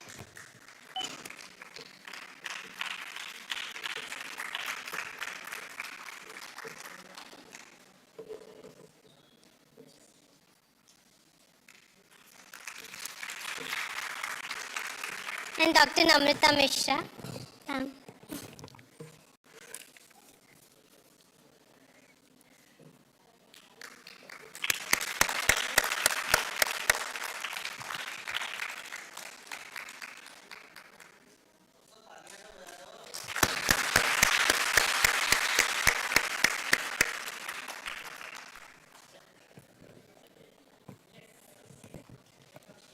Let's felicitate our chief guest for the valedictory session.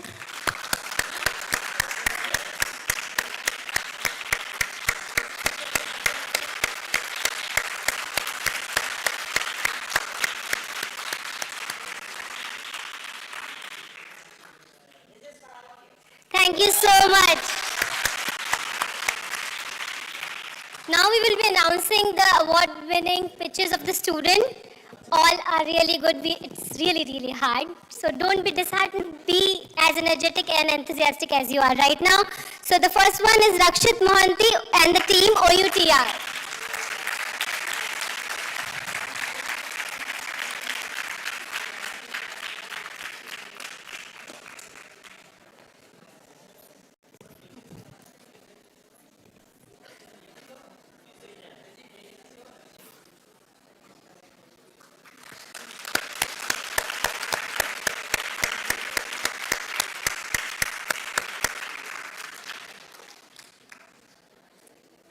Next team, be ready. Ankit Kumar and the team from KIIT.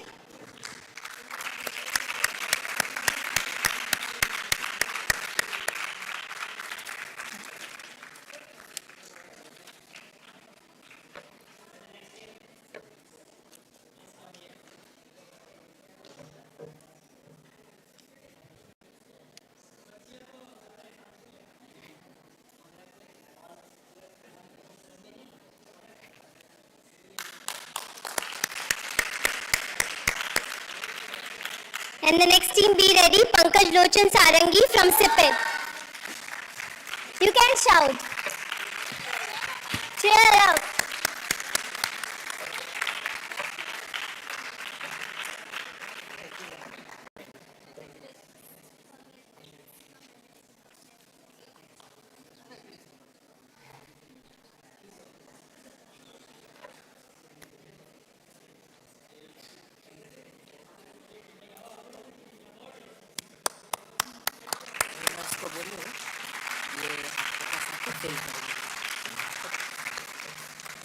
Next is Sophia and team from KIIT.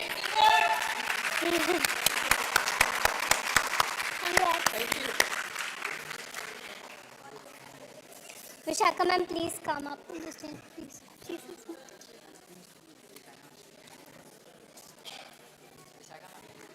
Okay, quick.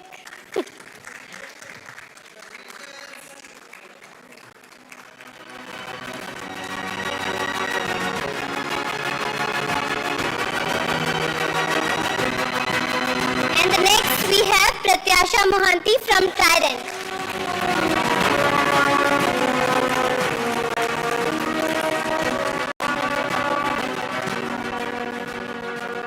And I have request to all these 5 winners to come to me. You have to fill these forms. So come to the backstage once this last announcement is done.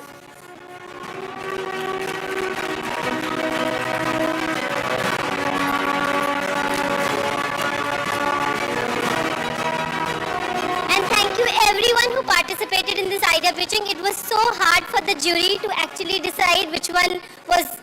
Actually, no one was bad. So all the ideas will be supported. Yes.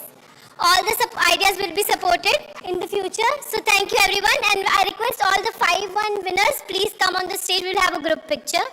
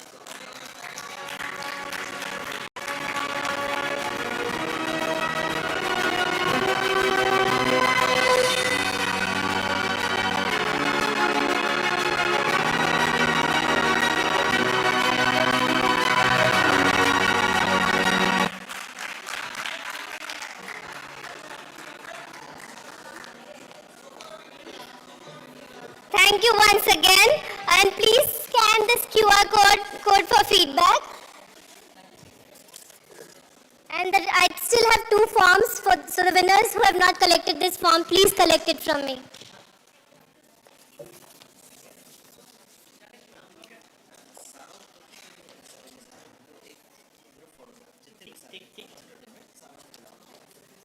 See, I can't be as emphatic as Professor Das, but all of you are winners, and I salute all of you. I salute all of you, because what energy, what participation. And we must do 3 cheers for KIIT. Yes. 3 cheers for KIIT. Hip hip. Hip hip. Hip hip. 3 cheers for GCTC also, please. 3 cheers for GCTC. Hip hip. Hooray. Hip hip. Hooray. Hip hip. Hooray. Thank you. So we request all the participants and the audience in the stage, we want a group picture, so everyone can come towards this side so they can take a picture from there. Move towards the stage.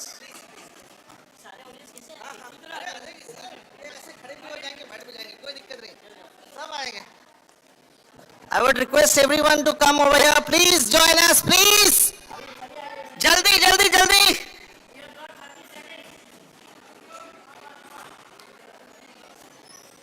Jaldi.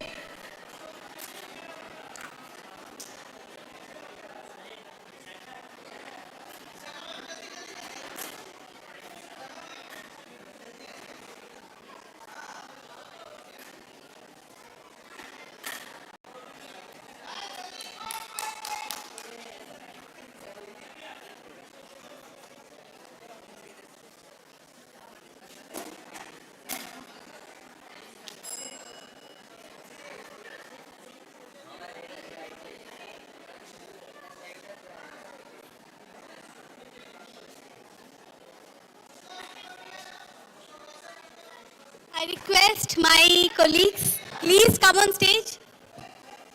Sudhirji, please. Jyoti, everybody on stage, backstage, please join. Sai, Arpan, Riya, Somesh, Shalok. Whosoever is here, please join. I am forgetting our names, please come.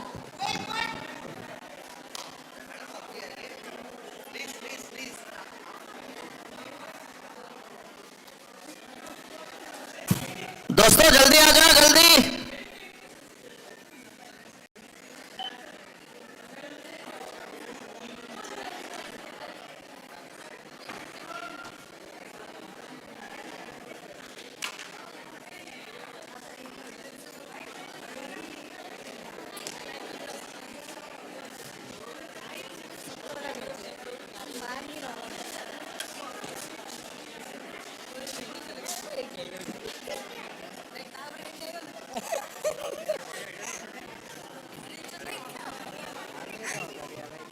Hello hello चलो सेपड़ू चल सेपड़ू